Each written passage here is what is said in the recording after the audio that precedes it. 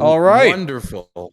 We're a whole 7 minutes over. We're going to have to catch up on the back end. Is everyone here and ready? Everyone looks ready. I Yep. was born ready, Yep. baby. Yep. Wonderful. All right. Well, this fine evening, or whatever the hell time it is for Dylan right now, we're having a special edition of the Hippy Dippy Roundtable, one in which the host is, in fact, myself and not Dylan. The rules will remain the same. If I talk, do not talk over me. I will do my best to moderate conversations between all of you. Everyone is going to get their intro and their outro. I value expediency and brevity in all your points because that's a virtue I don't possess. But when everyone exhibits it, it makes these conversations go along way smoother. So, with that being said, I say that we jump right into it. The very first question, the question's posed by Dylan. I am but, the orator of his will. The first question, is Twitch politics too toxic? Very loaded. Sure much discourse is to follow. I'll be going left to right from my end. Andrew, with the top, please give us your intro. Yeah, so you want me to introduce myself, all that jazz, and Yeah, then jump into the topic? yeah. Is Give that how us, that goes? yeah, give us. How you doing? How are you? And give us your opening on that subject. Okay. Yeah, my name is Andrew Wilson, also known as BPF. I'm doing well. I'm the host of The Crucible. So as to the topic at hand, is Twitch too toxic?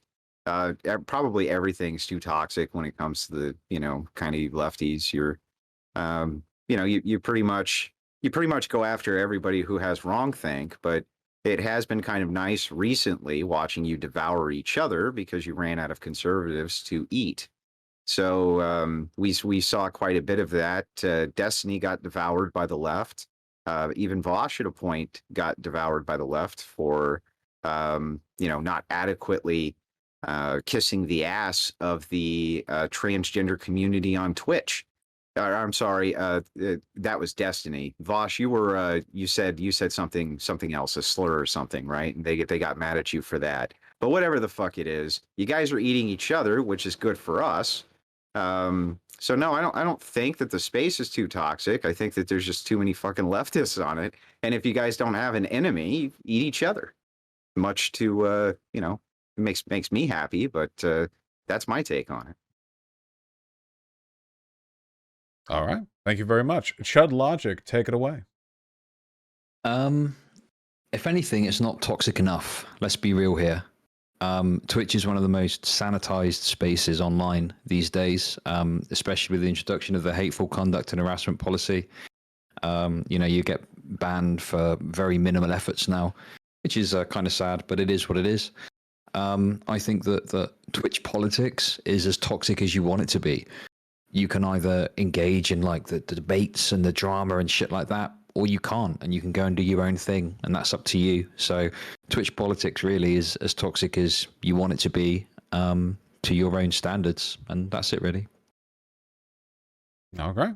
Dylan, for the first time, a participant, not a host. Please take it away.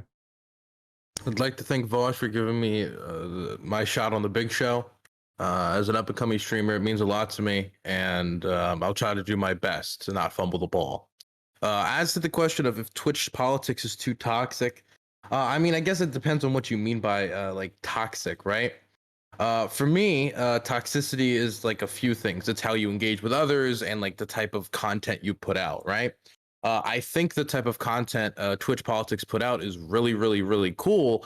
But I also feel that a lot of times when the news cycle is dry and there isn't a lot to talk about, or if there is stuff to talk about, it isn't the stuff that say that maybe as a Twitch politics streamer, you're not an expert in, that people, will go digging for what they can to make ends meet, which is perfectly reasonable. Other communities do this as well.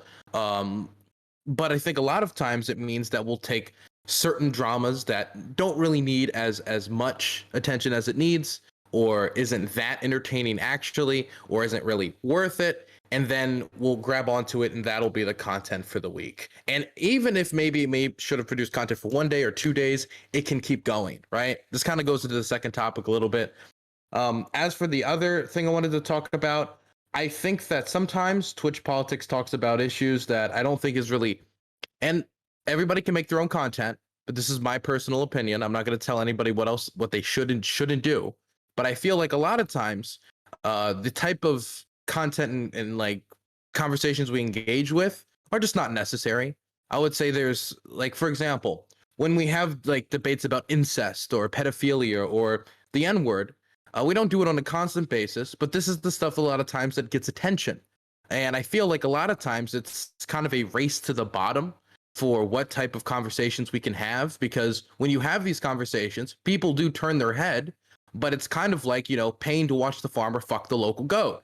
People will watch it. It'll be like a kind of like a clown show for a little bit, but you're not going to build community over it. And when people talk about that show, they're not going to talk about the 99% of conversations or entertaining shows that were super cool and super nice and super like entertaining and awesome, right? They're going to talk about the time that one guy fucked a goat, because that's the stuff that's so memorable. A good example of that would be, do you guys remember the General Strike Summit?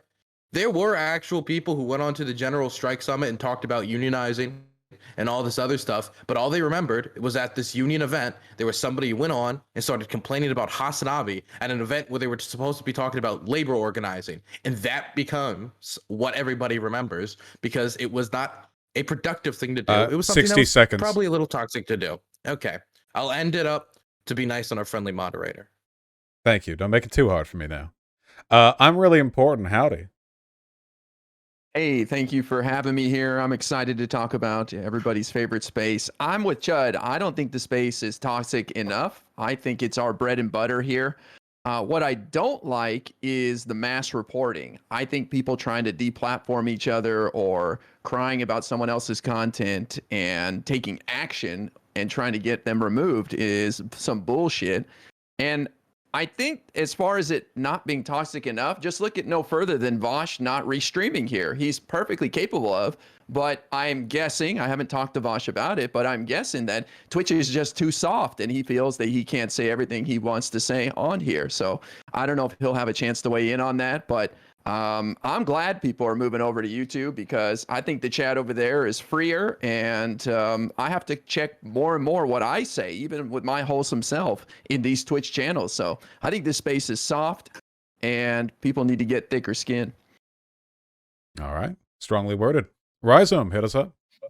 Yeah, I mean, I largely agree with IRI. I think that the complaints that people have about the space being toxic are largely dealt with tools on the platform. Like hate raids can be dealt with just putting your chat in sub only mode, or, getting harassment on Twitter can just be down to muting notifications of a certain kind. There are usually tools that are built in to deal with whatever, like, quote unquote, toxicity people are dealing with. And when it comes to toxicity, I think it needs to like contribute to some sort of like real world outcomes that are negatively impacting people. And I just don't think that the conversations that we're having in the space are going to contribute to that, unless you think that a bunch of people who find ironic misogyny funny will like actually contribute to negative outcomes with their like the way that they vote or the way they engage with the world. So for me, that just doesn't feel like a realistic enough like thing to look at when it comes to where the potential harm lies in the space, or like where the potential toxicity lies. And I think that ultimately it's just down to people who are looking for Twitch to kind of protect them from worldviews that they don't like. In the case of Sanzal, right, he had Gayfesh try to take down his channel with the quote that like he doesn't even care how tenuous the link is for the reason that they're reporting it. It's just that they view Sanzal as a threat. Like he's this Nazi dude, and that's it. He needs to go down. So I think that that's potentially more harmful than anything happening on the platform, especially when it's just somebody posting spicy memes on Twitter. All right. Thank you. And speaking of the man himself, Sansel. Yeah. So for me, I think that everybody's definition of toxic is going to be relative, right? I think that what a lot of people see as just being kind of aggressive or maybe confrontational to other people is just pure toxicity, just the worst thing ever. And it needs to be banned or like thrown off of the platform.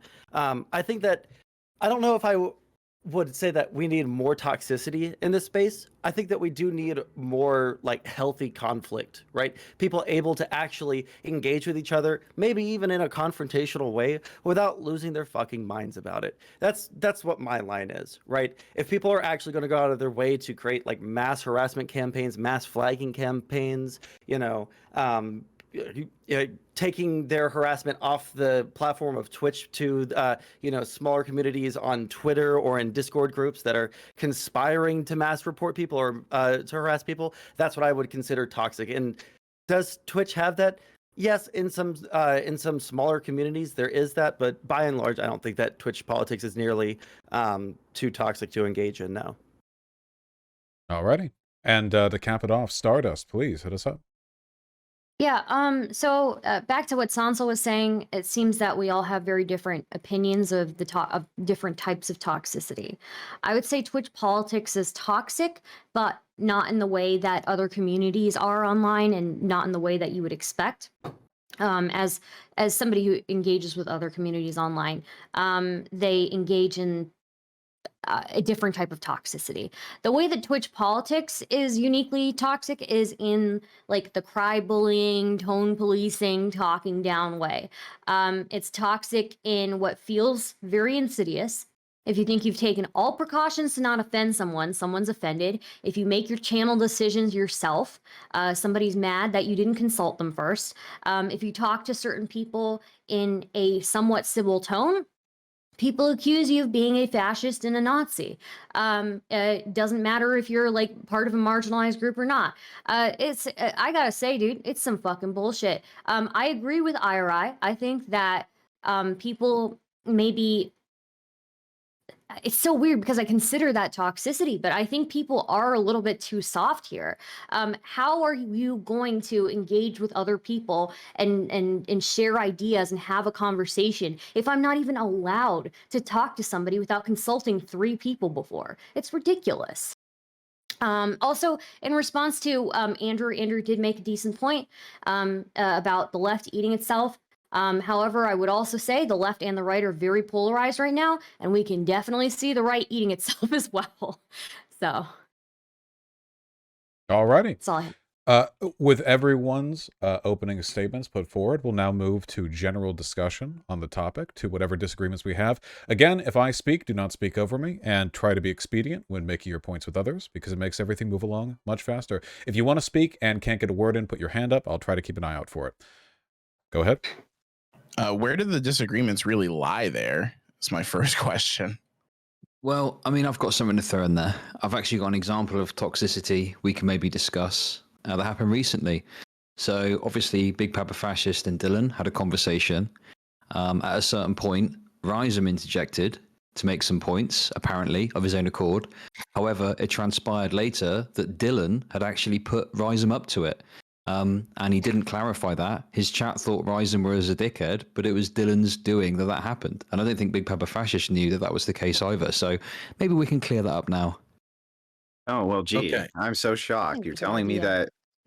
that a leftist set me up.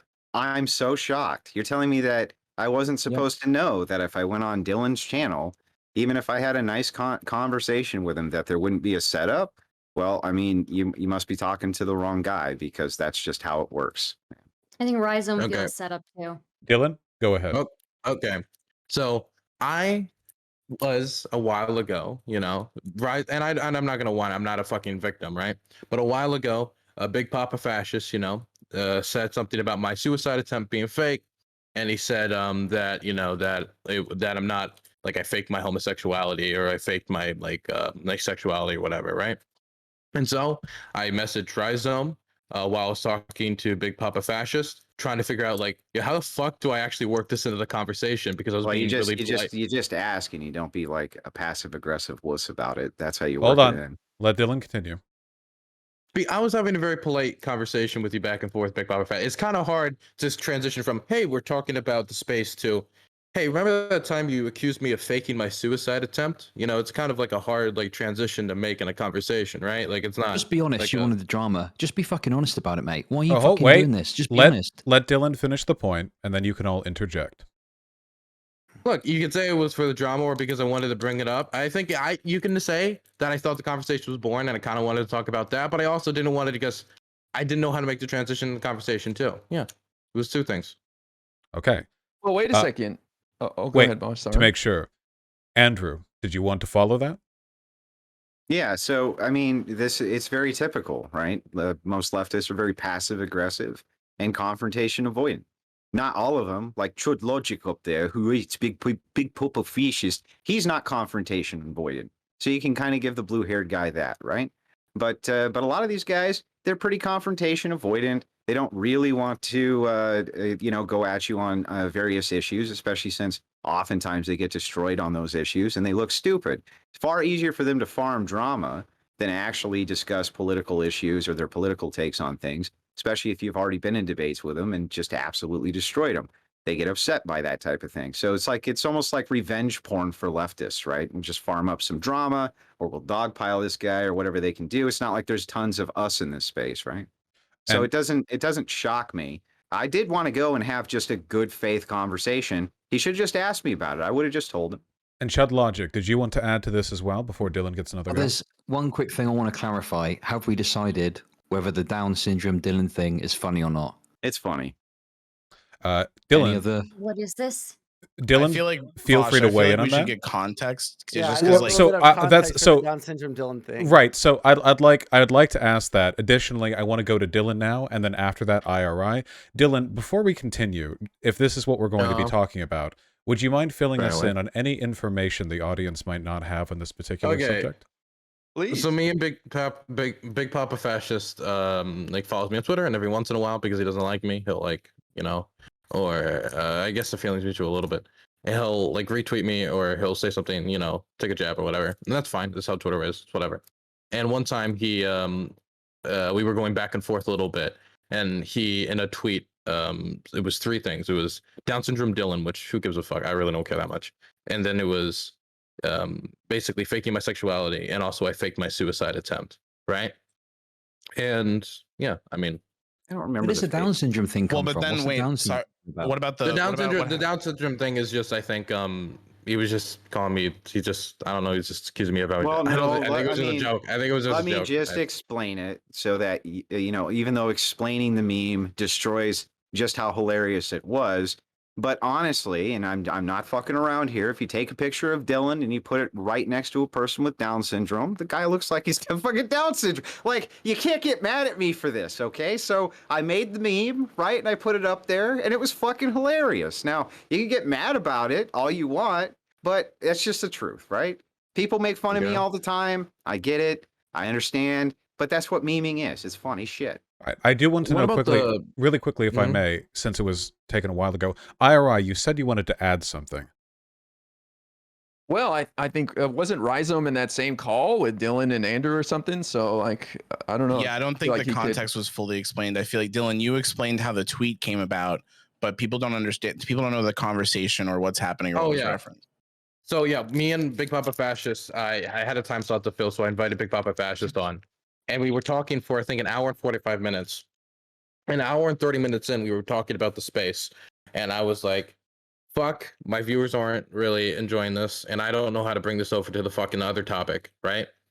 Because I just didn't know how to bring it over to the other topic, and it was also kind of boring. And so I messaged Rise, I'm like, how the like, yo, how do I fucking bring You this wanted into him the to conversation? spice it up, didn't you? Yeah, I wanted him to bring it up. Yeah. To spice Well, can it I up. give the You wanted can to I bring give the drama. wording of What what we're you saying said here for the? is- Can I just- I think- I said, I called it a grenade. Like, hey, can we drop this grenade in this conversation? It's kind of boring. Kind of like a toxicity bomb into Well, the okay. middle of So the conversation, right? wording was this: want to drop a grenade from Dylan? I say, haha, what you thinking? And yes, Dylan says, ask about him doubting my suicide attempt on Twitter. Say you saw it. I did not send this. I said, like, ask him what I ask him what about that? If not, what that is about? If Ooh. not drama farming. Dylan Damning. says, yeah. And I was like, I don't know the tweet. Do I need the context? And then you send a screenshot to reference the tweet. And then I scroll through Twitter, find the tweet, and then we pick up from there. Okay, so my response to this would be, if someone says you're doubting your suicide attempt, me having it brought up in conversation, okay, is not adding toxicity, right? Because it is already isn't inherently. You just sound butthurt. Like you guys sound butthurt, Okay. and you wanted to ambush me because you were fucking butthurt that I made fun of you. Like just say BPF. You made fun of me, and it hurt my feelings when you made fun of Okay. me. Just say it. Big Papa Fashion, Big Papa Fashion. It isn't the Down syndrome Dylan thing, okay? It isn't even the faking sexuality because I get it enough, right? Can you explain the third one at least to me? Yeah, so if you have a history of being a chronic liar and you have a history of doing the kinds of shit that you did, especially with Prime Ks, I have no incentive to believe a word that comes out of your mouth and assume that 99% of the things that you do are for the purpose of attention whoring. Now, as to that, after that meme dropped, one of your friends, and I'm not going to name who that is, came in and actually showed me fairly compelling evidence that you were telling the truth. Now, this shocked me as much as probably it shocked anybody on this panel that Dylan Burns was telling the truth, but apparently he was, so I dropped it. Okay. Okay. If I might, because this is very personal and bordering on just personal attacks, if you acknowledge then that you were incorrect in that assessment, Andrew, would you be willing to apologize for inaccurately judging Dylan's character with regards to those particular topics? I would literally rather drink turpentine and piss on a brush fire than say that I'm sorry to Dylan Burns about anything ever. But I'll caveat it with this, which is that I was incorrect in my assessment. However, if you have nothing but evidence showing that somebody generally doesn't tell the truth or sets up things like he just did when he tried to set me up, as we just found out, right? Under false pretenses, because this is what people who are chronic liars do. There's no reason for me. There's no reason for me to believe a word that comes out of this guy's mouth. So I'm just instantly going to assume it's bullshit. This is Can I ask Is it wait, inherently, like- can I now respond? Okay. Oh, wait, no, Dylan, go ahead. And after that, Okay. I'd like to hear from people who are not Andrew or Dylan, however briefly. Dylan, go ahead. Okay. You can't say that I'm crying about being angry about being called names. And then when I have somebody bring this up to you in a conversation, right? Then you're saying, oh, Dylan's setting me up. This was like a scheme or whatever. This wasn't like something I planned from the fucking beginning. I didn't know how to fucking bring it up. That's why I fucking talked to Rise about it. You didn't plan it before I came on? But then why did you say drop the bomb? Well, no, you can ask Rhizome. That sounds like it's been planned, man. What are you talking about? You can All right. ask Rhizome. Okay. What are you talking about? So wait a moment. It wasn't. Obviously, this is a very back and forth topic. To everyone else, you can comment on this or on Twitch toxicity broadly, though they seem to be intertwined. Would anyone else like to weigh in? Well, yeah, I think I Chud was just brought gonna this ask- in Yeah, wait, as Sun- an example of toxicity. Gotcha. And I was just Sansol has gonna raised ask- his hand multiple times, so please go Yeah. ahead. I just want to ask, which of this equation is the toxic part? Is it the original tweet? Is it the attempted confrontation later on? I would say the original tweet. Sorry, Andrew, pretty toxic. All right. You laughed your ass sure off. Andrew doesn't You care. laughed Andrew- your fucking ass off. I bet you DM'd Admit- me and put LOL. I bet you did, Sonzel. I bet I you don't did. fucking know. But like, is that the toxic part or is it the fucking confrontation part? Because it feels like you're not willing to say that you were toxic for like tweeting the thing out, but it was toxic for him to try and bring it up in a conversation later on, right? No, I didn't say any of it was toxic. Oh, okay. Well, If it's So, not, I don't know. if it's build, not, build, Then why are build you a complaining? different, build a if- different straw man. if the claim, why are you wait, complaining then? if the claim isn't that it's toxic, in what way does this relate to the question being posed? Well, it doesn't relate to the question that was being posed. This is obviously something that was personal that he wanted to confront. I don't think any of it was toxic. From my perspective, I expect every time I go onto a leftist panel to get ambushed. Why wouldn't I? Well, Well, Chud brought this up, so right, yeah, Chud, you so brought shouldn't this he up. explain why this is toxic? Yeah. Yeah, go ahead, Chud. Well, In okay. The terms of reason the I think this toxicity, is- how do you think? Where does this lie? Well, the reason I just thought it was worth bringing up is, we're talking about toxicity, drama, and I guess I was just interested to understand how Dylan's actions in this case fit in with his kind of view of Twitch politics as being a kind of drama-riddled hellhole and a toxic mess. Gotcha. Stardust, you've had your hand up for quite a while. My apologies. No problem. So I do think that it is toxic in the sense that sorry, Andrew. I think the actual victim here is Rhizome because I think Rhizome kind of was dropped into something that you're a victim too, but I think Rhizome is even more of a victim. That shit was Rhizome funny. kinda- That shit was funny. Oh. No one's a victim. Stop being a fucking victim. Okay, God, okay, this is okay. a Wait a new minute. victim. Wait a It's minute. Andrew. Andrew, just a All minute. right, Just a I'm minute, sorry. Andrew. Okay. All right. When we're talking about the conversation, I think the conversation where Dylan said, to Rhizome, hey, do you want to drop a bomb? That's the one where Rhizome was kind of set up. It feels like that's kind of like, because then, he didn't know what he was in for. As far as the Let me tweet- also just point out for the record, because Dylan, this Yeah. is the thing that got me the most, is after that, and after I dropped the grenade in the conversation, Dylan just fucked off and walked away. He walked away. Yeah. Well, why and did then you do it? Rhizome was Bro, left. why, I mean, Yeah, why you did can do talk it? about that all day. Yeah, you can talk about that all day, and I shouldn't have done it. I agree Yeah. with that.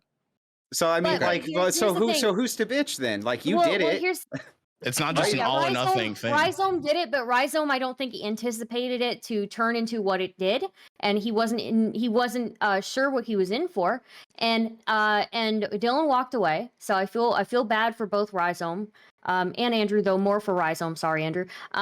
As far as sorry, Dylan. But as far as the meme, the first part of the meme isn't that funny to me. The second part of the course meme is not. kind of funny. It's funny. No, the just second call him- part of the Call him Lego Head like the rest of us. Lego Head is funnier though. I'm yeah. sorry. I mean, who am I offending, right? Like Vaush, our moderator, our esteemed moderator who came in tonight, took I'm time not out of his esteemed. day.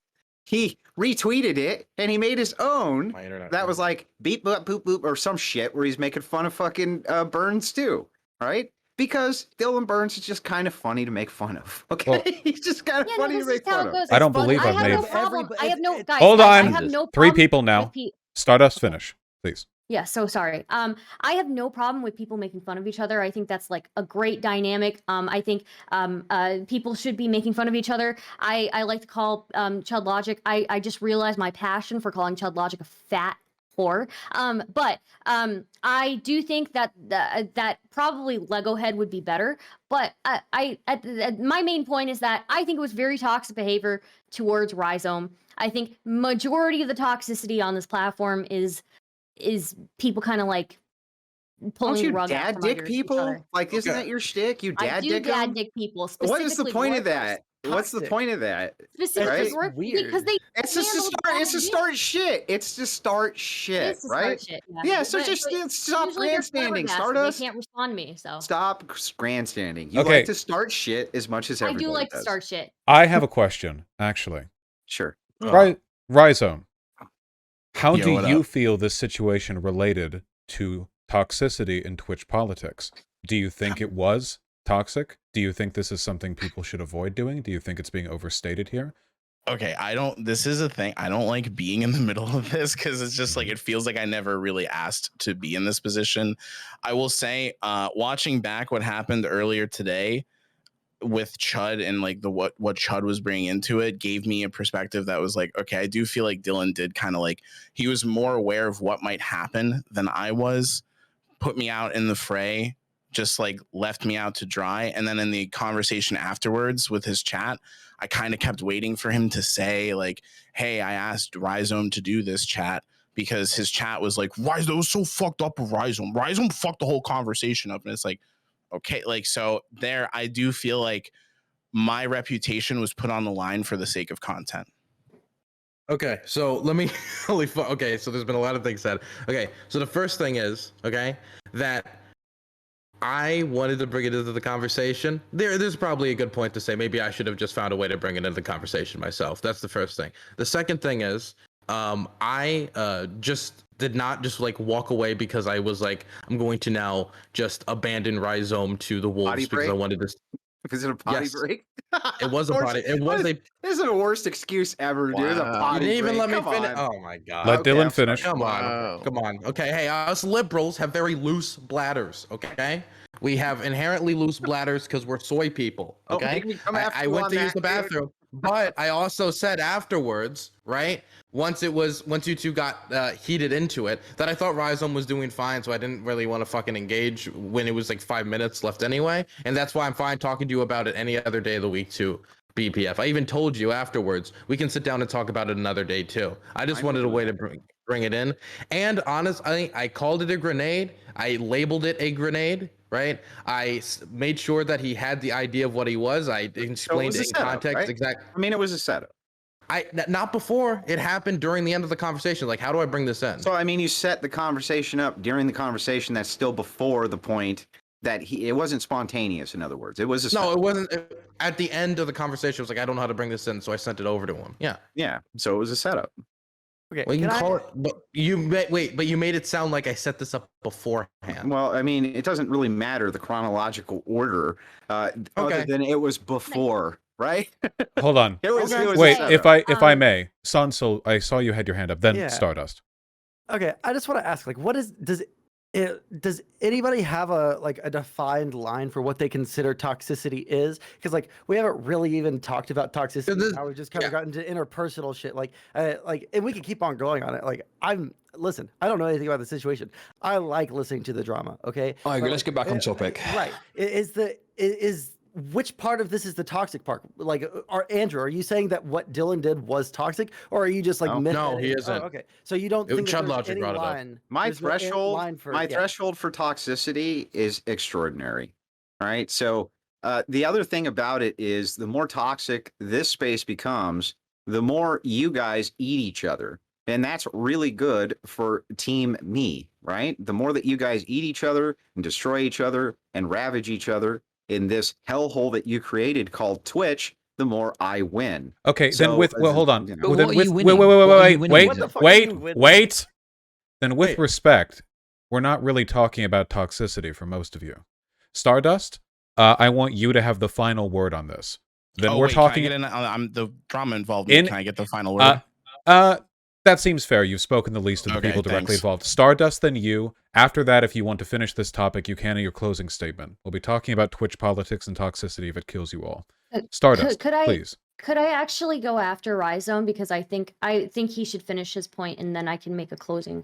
I'm fine with that if you're okay with that, Vaush. Mhm. It's fine with me. Rhizome, go ahead. Okay, so basically the toxic aspect of this is that there was no clarification from Dylan of how this went down. So I'm being put out there as like this disingenuous person who's going to engage in conversations in bad faith with no clarification of the record. I think the toxic behavior, quote unquote, if I had to characterize it, that I see in it that I didn't like from it is the lack of clarifying after the fact and trying to, like, in my opinion, protect his image there and not really worry about the consequences on my image.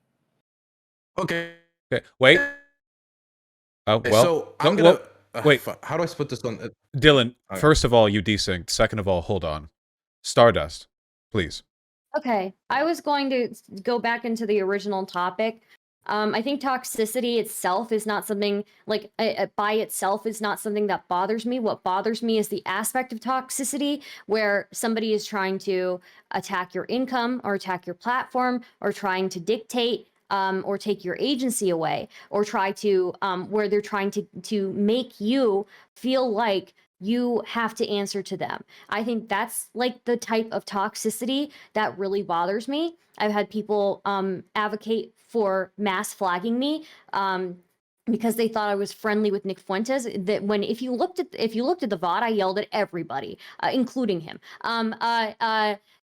You know, it's just ridiculous. The amount of times just for having somebody like normal, like CTV on, somebody's tried to come at me. I don't like that kind of. I just don't like it. I think that if you don't, Dylan is down, everybody. not- We might want to wait. Dylan is down. His internet's down. His stream is down. Fully down? Uh-oh. All right. Fully, yeah. Then pause that for a moment, Stardust. Given this all concerns him, it seems only fair he be present. All right, everyone, go into your respective corners. All right, Wait. no more full contact. Wait, Oh, we have a Dylan. different freeze frame now. We're getting a great variety of still screens here. While Can I we're ask a question in the while meantime? we're waiting for Dylan to fully reconnect, you may discuss the topic so long as it doesn't pertain to this specific bit of drama. Yeah, I Yeah, just think Andrew. that- Yeah. Go ahead, Star. Well, I was just gonna say, yeah, spite-driven toxicity, I think, is what's bad. I don't mind being called names. I don't mind being in really toxic spaces. Andrew knows this. He's seen me, and I've seen him. But like, I just don't like it when people are trying to take away my income because I'm trying to have a conversation and I'm trying to humanize myself to other people who otherwise wouldn't be humanizing me. So I think it's kind of bullshit. That's the type of toxicity that I don't like. Gotcha. Dylan, are you back? Can you hear me? Interesting. IRI, as long as it doesn't pertain to the specific drama, please go right ahead. Yeah, I wanted to ask our friend BPF, what is too toxic for you? Like calling for the murder of somebody, like on their stream or something? Like, where's your limit? I'm just kind of curious if you could think of an example. Yeah, so I think that there's a lot of fair game for public figures, which I consider all of you to be. I consider anybody who turns the camera on and engages in this type of sector to be public figures. And I think that almost any amount of personal critique is fine. Generally, where I would draw the line is at threats of violence or going after people's individual family members who aren't public figures or things like this, or even general harassment. Well, it depends. Sometimes if you get doxxed, that's a defense, right? It all depends. It all depends on who you're dealing with. You know what I mean? Someone can dox you defensively? If let's say that you doxed me, would it be fair game for me to dox you back? Probably, yeah. But I like, would still that be would- guilty. But I'd be guilty of doxing then, right? Well, I would say that the person who does it first is the one. Right. So that's my point, right? So Is- initiating it is the bad thing. That's my point, Son. Okay. Pay well, attention yeah, to what I'm just saying. clarifying. I'm Right. clarifying, So I'm buddy. saying that you know, for the most part, I think that we should go after the ideas. I do think that it's fair game to go after some of the people who postulate the ideas if they're being hypocrites in their personal lives in comparison to the ideas and ideals that they're telling you to follow. So I do think that there's a line. But you know, I think that streamers used to by and large have a code, and that code's kind of gone by the wayside. True. Dylan, are you with us? I see blinking. Temporarily, maybe. I don't know, man. My Welcome stream's back, fucking Dylan. me. I hate this hotel. Okay. Okay. So buddy. maybe I can start the stream back up. You know, the next subject of this panel is pretty Okay. well related, and I feel like we're naturally gravitating towards it. It might be prudent to do our closing statements now, and then Okay. we'll move on to a bit of a cleaner subject. Let's go. Okay, Well, I I mean, think like, Dylan should respond to me saying that he didn't like defend me in front of his chat, and I would like to hear why he didn't do that. I suppose Did he not respond? Yeah, that's fair. he didn't Dylan, respond to I'll it. give you a Yeah. final word on this, then we're going to do closings, and then we're going to move to the next topic. Yeah.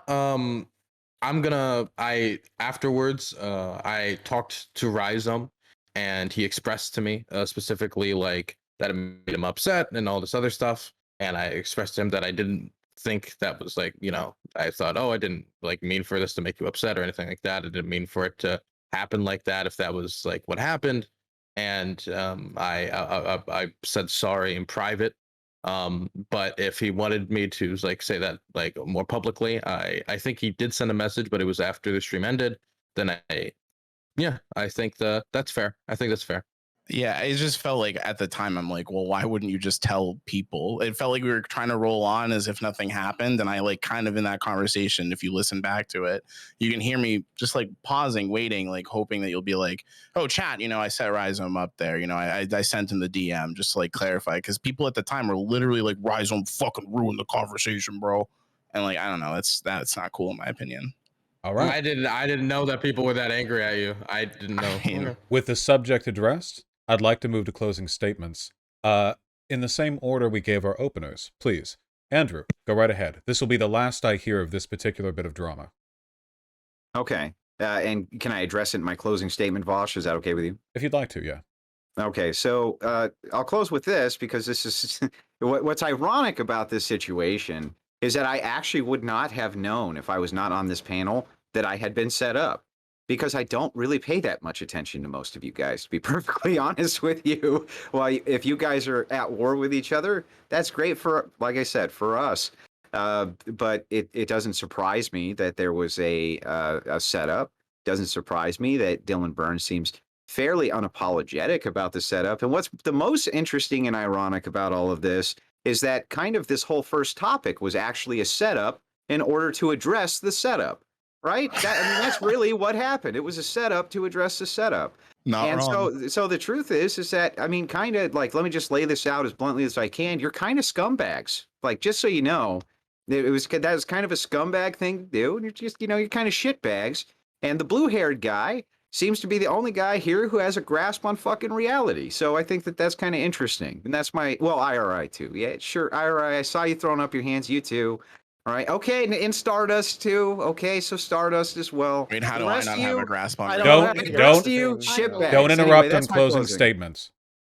Yeah. So, well, I'm done. I mean, we didn't really address toxicity in Twitch or the dynamic or anything like that. It was all just a setup to address some fucking drama because it'll bring in the clicks and the views in order to address another setup in order to bring in the clicks and the views. It's like, you're shitbags. I mean, sorry. Maybe Anyway, the that's next my Back closing. into this subject. topic. Maybe the next subject for this panel will resolve that. Chud Logic, go right ahead. Yeah, I mean, like I say, I think this space is going to be kind of as toxic as you are, really. Your experience with it anyway. And if you don't want to engage in it, then yeah, you can go and do your own thing. No one's going to stop you from doing that. Yeah, and that's it, really. If anything, let's make it more toxic. Bring toxicity back. All IRI, go right ahead. Since it seems Dylan Yeah, is disconnected again, we'll get to him when we can. Hey, No can you hear worries. me? Listen, Oh, yes. we can. Or the return of the king. Should I let him go? Dylan, go right No? ahead to Okay. satiate my OCD. okay. So I feel like the multiple forces in the world are coming to collide at me at the same time right now. So thank you, Polish internet. Okay, so wish we got to talk a little bit more about toxicity, not the specific example, and that my internet was a little bit better. But okay, yeah, I mean, I didn't mean for Rhizome to for anybody to believe that Rhizome was just being a cunt. That wasn't like my intention with how that went. Oh dear. My original points. When it comes to my original points, I still believe, and I don't think this was ever addressed, that these certain things that we discuss on political Twitch and that get made sometimes circular in the conversations can lead to political Twitch having a bad reputation, and that bad reputation can lead to people not wanting to come into political Twitch. I understand that as political streamers, it's very difficult to make our topics like interesting to a platform that is mainly gaming, and so sometimes we're going to reach to the extremes in order to drag them in. But I also think that can alienate other people, and so I think there should be like questions brought up of like, hey, when we discuss these certain topics, how exactly does that make the broader community look? Besides that, I mean, I think everything. I wish we got to talk about toxicity more. Broader as a topic. That's it. Okay, Gotcha. we can go on to the next one. IRI, once more, and this time for real. Go ahead. Listen, I love the fast pace that we're moving at here, Vaush. I appreciate that. I think we spend way too long on topics here on our normal panels.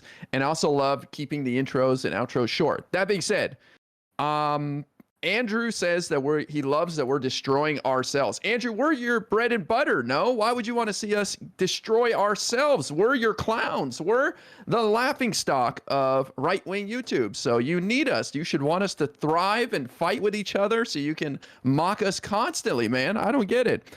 And Stardust, I think, nailed it with the cry bullying. I think that is the real toxicity in this space. I don't think it's the interpersonal fighting and the sniping at each other. I think it's when people start to get nasty with the reporting, trying to deplatform people, trying to take food out of people's mouths. That's disgusting to me. And I think that needs to be called out way more instead of just being glossed over.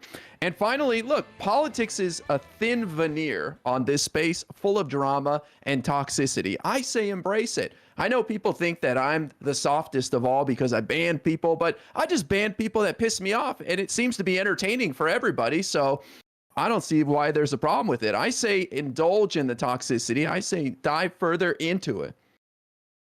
All right, wonderful. Rhizome, please, go right ahead. Yeah, I mean, when it comes to the specific like drama that we talked about, like I'm cool to move on. I know like Dylan didn't mean for any of that. It's just cleared the air, we're good to move on. I do kind of wish that we didn't have to like do it on the panel, or like it didn't happen on the panel, but it is what it is, I guess. I'm happy to move on from that. When it comes to the toxicity on the platform, I kind of like the tagline. I wish it were more toxic. I think in the last few months, I've realized that there's really nobody to like fight with or talk with, and we can't like stream any of the people who used to like bring the contentious takes. So like, I do think we're a bit too sanitized at the moment. And I think I mentioned in my opening statement that I believe that the tools are already there to combat a lot of what we might call toxicity. So yeah, that's where I'm at with that one. Gotcha. Sanso, please share your thoughts.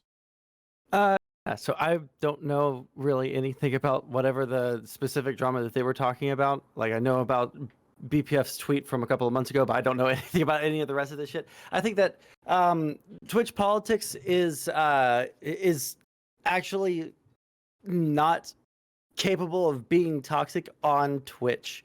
That's kind of what I wanted to talk about, is more like on stream, it's a lot harder to be toxic than the off-platform kind of community actions that happen. I think that we'll probably get more into that in the second topic, so I don't want to go too deep into it. But yeah, I think that we really don't have the ability to do it on Twitch. It's all about like the communities itself.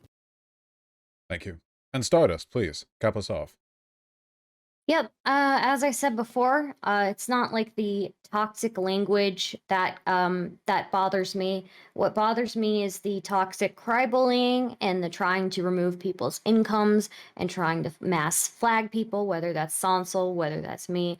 And Sonsol's been getting it pretty bad lately. Over minute shit. It's just the most minute shit. For people who are supposed to be relatively politically aligned, seems like there's way too many people trying to take away your income, way too many people that are trying to get you to listen to them about who you should platform and how you should run your channel. I'm sorry, am I a grown adult or not? I don't know anymore, because I get talked to like I'm a child. And I'm sure I'm not the only one here who's had to witness that. But yeah, it's just bullshit. We have to cut it out, get more of the good toxic in, and cut this wuss behavior out. Okay. We're now moving on to the second topic. We'll be re-beginning the intros that everyone gets. The topic is related, but maybe a bit more focused. Is drama helping or hurting Twitch politics? Now, I know we've touched on this a little bit in the first topic, so I'd like to add a little bit of specificity.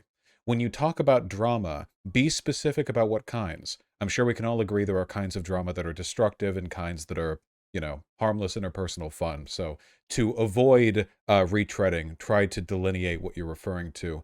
I'll be going into intros in the opposite order. Stardust, please, go right ahead. Is drama helping or hurting Twitch politics? I think drama always helps in a sense. I like to say that politics is just drama on a larger scale that affects a whole lot more people with a lot more serious issues. But yeah, naturally, drama is something that generates viewership for Twitch politics. I think the only thing that we run into is that sometimes if it's more petty drama, it can hurt the credibility of certain people, especially if you're getting involved in things that you shouldn't be getting involved in. That being said, there is petty drama in IRL politics as well. So. Okay.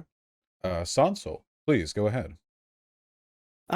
Yeah, so I think that drama is actually, I think it's good for Twitch politics.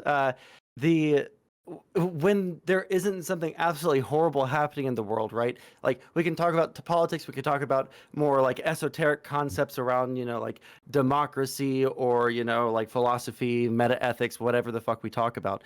But that's not going to keep eyes on all of our channels while we're like waiting for like the next like big political topic to come up, especially for those of us that aren't as knowledgeable about every single like local election going on around. Like, I very much respect IRI for knowing about all that stuff. I don't have the brain for it. I can't keep up with all these different races all over the country, right? So I think that the drama is it doesn't hurt Twitch politics outside of the way that people instigate drama. right? So I think that the drama should be more, being confrontational with each other on stream, actually engaging with each other. If you have a problem with someone, tell them why you don't like them. If you have a problem with someone's actions or what they believe, actually, walk up to them, have a conversation with them, and that would be a way to increase views in this space. It would be a way to maybe like further discourse rather than having the same few discourses over and over and over because people aren't willing to work through their problems together.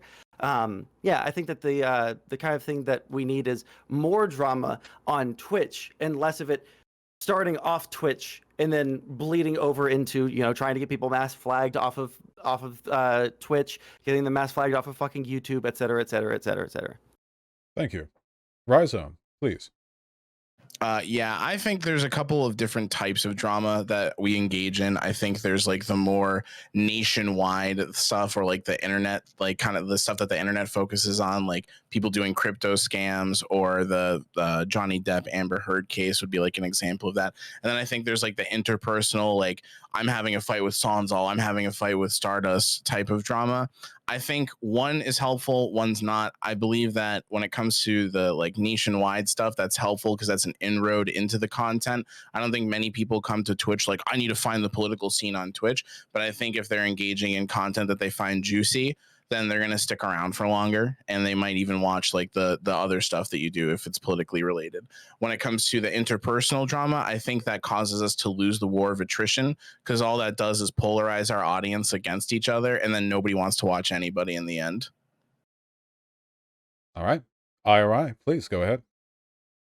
Ooh, look, I think the drama's good. I think it's what people come here for. I think if we just talk politics, people would be bored to tears and they would find something else to do pretty quickly. The interpersonal drama, I think it's mostly fun. I don't think people take it too far. I think it actually gets content creators talking and can be used as a kicking off point for one expressing their own opinions about something they otherwise would have no other way to engage in a topic. So I think the drama is great for our space. I think it exposes us to a wider audience because they may not be able to follow the intricacies of neo-pronouns or something like that, but they sure as hell can figure out what's happening between two people fighting and why someone's upset, and they can get interested in that. So I'm all for it. I don't think it hurts our space at all. I think it's detrimental to our space if we lose drama. All right. Dylan, please. I think there's nothing wrong inherently with drama. I think it depends on like what the drama's about, right? Like if somebody's having like an interpersonal, like this person called me fat, and I don't like that they called me fat. Like I don't really care too much about that. I don't think it's like revolutionary speech or anything.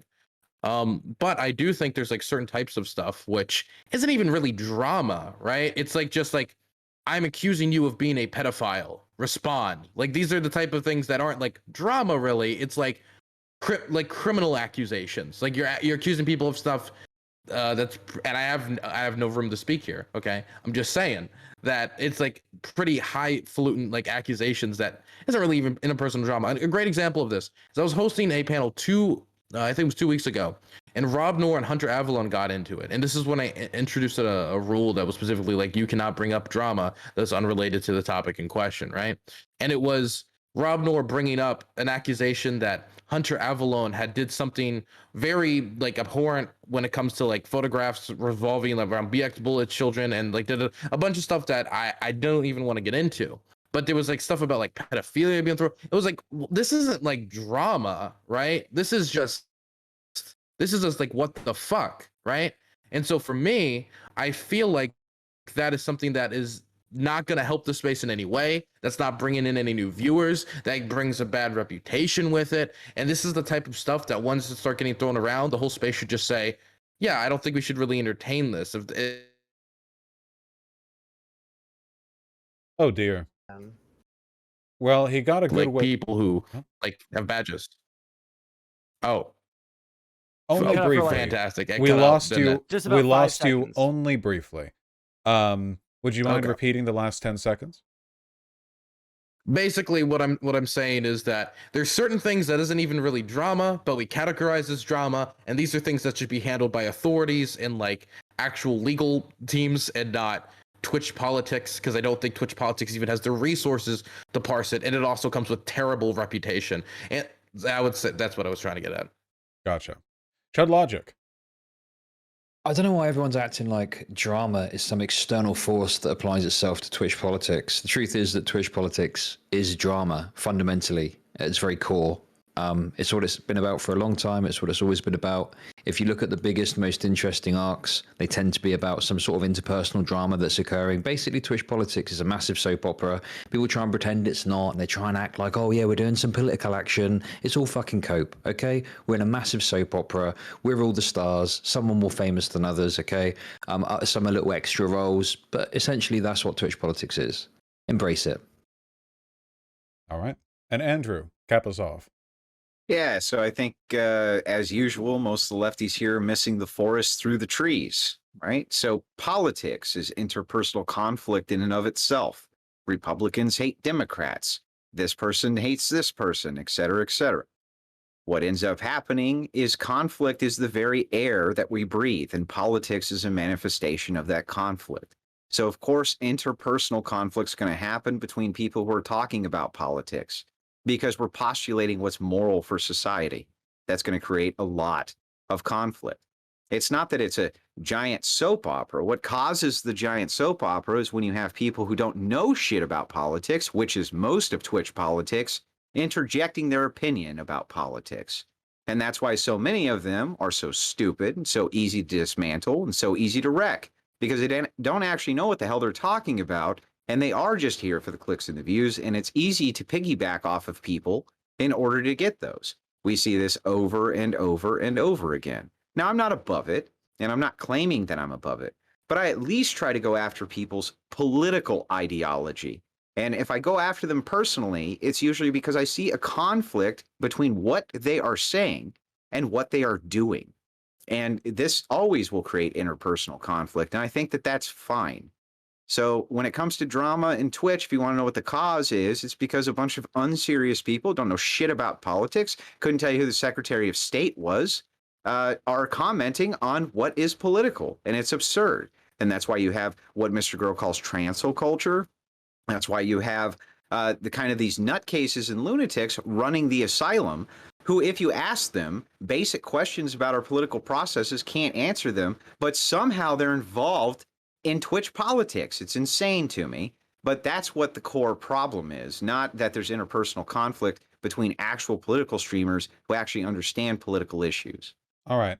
So just to make sure that everyone's firing in the right direction here, can you please raise your hand if you think there needs to be a reduction of drama on this platform? Okay. Oh, Yeah, I All mean, right. I just kind of laid this out, right? The reduction of drama needs to come from people who don't know anything about politics, right? If they don't know anything about the political process, why are you commenting about it except to farm up clicks and views? That's the toxic portion of this, not the soap opera between different streamers who know what the hell they're talking about. It's from outside agitation forces who are involved inside the Twitch arena, who farm up this conflict, and they don't know anything about politics at all. I don't think there's an issue people farming clicks and views, making political entertainment. If people value their opinion and enjoy their opinion, I don't see the issue. That's not what I said. Listen to what I'm saying. Why is it hard for you to... I understood everything I just said. What I'm saying to you is that if you don't know how the basics of our own government works, what the hell are you doing here? Making political entertainment, that isn't Well, the it's most not informed. political entertainment if you don't understand how politics works, is it? It's just It can entertainment be, at yeah. that point. No, it can Entertainment, be. What is the subject matter, Andrew?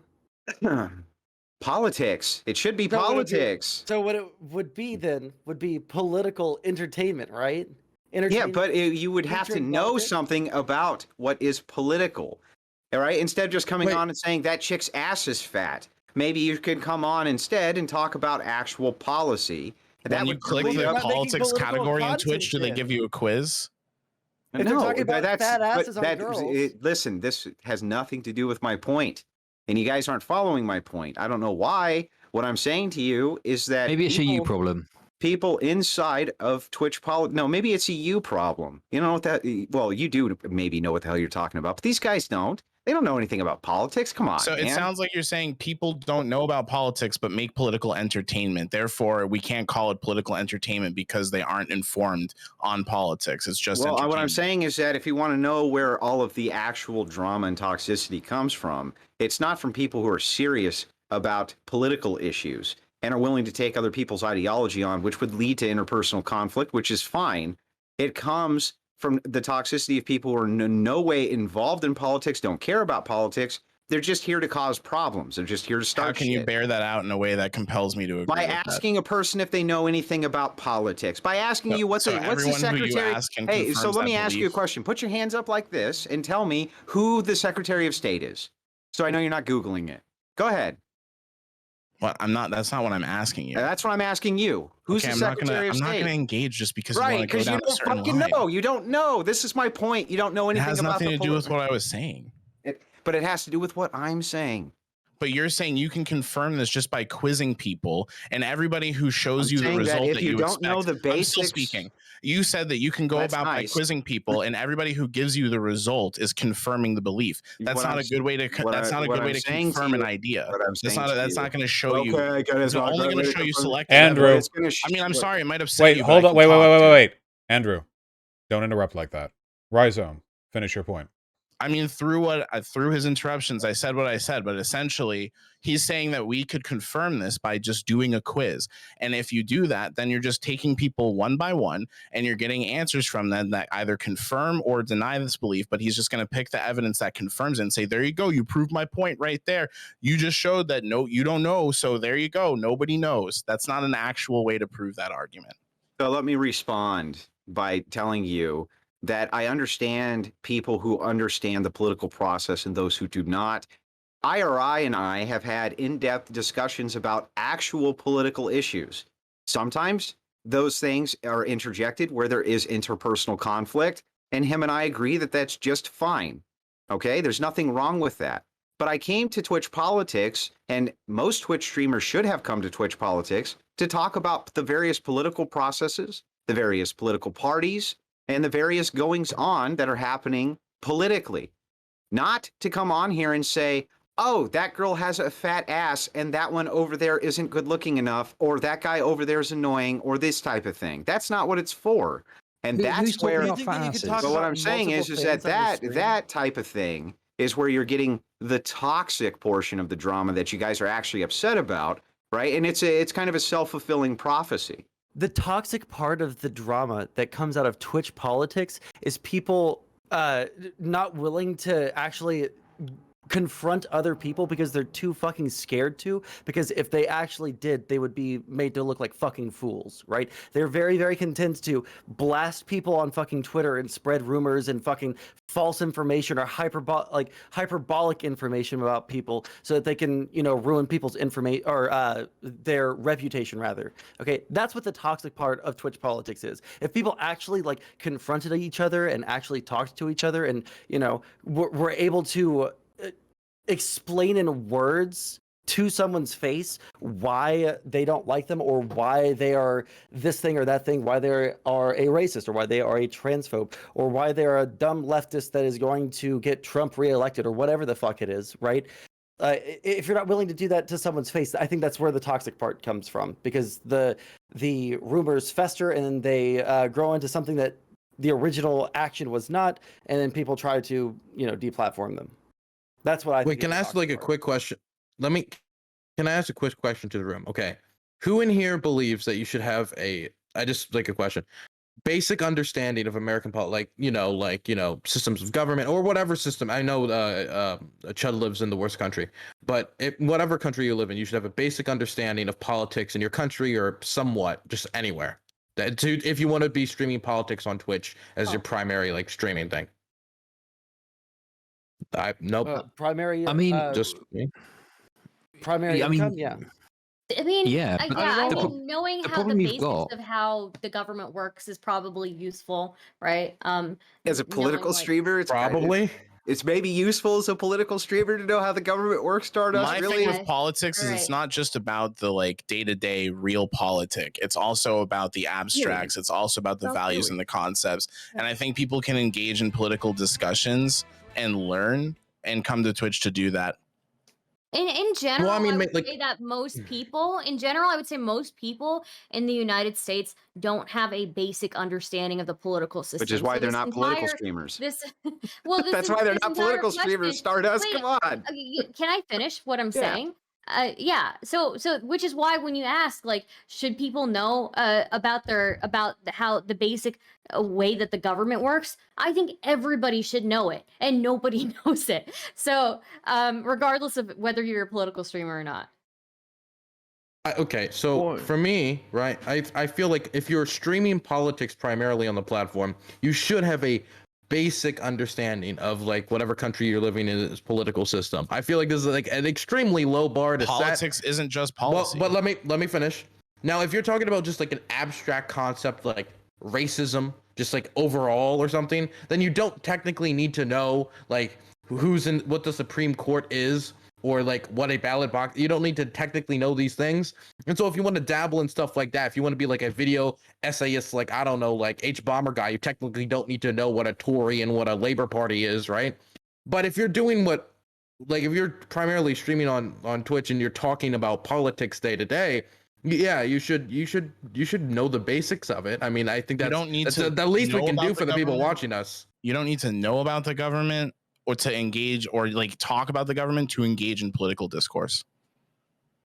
I mean, yeah, and I don't need to know how to like make a spacecraft in order to talk about spacecrafts, but it would probably help a whole lot if I wanted to have a serious discussion about spacecrafts, right? Sure, it would help, but we're talking about what is necessary to come to the actual platform, and it depends on the discussions people are I'd like having. to- Not always I'd- just wait, talking hold about on. minutia. Necessary. Hold on. Well, Wait, that would help a lot. Dylan, I'd like to Help a interject. lot isn't what we're discussing. Sorry, Vaush. You as well, Rhizome. I'd like to interject briefly because I can't help but notice that we've shunted away from the topic to move over to a definition Andrew initiated. Now, obviously you all agree that some element of drama and toxicity in this platform comes from people who aren't sufficiently educated on the subjects they discuss. Is that what you would all like to focus on? Because I think most of you would agree that's probably a pretty narrow slice of what you think of when you refer to drama on this platform. I'll ask directly. Raise your hand if you'd like to exclusively focus on that subject, sufficient education for the topics you discuss. Okay. Then keep that in mind when you're talking about this, and I would like it if soon the discussion navigated back to drama generally, and the effect that it has on Twitch, not just on this bit. With that being said, was it Dylan or Rhizome who was speaking? I think you both Rhizome. Rise Yeah, we almost both fine. kind of were. Rhizome, please. I mean, it's somebody said in my chat, you don't need to know how a combustion engine works to drive a car. Like, you can engage in political discourse without knowing the ins and outs of politics. You can engage in political discourse without talking about the minutia of daily politics. It's not the only political discussion. So, like, it might be one aspect, but that's not the only way to engage. Yeah, in politics. but if somebody was hosting a show about cars, if you want to right, just say, is it better? I'm going to say it's better all day long. Is it necessary? Because Andrew was saying you should do this to come on the platform, meaning you should do didn't. this. You did use the topic word is should. boring. What I said specifically, I'm and let sorry, me be guys, it's specific boring. again, which is that if you want to know where the most toxic elements come from, it comes from the creators who are the least educated on politics and political discourse. Did I say anything about there being a barrier to entry? Oh, you No. said that, and you said No. if you're engaging No, in you're- political discussions, You're you should do this. fantastic at creating straw mans and Sorry, it's arguing in the VOD against this them. time. Sorry, it's in the VOD. Like, Well, I'm willing then to why take not- the L when Andrew, it's that's not out there. It's not in in the the VOD. VOD. Guys, I'm so sorry. I'm so sorry, but this is the most boring topic that we could have gone on to.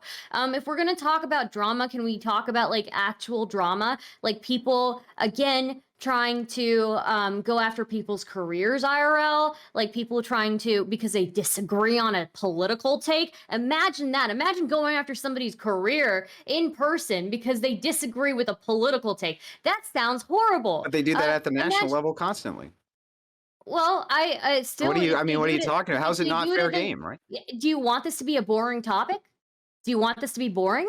Well, so this is my whole problem, right? Is that do you want this to be a boring topic? No, I just want it to be useful, and I want you to interject Yes, with. I'm I want trying you to be useful. I'm okay, trying to be useful, but you've interrupted me. Actually, I was in the middle of sure, speaking. sure. So I mean, what I go was ahead. saying, what Yeah. I was saying was that I think it is useful that we talk about the fact. I mean, how is it not useful that we talk about people who are trying to oust people out of their fucking jobs when they disagree with them on a political take? Are you kidding me? Is that not useful enough for you? I think that affects I somebody's think we all agree livelihood. that's bad. Shut Okay, up, but I I'm think still fucking talking. I You think we all fat agree that's whore. bad. Okay, anyways, Why are we what still I'm talking saying, about this? shut Yes, Let's it's bad. let's start us Let's finish. move up. on. I'm still talking. I'm tired of women talking. Chud, Stardust, continue. Yes. Sorry, Chud, for Me calling too, you. Chud. No, I'm kidding. I'm kidding. Go ahead, sir. Okay. Well, anyways, I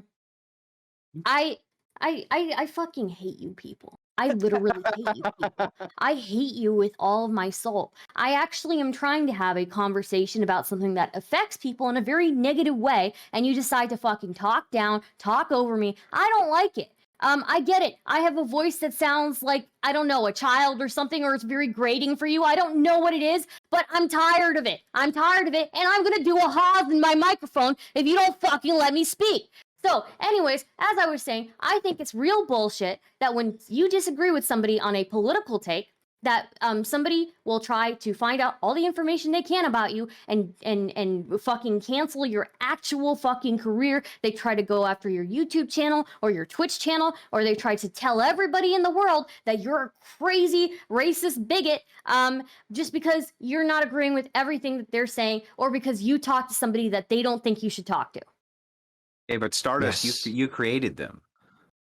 I didn't create them. Oh no, I you didn't create you them. what you I what get talked down to all the are you time. wait, Stardust, you're interjecting now and you're talking over me, and that's not very nice, right? So let's not do that. So backing it up, okay? Let's examine this. You guys have at the forefront of your social justice warrioring been going out of your way to make sure to put LGBTQ issues at the forefront. And it's gotten to the point where it has become so absurd that they now cancel you for disagreeing with things that are obvious subjective reality, much to the laughter of myself and people like me.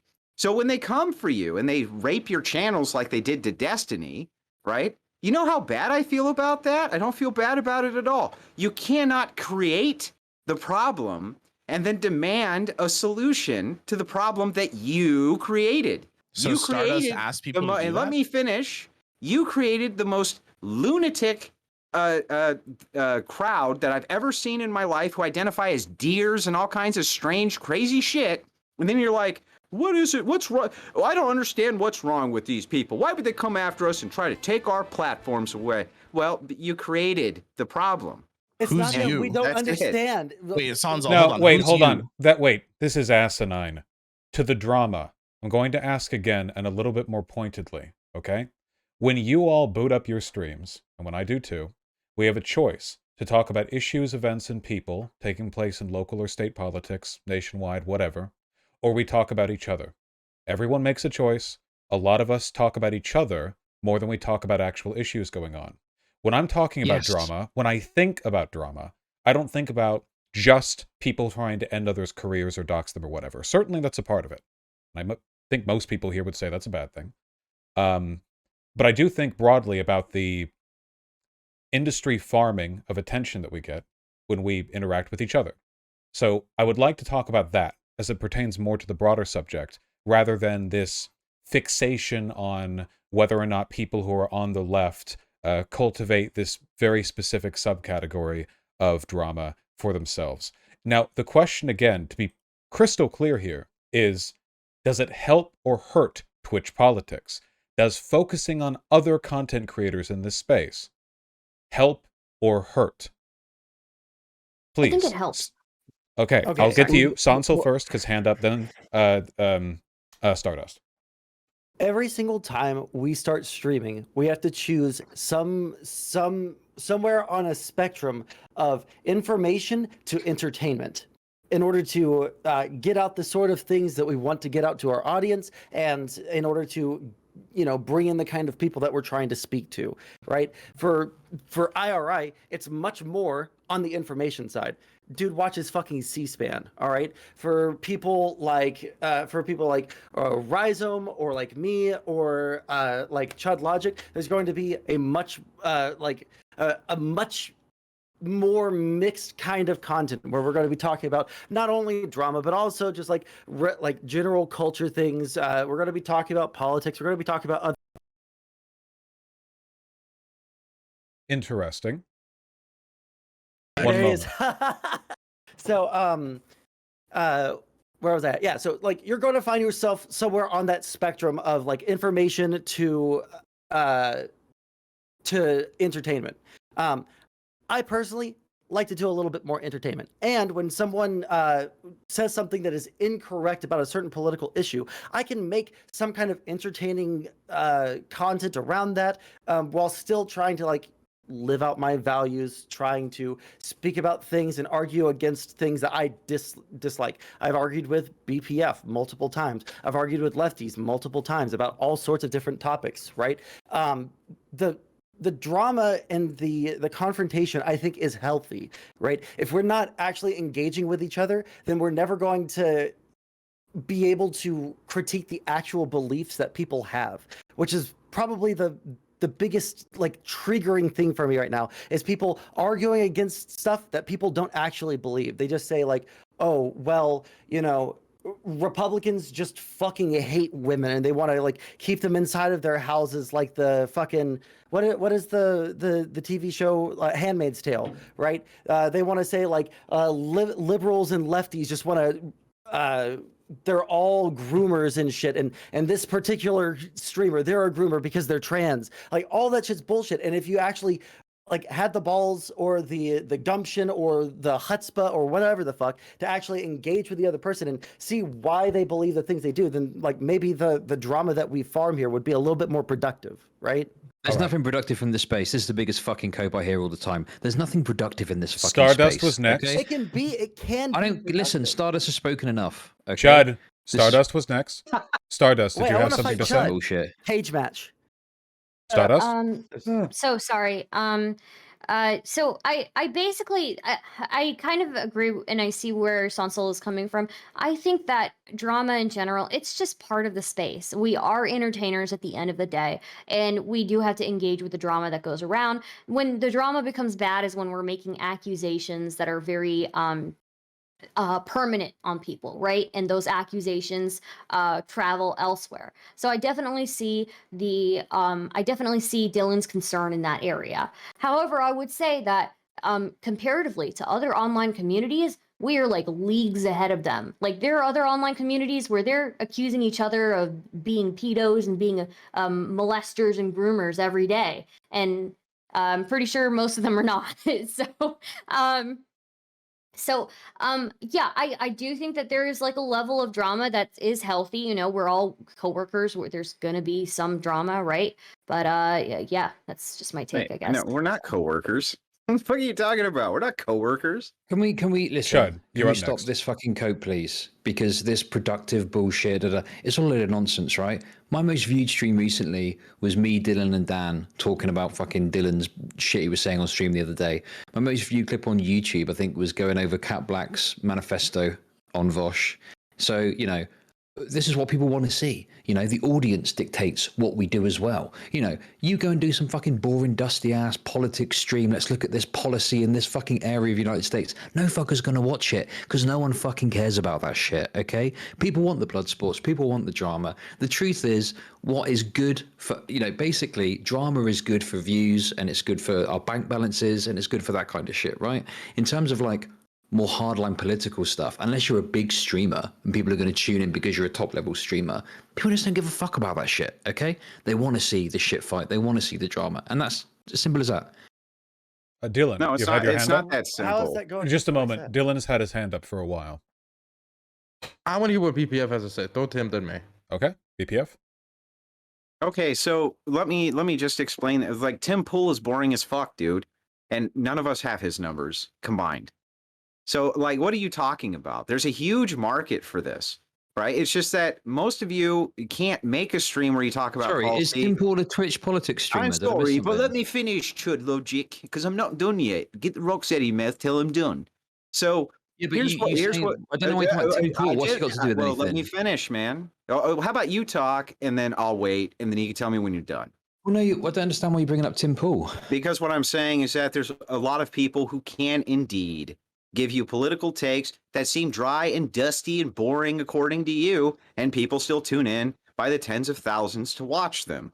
And it's not all drama. There's a difference. Yeah. Let me finish, man. It's not all drama baiting. It's not always this way. Now, there are some people who only focus on drama, and that would be their heftiest streams. But that's not always the case across the board. That's just nonsense. Now, I agree with you in one sense, though, Chud. And the one sense I agree with you is that drama does create instant views, and it will create instant classics for videos. That's true. But long term, it's a terrible strategy for people. Okay, so I wanted to. How's your jump back in. how are you getting on with your streams? I and your just channel? started. Chud, Let- how long have you been streaming? Let Dylan Well, hang continue on a with sec. his How long point, you been around please. this space for now? Okay. About 5 months. Let and I barely Dylan streamed to Twitch. continue. And I Well, no, do you were fine. streaming on All right. Politically Provoked for a little while, but okay. Okay, so I've muted them both. Dylan, please continue. Okay. So, okay, I think BPF is like 90% right here, actually. So, I think it is true what BPF saying, but I think we also need to remember that YouTube is, and we actually talked about this, is a more general content platform, right? There's a lot more options on YouTube. And so when you see Steven Crowder, when you see, Tim Pool, when you see The Majority Report, David Pacman, any of these commentators, where they get all their big numbers, it isn't Twitch. David Pacman, he streams on Twitch, but he doesn't get the same numbers he gets on YouTube. All these people, and they do better on YouTube. And the reason why is Twitch moved from a gaming platform into a more general platform, but its home is always going to be gaming and entertainment. And so I think due to that aurora, the way to get other Twitch viewers into politics is not the same way on YouTube. And that's why it's going to be a lot more entertainment focused. And I think a lot of this also has to do with the news cycle. When you looked at the 2020 election, there was a lot. I think there was less drama actually in political Twitch when there was during the 2020 election, because you had so much to cover like every day due to what was happening on the campaign trail, what was being proposed, crazy ass statements, crazy ass candidates were saying, and Trump's content also, let's be for real, right? And so with that meant people could like focus on that more. There was still some drama, but people could focus on that more. I think it might, and maybe my theory will be tested in 2022. When 2022 comes around, the numbers will then be more correlated with actual talking about politics maybe more, because that's what's going to be in the news. That's what's going to be talked about more, and it's going to be able to bring in viewership. A great example, Ukraine, right? All my biggest streams I've ever done are about Ukraine. None of them have to do with drama. And it was all not because magically the whole world just decided they gave a fuck about Kiev or Cherniv. It's because Ukraine got invaded. And so people wanted to hear about Ukraine. And so I think Big Papa Fascist is right, but there's two caveats.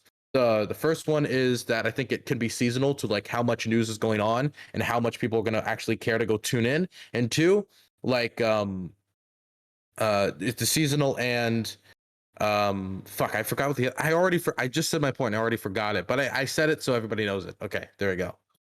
Can I interject real quick? It's a little Yeah, I off want to topic, jump but in please. too, just so I can get on the list. Of course, both of you in sequence. IRI, then Rhizome. Go ahead. just to address what BPF said, that you should be knowledgeable about politics, and Dylan also advocated for that. I would disagree. I Gaming mean, platform. whatever Gaming level, platform. Sorry, that's what it was. Continue. whatever level you're at, I say get into political streaming, and nobody should shy away from it, because everyday Americans talk politics, and I don't think anybody looks at us as authority figures. Maybe some of you guys disagree, but I didn't know this much about politics when I first started streaming 4 years ago, and I learned a lot. I couldn't name all the senators, and I didn't know how our Congress worked or any of that. And I think it's very subjective whether or not you're an authority. There's people out there that would think I'm a complete clown and wish I would get off the internet. And honestly, as I'm sure a lot of people think I know what I'm talking about, plenty of people out in this space think I'm a complete idiot and have no idea what I'm talking about. And I'm looking a little further to the left for that crowd mostly. So I just think there's no point where you are an authority on the subject. So it shouldn't dissuade people from talking politics. All right. And Rhizome, you also wanted to Yeah. speak. I have a question for Chud. I guess, Chud, are you saying basically that I guess my question is twofold. Do you believe there's a compelling way to do real political content, like in the sense of like doing like what Tim Pool does on Twitch that will Even Tim drive Pool people? is Well, there's two questions. Let me just get them out. okay. So do you think there's a compelling way to do that type of content? And then the second question is, I forgot. Go ahead with the first one. Yeah, well, look, Tim Pool is cut his teeth doing like actual journalism, and then he set up his YouTube channel, and he found that he could build an audience by kind of appealing slightly to the right and doing sensationalist videos about, Democrats and stuff like that. So acting like Tim Pool is some fucking cool-headed policy guy is absolute fucking cope, and it's not true. Go and listen to his videos when he talks about fucking Biden or whatever. I guess sure. Just supplant that with somebody like I don't know, Jimmy Dore or Kyle Kalinske or like somebody who like Sam Cedar, that type of shit. Yeah, sure. I think the difference there though is like with YouTube, you could literally make content about anything. I was watching a video the other day with tens of thousands of views of someone taking apart an Xbox and fixing it. Like, yeah, obviously you can do literally anything on YouTube. I think that because of the way Twitch works, it is quite a lot more limited in terms of what's going to be appealing. And there's a much younger audience that's on Twitch as well versus YouTube. So, you do have to appeal to a younger audience if you want to get somewhere on this platform.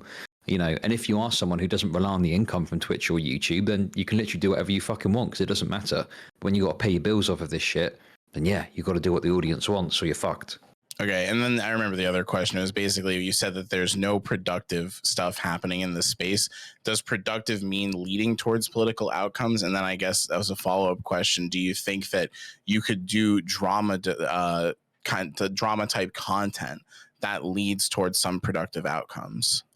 Well, what does productive even mean anymore? People say, I assume it means contributing towards like people voting in the right way, or like trying to advocate for better policies or trying to like improve the situation, that we like are dealing with.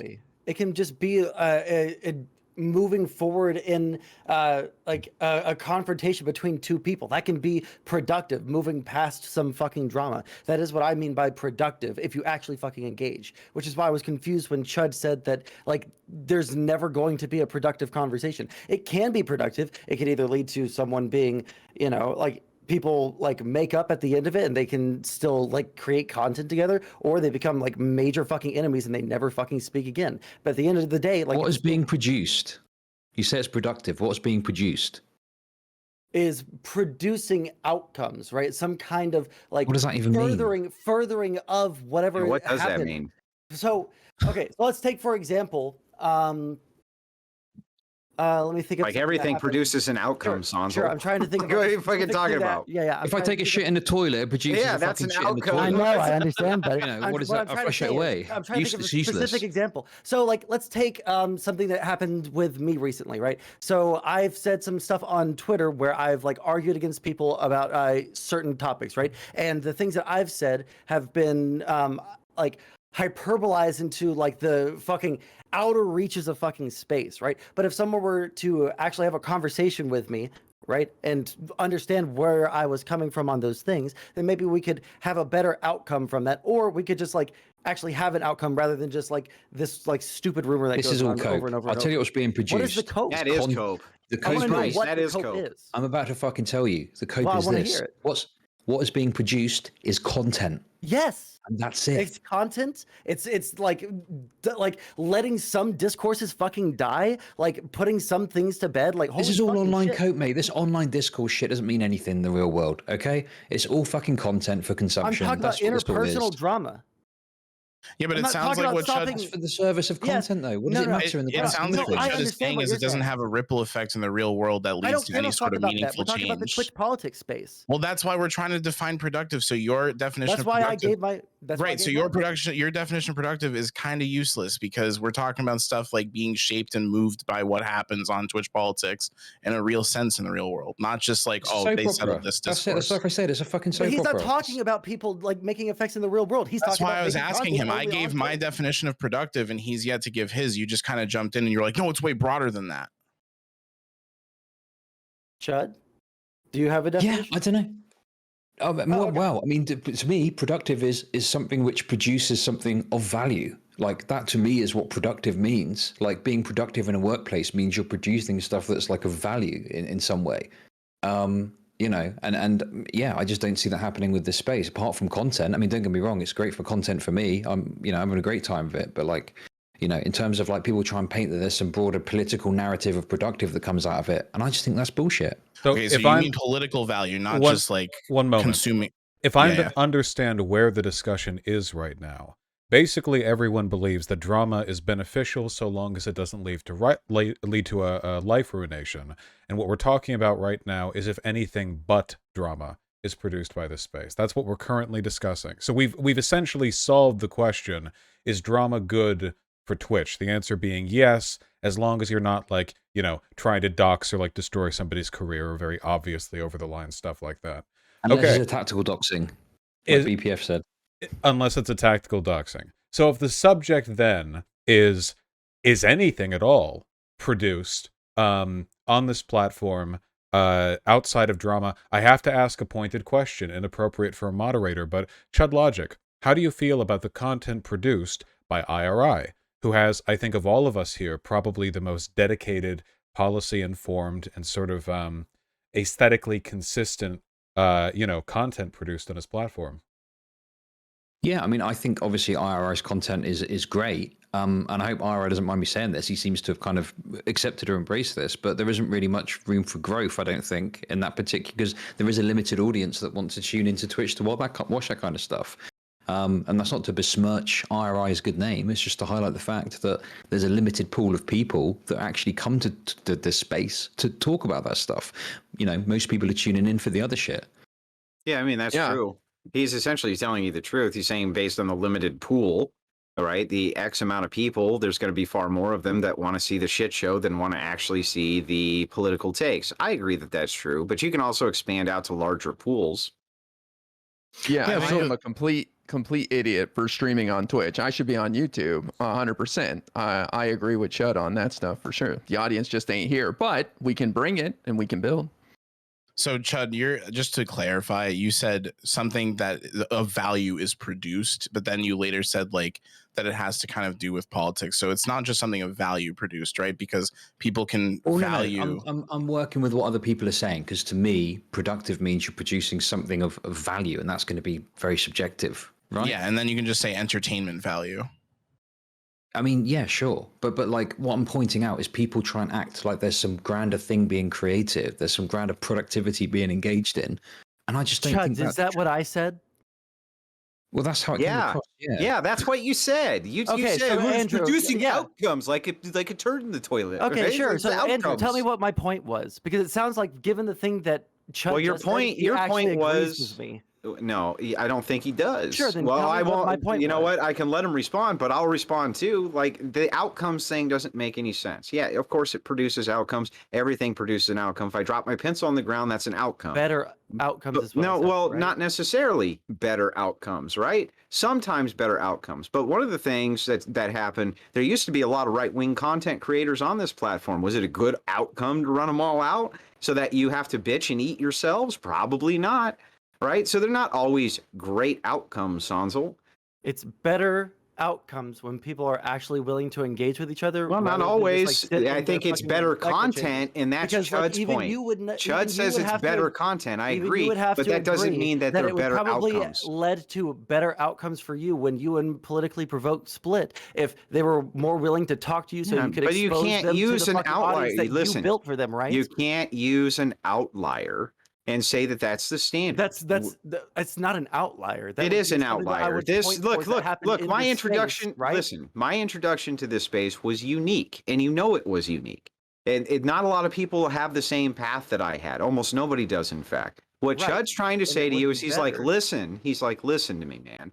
Yes, it produces outcomes, but if you guys weren't engaging yourselves interpersonally with this conflict, that doesn't necessarily mean it would be worse outcomes. So he's saying like, look, it's all just content, right? Fucker. He's like, look, fucker, it's content, right? So fight war, this and that. I'll make a My video point- about it. I'll react to it. I'll laugh my ass off at your dumb ass. It's all content for me.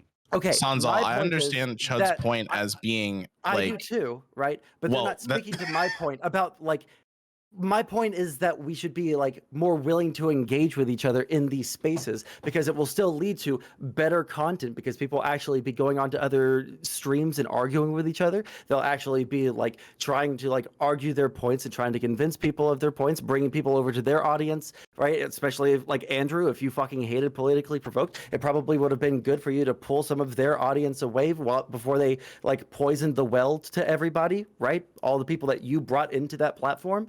Right. But again, it's a but what I'm saying to you is it's a one-off. What I think No, the I think heart that of the happens matter, all what the I think the time, not heart of exactly the same way. well, maybe but it- maybe a bit, Sanzel, but the heart of the point here is that I think what Chud's getting at is he's like, look, fucker, it's content.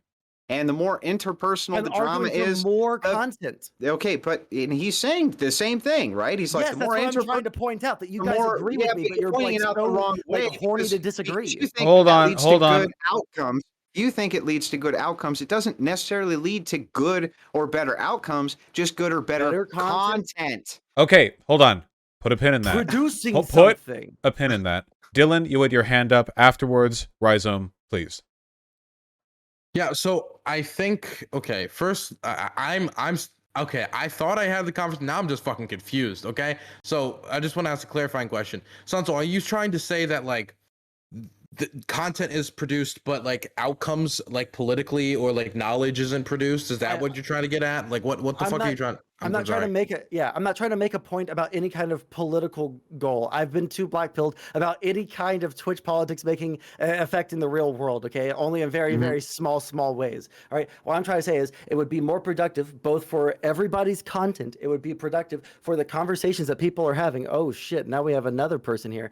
It would be more productive in almost in every single fucking way if people were actually willing to fucking talk to each other. Right now, I'm getting like dozens of screen caps from like 4 or 5 people of other streamers and other people's chats spreading lies about me. All right. So one of the things that I would like to point out is those people would actually just come and fucking talk to me. We could both get fucking content out of it. And maybe like a record could be set straight, or like more people would fucking hate me or something like that. Like whatever the goal is, whatever their goal is, it would still be furthered by like coming and confronting me. But they're too fucking scared to do that. And that's what leads to like negative fucking drama in these spaces, actual toxicity, when people aren't willing to fucking engage with each other. All right. That's all I'm saying. Dylan, does that satisfy your point? Yes, but I wanted to ask the follow up. That was just a clarifying question. Sure. So I wanted to ask, well, to actually, Chud Logic, you're the #1 drama peddler on Twitch for the Twitch politics space. Would you agree with that? Yeah, sure. Why not? Okay. What do you think should be like? I want to ask you. Do you think there should be a standard into like what is and isn't going to be drama coverage, and like this is something that is like offered, and this is something you would reject, right? Is there like a red line for you in the stand? I think people, one of the things that annoys me most, if someone thinks that they can do it better and something's being missed, or they're going to change it and they're going to do their own thing, then do it. Do what you want to do. Make the content that makes you happy. That's the most important thing. Make the content that makes you enjoy making, if that happens to be drama, great. If that happens to be politics, great.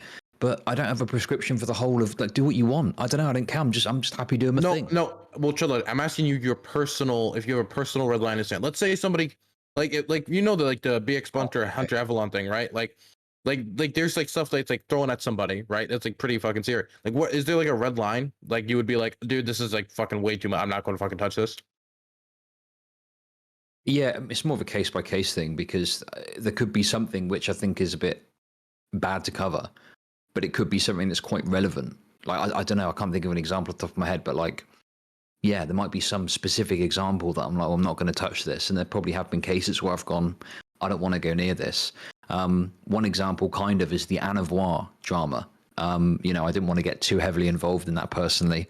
I especially didn't want to speak to Anna on stream. I thought that would have just added fuel to the fire. What are your thoughts on that, Dylan? I think it's fine. I think the Anavar drama situation, it was kind of already out there. There's not really much you can do to calm that down. But I wanted to ask you, like, specifically then. Do you think you calmed it down when you brought her on the stream? Keep in mind that Rhizome is up next. For 1 to 2 months, I think I did, okay? I think I had the most lasting peace in the history of the Anavar thing. But, okay, here's the follow-up question I wanted to ask. So your thing is, because if I remember correctly, that was 100% true, Stardust.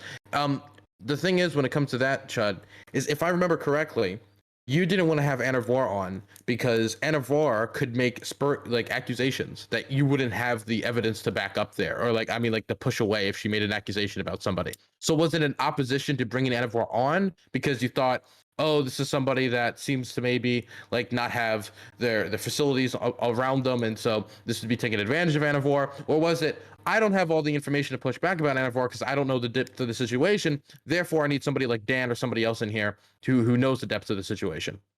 Because I don't think it was a Hold on, moral we're stance, dipping. was Wait, it? we're dipping yet again into some tangential shit of which I have no knowledge. Hold on, Rhizome, I'm jumping to you. What's your point? Appreciate it. So yeah, so it looks like Stardust has her hand up too. I just want to Yep, point out, that's- just, yeah. she's dying. Anyways, I think I can just bridge the gap a little bit here. So Sanzal, Chud, I think is saying, does the political content on Twitch produce anything that's unique to political content beyond just having entertainment value, which you can get in any other form of content? And I'm pretty sure, Chud, correct me if I'm wrong, your argument is we don't have any unique outcomes that are coming from this content that contribute to the political scene and wherever we're at. Yeah, I just think that people have got an overestimated perspective on what any of this does, and I admit I'm quite cynical, and I obviously would admit there's a couple of things that have happened over the last 2 years that have been somewhat positively from a political perspective, like canvassing or some charity events. But broadly speaking, you can count those on one hand, probably, and otherwise it's just bullshit. And then Sanzal, you're basically saying that there is value in it. It's not value-less, but Chud is talking more about a unique value that would be intrinsic to doing political content that wouldn't be there if you were just doing any other form of content. Sure, if that's what he's talking about, fine, but that's not what I was talking about. So, if I can, I think Sansel had a great point earlier about people just coming and talking to you when they have an issue with you. Because while I've been on this panel, somebody made a subtweet about me saying that they didn't join the panel because I'm friends with a neo-Nazi that's been harassing them for 2 months. Now, if you want to come talk to me, I think it would be great if we could talk about it. Maybe you could explain to me what other friends you have Wait, this that are isn't. possibly. This doesn't possibly pertain been to the harassed. topic at all. This is just a call It out does to it. pertain to the topic because it's drama. like to And call That out doesn't wait. That Knuckles, doesn't too. mean free I don't reign to want you participate in fucking- your own my drama. Anavor question Fuck was on off, topic. Knuckles. I don't think about you. You shouldn't fucking think about me. I never Shut talk up, about you. Fuck Sansel. off. Sansel, shut We- up. Okay. She's First off, subtweeting me right now too. okay. Can Well, we- okay. Look- Can I finish what I was saying before people interrupt me again? Because I waited I think I waited patiently. As long as it pertains to the subject of discussion, go ahead. Okay. I think Sansel made a very good point that we could be resolving a lot of these issues and these rumors and these things that you don't know and I don't know if you just came and talked to me and we resolved it like adults. But no, I'm finding out in the middle of a panel that somebody has an issue with me. When I'm pretty sure you're friends with people who've been harassing me as well. So please come talk to me. I will talk to you like an adult. I will treat you with respect. But yeah, that's just not it. That's just not it, homie. All right, please. Can we talk about the new Happens, by the way. Pokemon that has? Can we talk No. about this new Pokemon that's joined us here? Pokemon.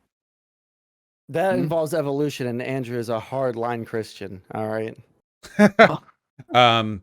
Yeah, we do have a guest Terrible joke. occupying the call. Perhaps they're waiting for the third topic. I think this subject has well and truly been run through. I'm calling outros now. You can say whatever you have to say there. Then we'll move to the third. And we'll go in the same order that we did with the intros here. Stardust, go right ahead. Okay, yeah. So just to reiterate, please come talk to me. Please try to if you came and talked to me and asked me why I do the things that I do, why I talk to the people I talk to, maybe I'll surprise you. Maybe you'll learn something new. Maybe you'll understand my perspective, where I'm coming from, why I'm willing to tolerate the amount of bullshit that I tolerate. But when you are just subtweeting me, you don't even know me, we've never had a conversation before. Keffels, I don't know what to do. I hope you come and talk to me, please. Thank you. And please, Sansel, go right ahead. Yeah, I just wish people would actually engage with each other in this space. It would lead to more content. It would lead to probably larger growth in all these different communities. It's a win-win for everybody, unless you're a ghoul that just can't be nice to other people. So the more people that are willing to collaborate with other content creators, the better. That's what I think. All right. Rhizome, please go right ahead. Yeah, I mean, I think I said it up front before. I think interpersonal drama has the potential for us to lose the war of attrition. But when it comes to like leading to productive outcomes, I'm very much aligned with Chud. I mean, does a conversation like this have ripples outside of Twitch and like lead to actual meaningful change or anything happening in the real world? Definitely, probably not. When it comes to like maybe personal like conclusions that people draw and like gain, like there's the potential for people to gain new perspective and outlook by coming to Twitch, but yeah, that's about it. I make content for entertainment first and foremost. I have an interest in politics. That's it. All right. Please go right ahead. Yeah, so to the question, is drama hurting or helping Twitch politics? I think it's the only reason Twitch politics exists at this point, being in a midterm election year. I think as we get closer to 2024, the drama will pick up with the politics a little more, especially if Elon Musk buys Twitter and unbans Trump. I agree with Dylan. I think that's what a big part of Twitch politics was, and we were able to focus on crazy people like Trump instead of each other. But I say do a cannonball straight into the deep end of drama. We need more of it. I think it is great for everybody. All right. Dylan, please. It's crazy because like we do the topic on drama, right? And from it, more drama gets produced, right? It is impossible to parse the topic without having more drama and more theater produced from it. And I don't think it's inherently bad, but fuck, I guess like what I feel most is that a lot of times I guess it also is tiring, just a little bit. I don't know, just for it to be a constant. I guess it's just tiring. It feels like. I don't know. That's what I'm taking most from this topic is I just feel tired after the topic. I'm gonna be honest. Okay, that's it. That's all I want to say. Yeah. Agreeable. Chud Logic, please go right ahead. Well, I know some people might say that one thing that might disprove my point is the record viewership for some of the conversations, discourse, discussions, and segments about Ukraine, Russia. How I would respond to that is I would say, what better example is there of drama than two nation states fighting it out in a battleground, a real battleground? Really, Ukraine is like a big debate between Putin and Zelensky, and that's it. Okay. And Andrew, please. Yeah, so I mean, Chud actually goes back to my original point, which is that politics on a national or global scale is interpersonal conflict and it is drama. I think that that's fair game. And I think that he probably is correct about this in his take that so many people tuned in because, well, there's people fighting and dying and there's a war going on and this type of thing. And it is high drama. And that is what is entertaining to most people's minds. We do swim in a sea of conflict. That's true. I agree that that's true. Well, all I was trying to narrow in on so that everybody could understand this is that the quote unquote toxic elements that you're talking about are generally the most non-political aspects of political Twitch. So for instance, Stardust is having issues with Keffels or, that's who got Destiny banned, this type of thing. These aren't political streamers. These are advocates for their own personal agenda, whatever it might be. But for the most part, they don't know shit about politics. It's good for drama and it's good for clicks and it's good for views and things like this, but they don't know anything about it. So, I mean, from my perspective, Twitch is a small pool and probably Chud's right. More drama, the better within that small pool. But if you're serious about politics, you should probably expand the pool. That's why I built my entire audience off of Twitch and then brought it to Twitch. If that's there for them, sure, they can have drama if they want it. I do a bit of that even myself. I'm not immune to it. But I do think that political takes and debates and things like this are important, and they do have a ripple effect. And I've seen enough people talk about Vaush and Destiny and other large streamers outside of these venues that I know that they can be in some ways valuable. So, from my perspective, again, essentially, if you are a drama streamer and this is all that you're farming and this is all that you do, you're paying a huge target on your back, and you will eventually exhaust your options and you'll get destroyed by the very crowd you're going after. Drama streamers don't have a long shelf life historically. So, you're going to kind of end up reaping what you sow. So that's my take on it. Okay.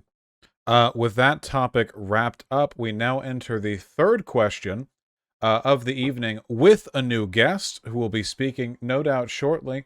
The third question is, what should Twitch politics do going forward? Seems like a natural progression of the previous question, considering we've discussed the nature of Twitch politics. Now we make the prescriptive judgments. We'll be continuing in the original order with Andrew for opening statements. Please, Andrew, go right ahead.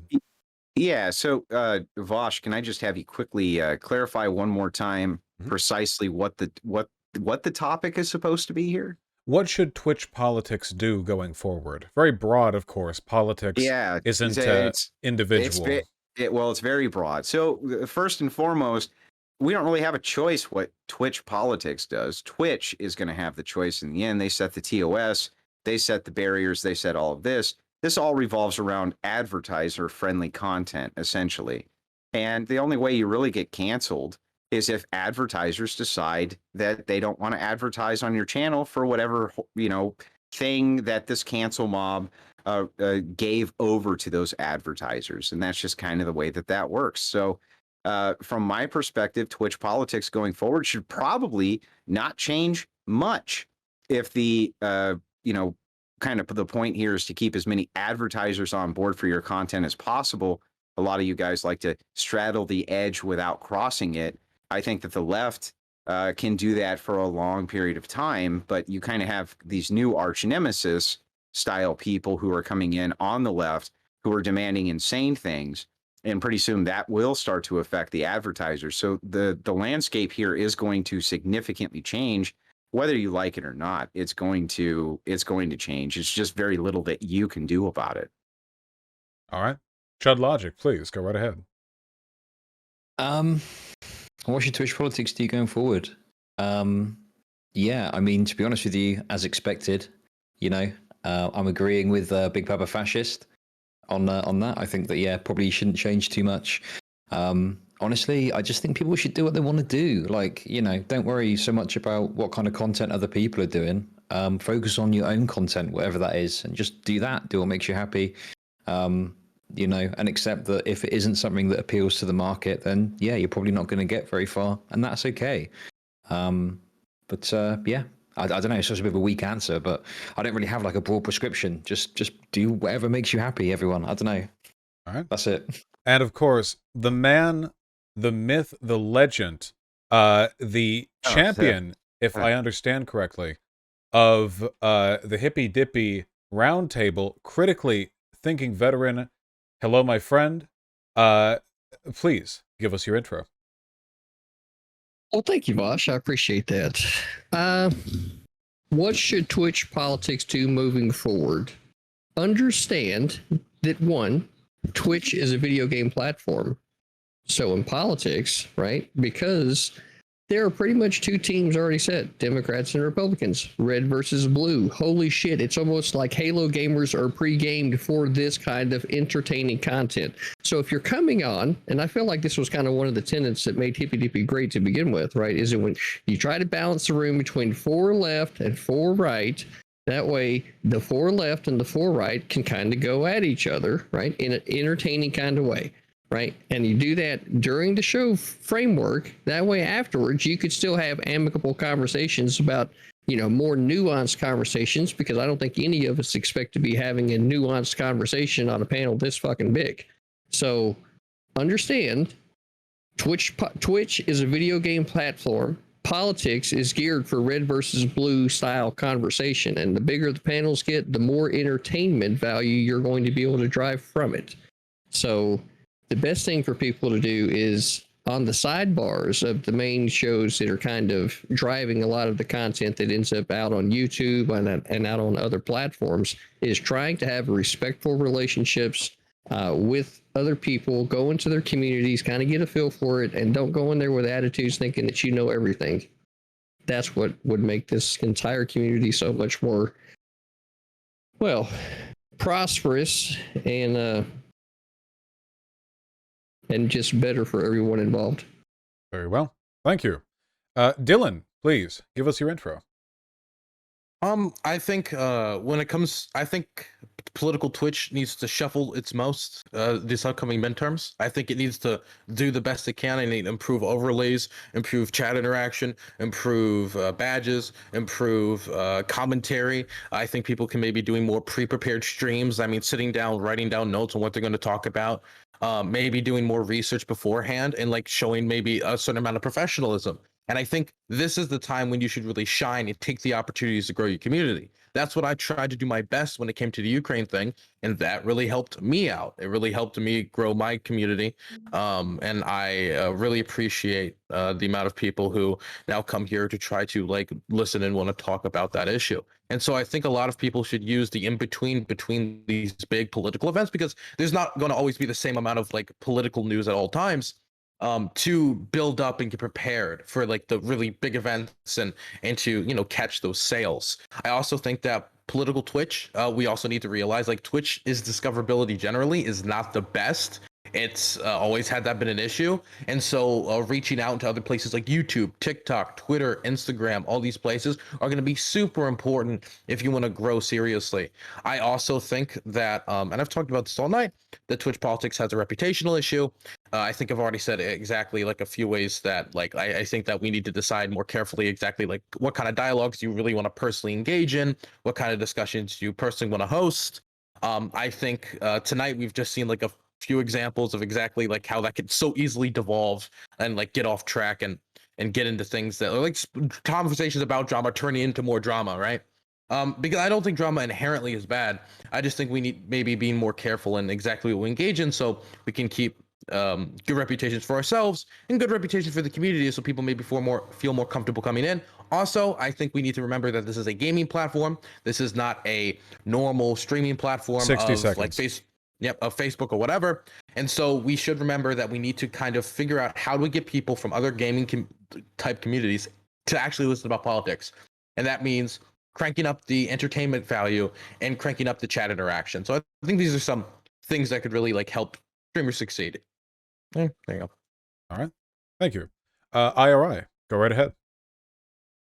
I think Dylan actually made some great points and covered a lot. I do think that we should try to get more professional, whether it's cleaning up your stream or emotes or whatever that is. But we're in a little bit of a low point with politics right now. So it makes sense that people are kind of scrounging for action and attacking one another. But we have the midterms coming up. We're probably going to see Roe v. Wade get overturned in the summer. I hope not. But if we do, people are going to be looking for a place to come hang out, talk about this stuff seriously. So I think that those kind of things will take the attention off of the interpersonal drama a bit. But again, I really think people should lean into the dramas. It doesn't have to be all hurtful drama.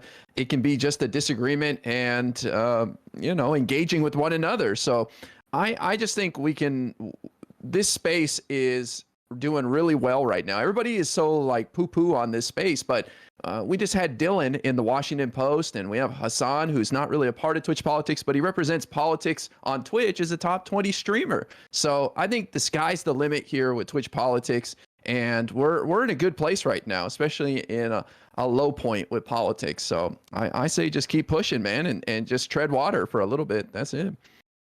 Very well. Rhizome, please. Yeah, I assume the statement is just how do we make the space better? I agree with everything Dylan said. I think we're at a time when putting a camera on yourself and just opening up your browser and loading up an article is not going to lead to success, growth, or people noticing you. I think bringing more people into the space is probably a big goal if we do want to actually have real political outcomes. I do think that dependent on size, a community can have more influence, right?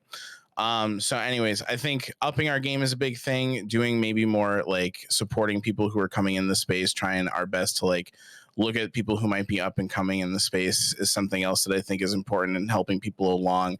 IRI has said this a few times on a stream that, we need more full-time creators in the space if we want really good content. And I agree with that. I think right now there's just like a limited ability for people to do this full-time and to put their full energy into it. But if they were able to, we would be able to, make much more compelling content with that, bring more people into the space, and push people towards what we think are good outcomes. So, yeah.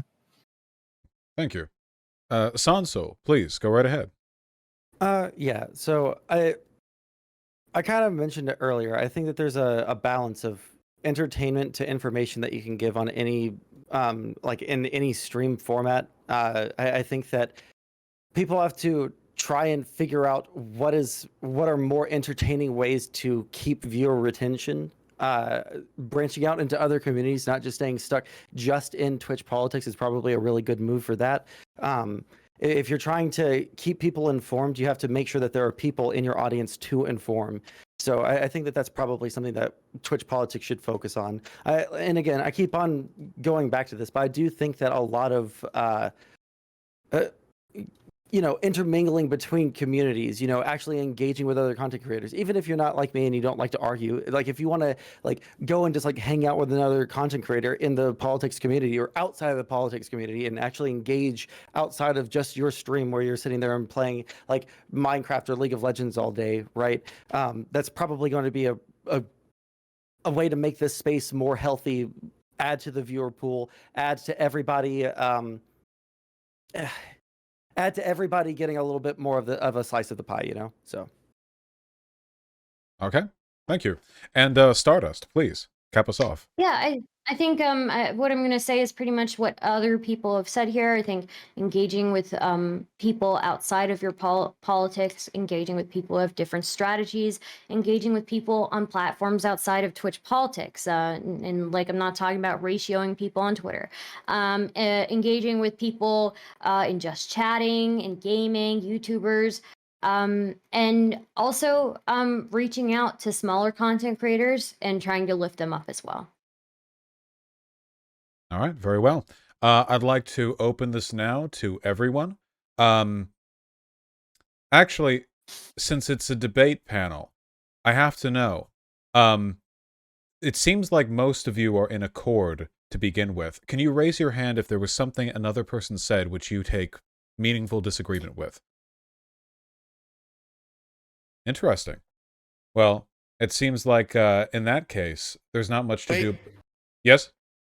You said CTV was the Hippy Dippy Roundtable champion. That is incorrect. He's the Hippy Dippy Championship champion, which is a separate brand. Thank you. My apologies. Thank you for correcting me. The Hippy Dippy Championship champion. I won't make that mistake again.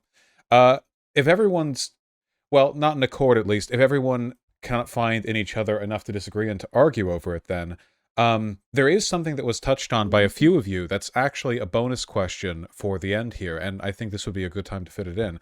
As a follow-up, the question is, should political streamers be directly involved in politics? See, a few of you, for example, like Dylan, talked about the need to be more professional, and some of you have iterated on the worthlessness of pretending that Twitch politics is anything but drama. So I'd like to know, keep those two questions in mind then. What should we do going forward, and should we make an effort to get directly involved in politics? To that, then, I open it up to the rest of you. Yeah, so the answer to this question is that most political streamers have a terrible fucking time in IRL politics. As it turns out, a bunch of, kind of dorky 16 to 21-year-old prepubescent kids who go on for the lulz don't translate over very well to a voting block for people. Isn't that interesting? Not only that, but most people have to run in a localized demographic. And, most of your audience comes from various different portions of the country or even from different countries. So it doesn't translate very well. Do I think that you should run for politics if you're inside of a Twitch and you have great political takes, just like anybody anywhere? Sure. But I think that you're a fool if you think that your audience is going to carry over and somehow win you any type of election. Historically, with any of these platforms, that has not worked out well with any of the streamers, period. And I don't think it's going to. Even Sargon of Akkad, who dwarfs all of you here, didn't work out for him either. So I think there's a terrible track record, and I wouldn't recommend it. Well, I think there's another issue as well. It's not just should political streamers, but can they? I'll just use, for the purpose of consistency, Vaush as an example. So let's say Vaush runs for political office. They're like, oh, what's this Vaush all about? Look for him online. All of a sudden, it's Horsecock City. Do you know what I'm saying? Like, it's hopeless, isn't it? I think everyone's got some level of controversy associated with them, which, you know, Destiny found out to his detriment. I'm pretty sure everyone here, even IRI, maybe, might be the exception. But other than that, we've probably all got some sort of skeleton in our closet that would preclude us from engaging in real life politics. There are other ways, if I may, just to broaden, there are other ways of engaging, of course, besides running directly. Campaigning, fundraising, canvassing. There are a number of ways to get involved, some of which don't even stake your reputation. Are these things we should make an effort to get into? Well, I think there's a problem there too, right? Which is that a lot of these large political streamers, as it turns out, like Hassan, well, they don't like to just give up money for people that they support to actually go and run in their political campaigns, do they? They seem to want to instead go buy up huge multi-million-dollar mansions or buy the latest convertible or newest clothes that cost $9,000, whatever the fuck it is, right? So the thing is that no, I still think that streamers also have a terrible track record of giving their insignificant amount of money. As much as you might think some of these guys are rich, they're not really rich. Not rich like you need to really back up these various political candidates with huge organizational skills, right? So no, I don't think that they're going to have huge input there either. I think that that's a pipe dream. With as rich as you might think Vaush is, if he ran a single campaign, it could bankrupt him depending on the type of campaign that it was. So it's like, no, I don't think it's a great idea there either. Are we just in general discussion, or are we doing opening statements? Sorry. General discussion. General. Oh, okay. Yeah, General I think that I think that it's probably a good thing if people were to engage in actual politics, but associating yourself with a specific politician, especially if you have really, really shitty optics, is a fucking no-go. It's going to have to be a call that every person makes on their own, but like, I mean, we saw Destiny go into Omaha and, you know, basically get that mayoral candidate get fucked over because people were associating Destiny's opinions with the opinions of that one candidate, which was just kind of fucking stupid, right? But it fucked over that candidate, and in the long run, that's what Destiny's goal was to do, was to try and help that candidate. In the end, it hurt him more. So if we were able to, you know, do fundraisers and donate that money to organizations or even like canvas for like a broader organization, I think that that's probably good things that you can do, right?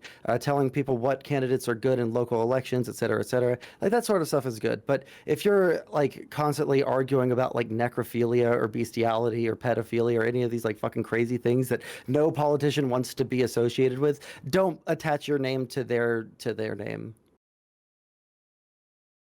Yeah, I don't think for that a long. things. Go ahead, RA.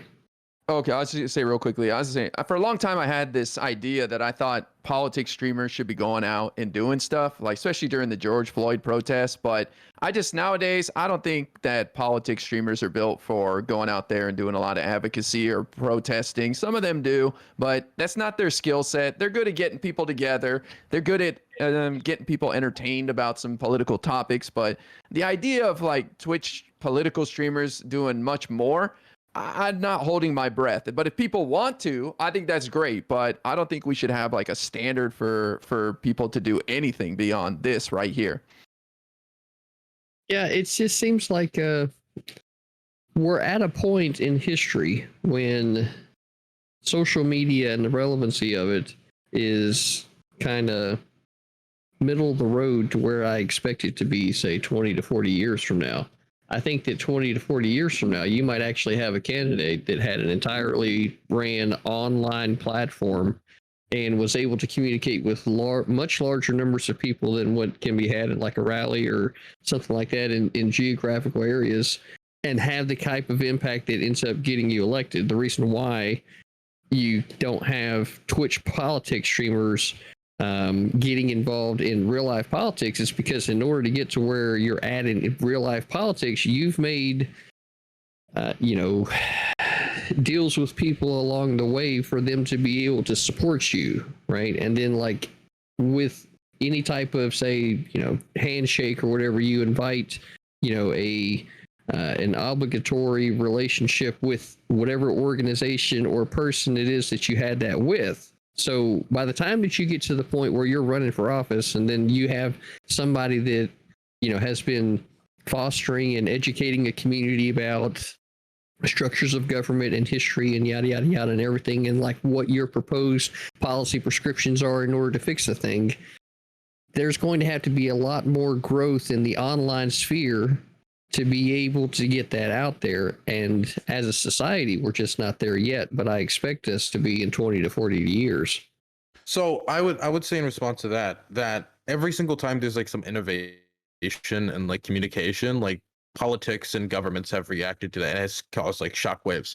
A great example of this for like social media would of course be the Arab Spring, but this happened with printed media when it comes to the printing press. This happened with radio. This happened with TV, and social media will be the same thing. But let's not get ahead of ourselves. We see people like Joshua Collins make to be blunt, make fools of themselves for a reason. Same thing with Cenk Uygur. This is somebody with a has gotten less popular, but but it's still like a pretty like widely it used to be more popular, but it's still pretty popular, like online like TV show, whatever, social like commentary thing. And the campaign did not do exceptionally well. I think he got, what was it, like 5%? I forget exactly.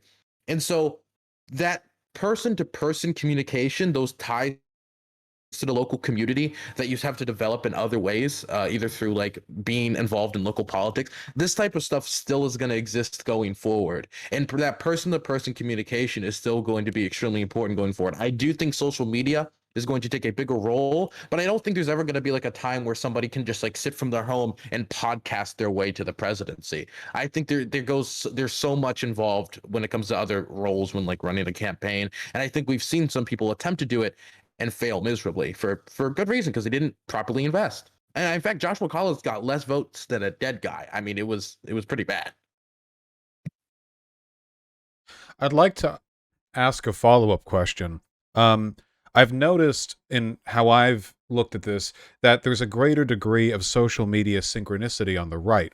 You have figures like Steven Crowder, Ben Shapiro, everyone involved with TPUSA, where you have origins as online content creators or something similar to it that get elevated with a lot of attention from and coordination with the actual Republican establishment. Now, I've always felt this is a strength on the part of the Republican Party, that they're willing to adopt and use these new tactics while the geriatric Democratic senators refuse to work with anyone who hasn't spent 50 years attending their fundraising dinners.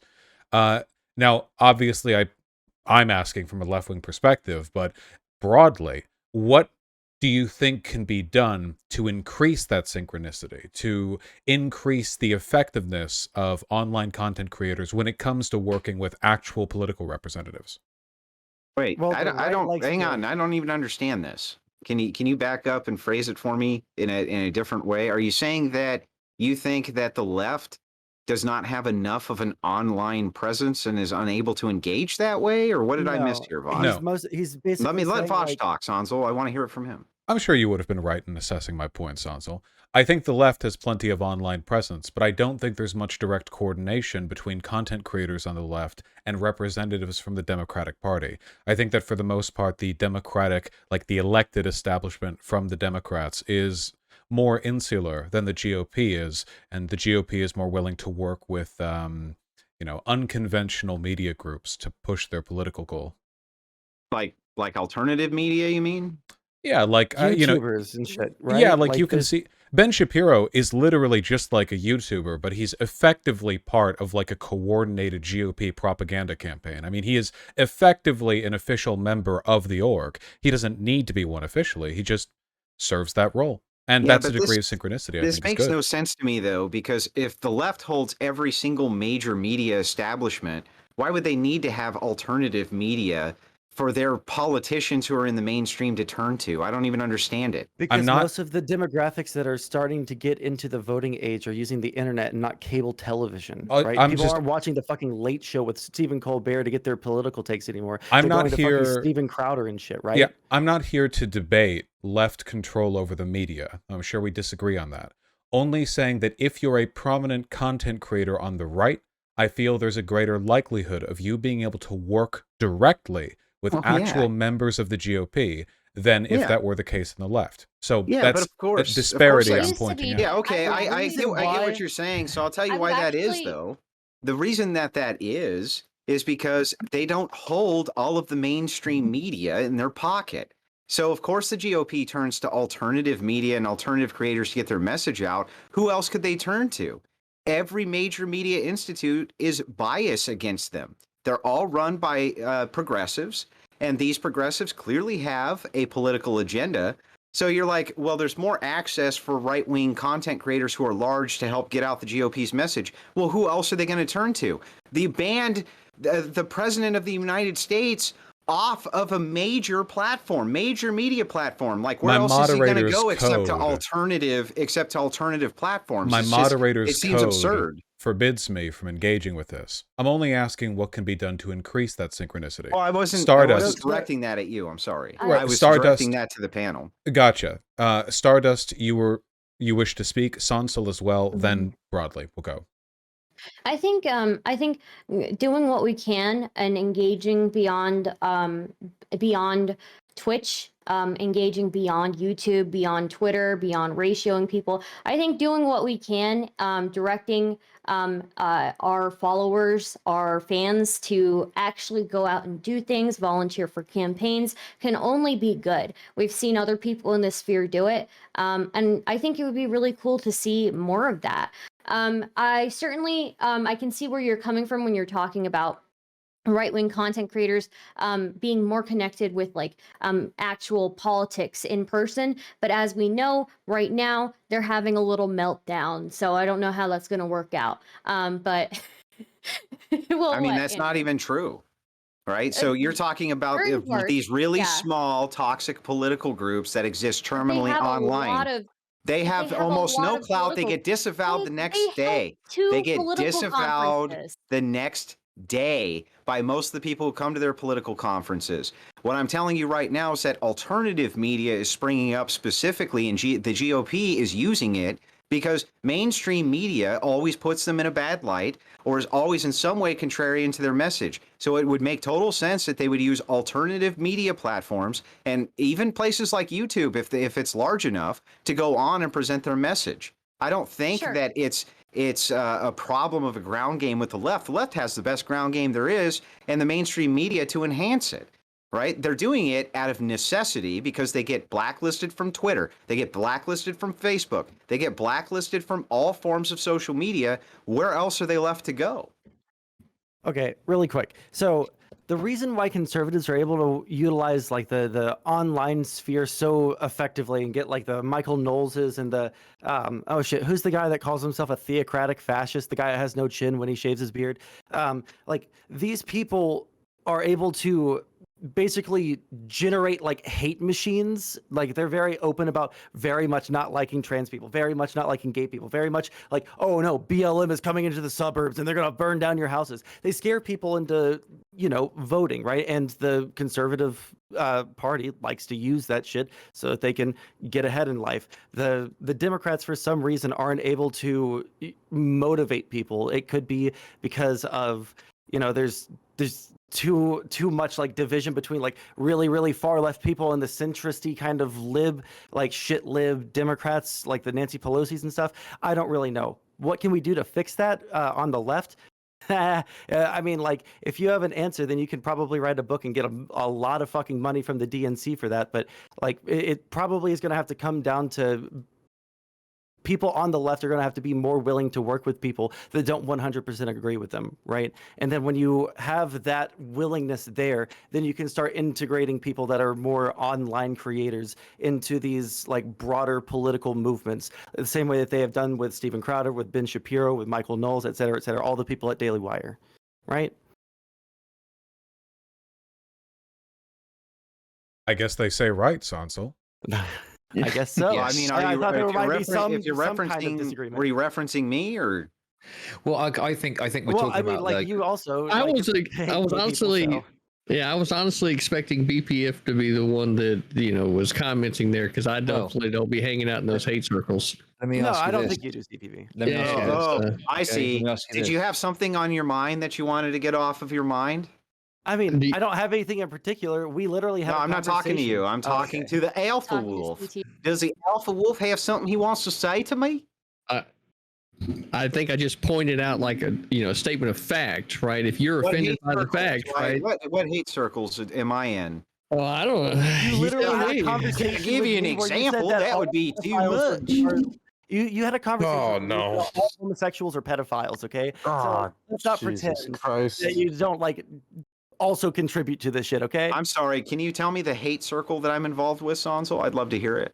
The Hippy Dippy I think that was a Championship. very good example. The fact that Zen Shapiro thinks that all gay people are pedophiles. I feel like that's a very We have concrete okay. example. Do you understand that we have the freedom in our religion to also talk about what our religion postulates? While all of you on this the Bible panel, doesn't say that gay why people are all of yes, pedophiles. it does, and we can get into it if you would like to, and I will have a good time dismantling your The- arguments.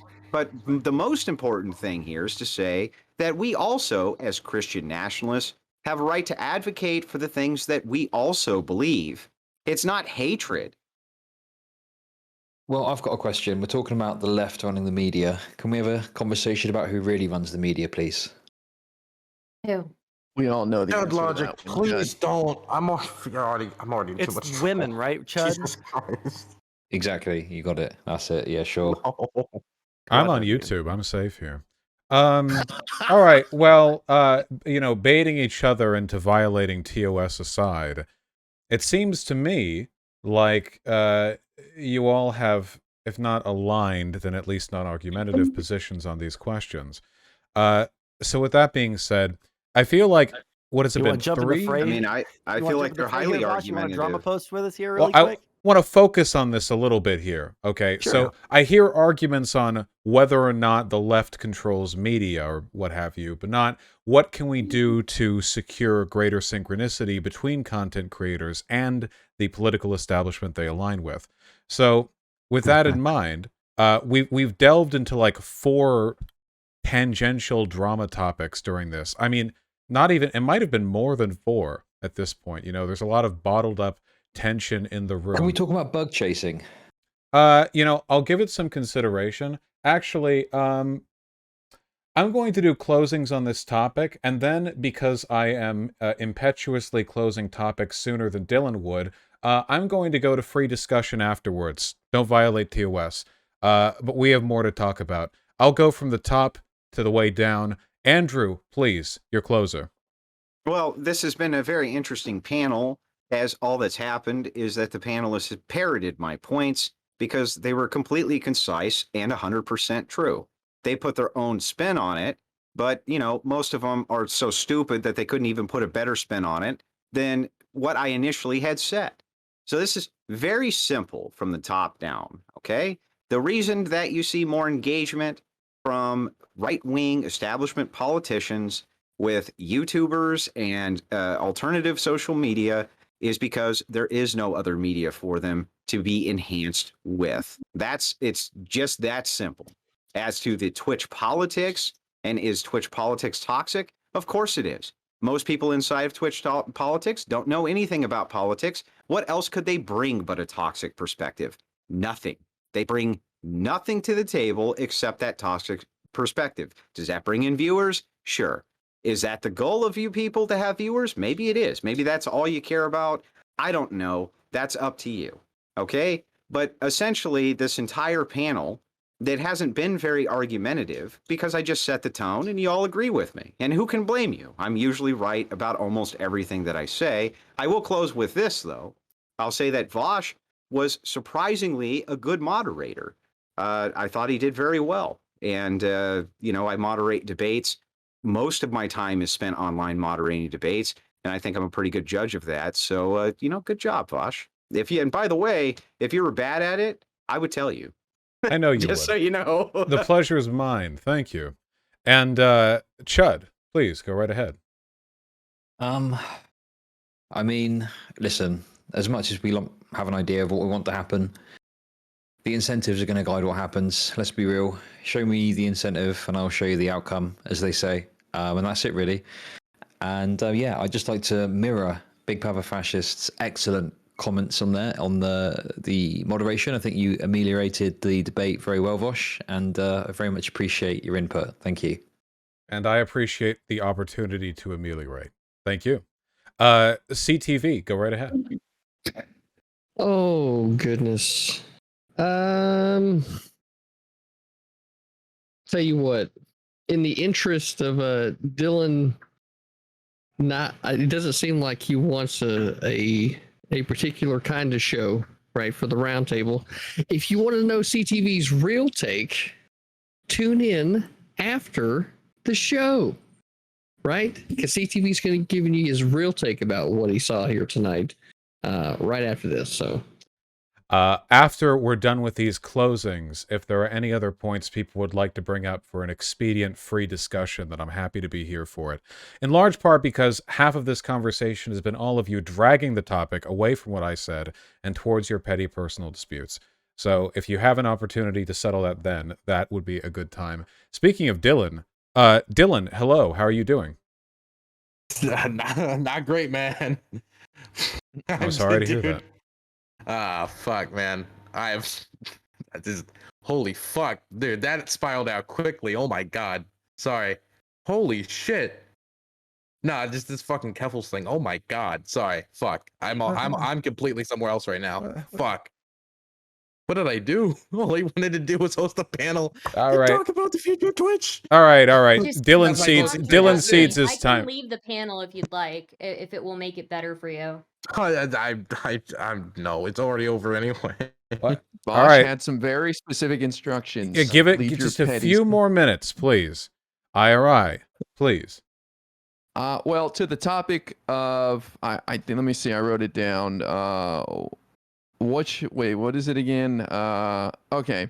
Should we be doing stuff in the real world? I think we have to walk the walk, first of all, instead of telling people to go do something. So hopefully we can start to get engaged with the midterms or like canvassing or doing fundraisers or whatever. I think that there is room. I look at like Hassan playing games with AOC, and didn't he play games with Raphael Warnock too or something like that? So I think there is some opportunity there, but boy, we are leaps and bounds behind the right when it comes to embracing content creators and an edgier wing. And I don't know how we bridge that gap, honestly, but I hope we can, because I think there's a lot of energy. That's where a lot of the excitement is right now with people getting their politics from content creators. I don't know if we got to get Joe Biden on TikTok or what, but we got to do something to tap into that energy. So I feel you on that. And again, I just leave it as, I think we have to walk the walk. All right. Thank you very much. Rhizome, please go ahead. Yeah, I mean, I'll keep it brief because I'm admittedly beset by tiredness of this subject, but I think I just agree with everything IRI says. That's it. All right, very expedient. There's that brevity that I value in others because I have none myself. Sanso, please go right ahead. Yeah, I mean, if we're gonna like cap off the debate, I think that at the end of the day, what Twitch politics needs to do is try and like expand outward. We're a very, very, very small community here. Like, there are people that talk about politics. Like Hassan talks about politics. Is he part of the politics community? Not really. When I started streaming in 2020, it felt like everyone was very, very willing to engage with each other, just hop around panel to panel to panel. There were dozens of panel shows running basically 24 hours a day. Everyone was talking to each other. Everyone was making content with each other. Everybody was winning at the end of the day. But, you know, as people's lives kind of moved on and as COVID kind of came to an end, people didn't have all those panels to jump onto. There's fewer opportunities to engage, and people don't make those opportunities to engage, whether it's adversarial or whether it's in like a nice chill format. It doesn't really matter. It feels like this space has shrunk quite a bit in the past 2 years or year and a half. So I would say, like, at the end of the day, the best thing for Twitch politics to do is like actually fucking engage with each other. Don't shit talk behind each other's backs and try and spread misinformation about each other. Don't try and get everyone mass flagged off of the platform. And yeah, like if you're a larger creator, interact with smaller creators, even if it's in a chill way, to bring them up, because if they offer something that can bring more viewers to this side of Twitch, then those viewers might start watching you too, and everybody wins at the end of the day. So Thank you very much. And Stardust, please cap us off once more. Okay, so I completely understand if you want me to leave the panel, because apparently I'm the problematic person here. But I just wanted to say that I'm going to keep doing what I'm doing. I'm going to keep talking to who I'm talking to, humanizing myself before other people so they can't make a caricature of me, and connecting with people. And if that means that I'm talking to people that you don't like, so be it. I have my reasons for why I do the things that I do and the way that I do things. And I found that humanizing myself and humanizing others has given me so much more as far as connections go. And I will talk to literally anybody. With that being said, I am talking to Ariel Scarcella tomorrow at noon, and at 3:30 p.m. I will be talking to Richard Spencer. So yeah, I don't know what to say. I think we can all continue doing what we're doing, and you know, if you have a goal in mind, keep that in mind and continue doing what you're doing, and try to keep that goal at the front of your head. Okay. Dylan just disappeared there. Now, normally these, I haven't modded this before, normally these last longer, but I feel like everybody wanted to talk about things that weren't the topic. If anybody wants to sit here and argue about any other subject that they keep pulling the discussion towards, that's fine. I'll be right here. Just don't attack each other and don't violate Twitch TOS. Does that seem fair? There's one thing. Wait, I can mute you. I have that power this time. Nah, you did it, Stardust, CTV, you did it with this, after the stream, you know. After you, Andrew, you've been taking shots at everyone the entire goddamn time. Listen, okay? If you all went ahead, that's fine. I'm just saying, it's an early night. What do you all want to talk about?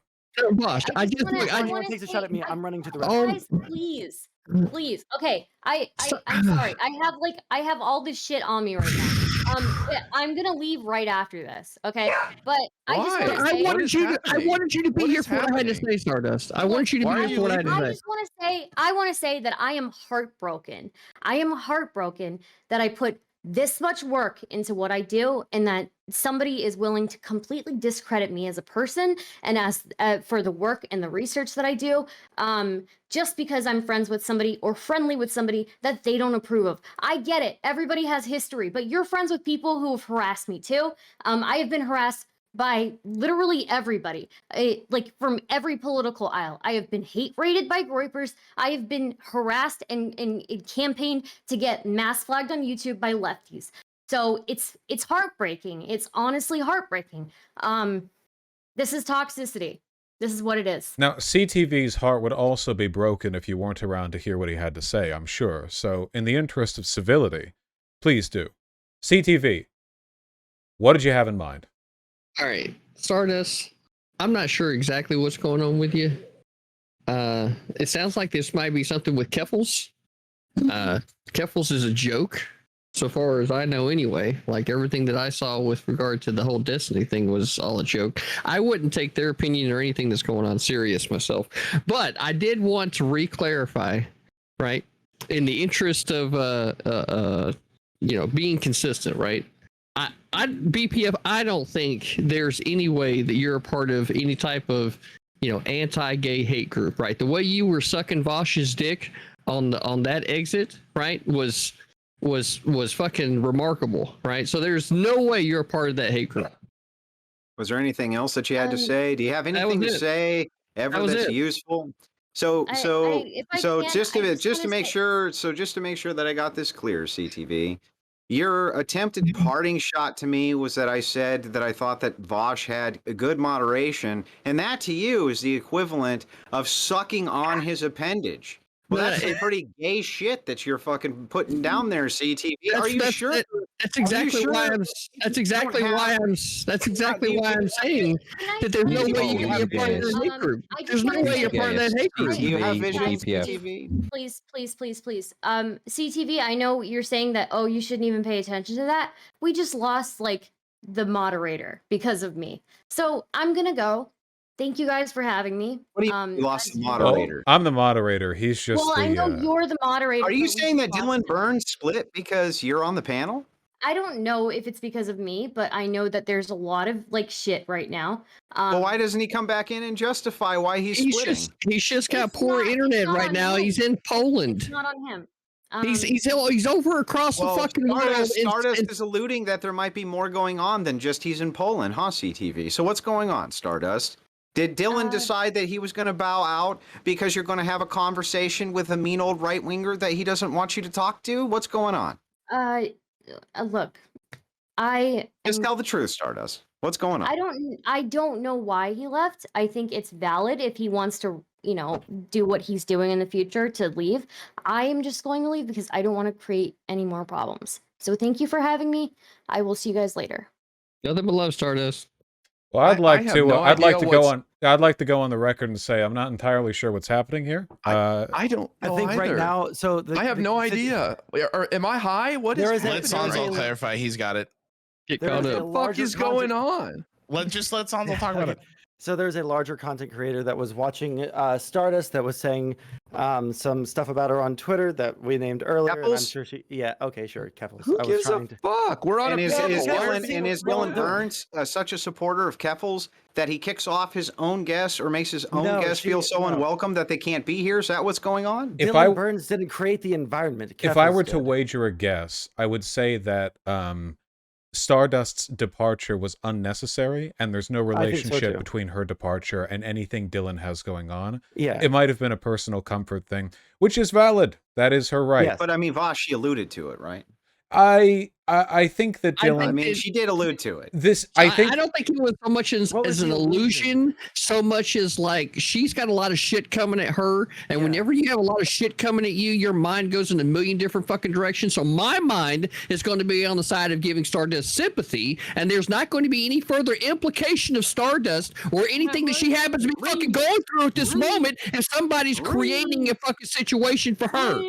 Okay, wait. A little bit louder, CTV. We didn't hear you the first time. Okay, wait. Hold on. Wait. Fucking hear and make my voice. There we go. All right, you two, or you're getting muted too. Get it out, CTV. So to finish, They're eating each other again. What I was trying to say. Again. Oh, there's Dylan again. Oh, look who's back. Well, that kind of truncates my point right there, doesn't it? Hold on. Sorry about that mute, CTV. Had to get the point out. Dylan, you're with us. Yeah, I'm back. Hi, Dylan. So to explain, Stardust was under the impression that her presence on this panel was causing you trouble. And I don't think she got an answer to that. And I think everyone here wants to know if you feel that way. The thing is, okay, so I'm slowly getting a picture of what was painted. So Danabo is my booker, and Danabo, Mover and Shaker Incorporated, okay? Pat, I stole it from I got to give the copyright rights to BPF on that one. So the thing is, he was trying to book people, and one of the people he was trying to book was Keffels, and that didn't happen, and then like a bunch of other people got booked, and then an hour before the show, Keffels was like, "Yo, can I?" Like, who's on? And then the full list was then given at that point, and then she said no, and then 20 minutes into the show she is saying that I had Stardust, who is friends with a neo-Nazi. I don't know who this person is. I think some people says flamenco. I don't really know. And that I am basically that Nazi is doing bad things to her, like cyber stalking. And that this was a planned, I have to go check the stream, but this was possibly a planned ambush, and that I'm a weasel, and that I should have know any of this. I didn't know any of this shit. I don't check everybody's fucking interpersonal stuff like that. I don't know any of this stuff, and I quite frankly it wasn't that elaborate. So then we'll put it all to bed, Dylan. Bring Stardust back on. Tell her she's welcome here. Right now. I literally, in the thing, can I just say quickly? You're not going to bring her back on, and she's not welcome here because you think she's friends with neo-Nazis. Really, Stardust you didn't let me finish. Volition. Whatever. There's a basic thing happening here. Stardust is just concerned about guilt by association. There's been a trend where people are being guilted by association. Okay. So she was just making sure that didn't happen to anybody here. That's it. To be clear, go ahead, Dylan. BPF threw something at me. I have to respond to that. She can come back I don't know the situation. Keffels could have reached out to me in private and like tried to resolve this. And I also don't know enough about this. I don't know enough about the situation for people to ask me to make decisions while a show is live that Well, I know sounds like nothing transfer about. culture And to anybody could me. have expected that. Sounds like And on transfer top- culture. okay, good for you. Okay. And on top of that, right? The thing that I really don't get here is why not reach out to me in private and ask, like, yo, what is this? Like, what da, da, da, da.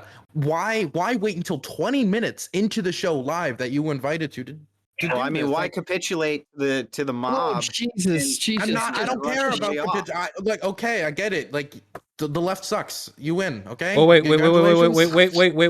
Hold on. Okay. Hold on. This is a dry bone, folks. There's nothing to do here but speculate on the intentions of a person who's not even on this panel. Nobody I've got a serious capitulated. question. Stardust made the decision to leave. However well or ill-informed you may think that is, that was ultimately her choice to do so. I don't think she had to, you know. But if this is it, I mean, if we're just talking about someone else who's not here saying they don't like someone because someone did, like, come on, you know. Well, she's still watching right now. If Keffels want to come on and like explain herself to Like, everybody, look, that would by the probably way, Yeah, help her Keffels, out. come explain yourself. I don't. No, I've I'm actually not got helping an the- important way in question. hell. There's no way in apologize. hell I'm it's not gonna helping the happen. situation.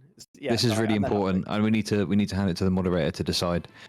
Vaush, who is more likely to suck a dick? Big Papa Fascist or CTV?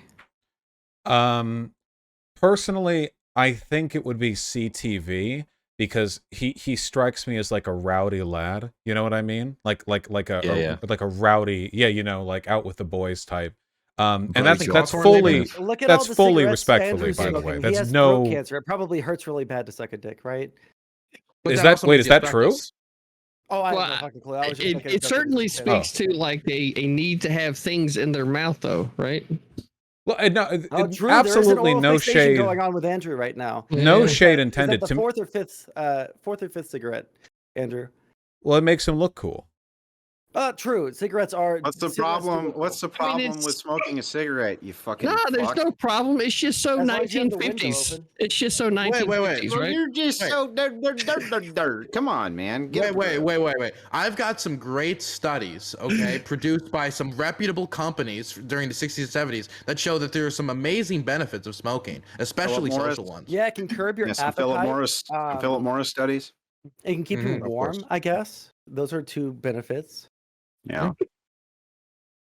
Are you going to bring on Keffels so that we can get to the heart of this, or are you guys just going to sit around and make gay jokes? Okay. Like, I what think do you that's want to do here? that's Wait, only up to Wait, what wait, she's with the gay shit, interested in Hold doing. on. BPF seems really uncomfortable with the gay conversation. I mean, BPF, are you saying that even though you obviously have an oral fixation of bringing things to your lips, such as you just did, right? Are you telling me that like there's not So let me ask you a question. Would it be an oral fixation to go after pussy the same way, CTV? Or is it only dicks in your mind because that's all you think about? Oh no, I think it's Is it more only of dicks like, because that's what you think about, brother? You think about dick a lot, don't you, CTV? I It's think about the dick a lot. bestest thing Careful. ever in my house full of my little doggies. I Well, just have to get my hands on the big old dick and suck on it. wow, hold on. So we go from dicks to pussies to bestiality with BPF. There's- Fucking wow. Okay, so like we can leave that one right there, right? Well, We're gonna leave that I one have over no there. rejoinder. I have Yeah, no I rejoinder. agree. Stop. Okay. Everyone Yeah. here likes sucking dick. We don't need to argue. Including BPF. Well, Yeah, obviously. unfortunately, Okay. Especially Don't BPF. don't worry about it. Fortunately, It's fine. It's fine. Everyone likes it. So, leaving that aside, okay? The dick discussion settled.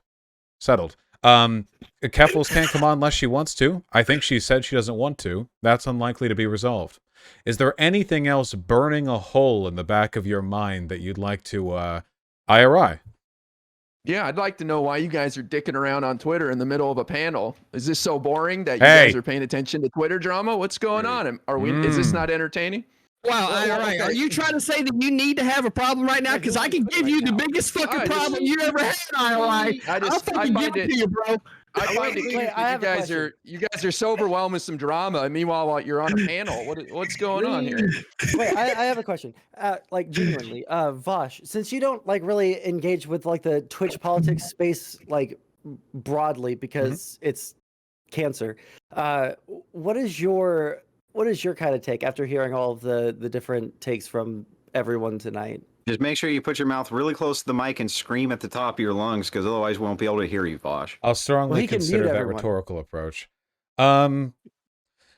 There are types of drama that I think are good and types of drama that I think are bad. Obviously, I argue with people all the time, and I'm also one of the most reviled people in the online left to the online left, so clearly I'm not averse to conflict.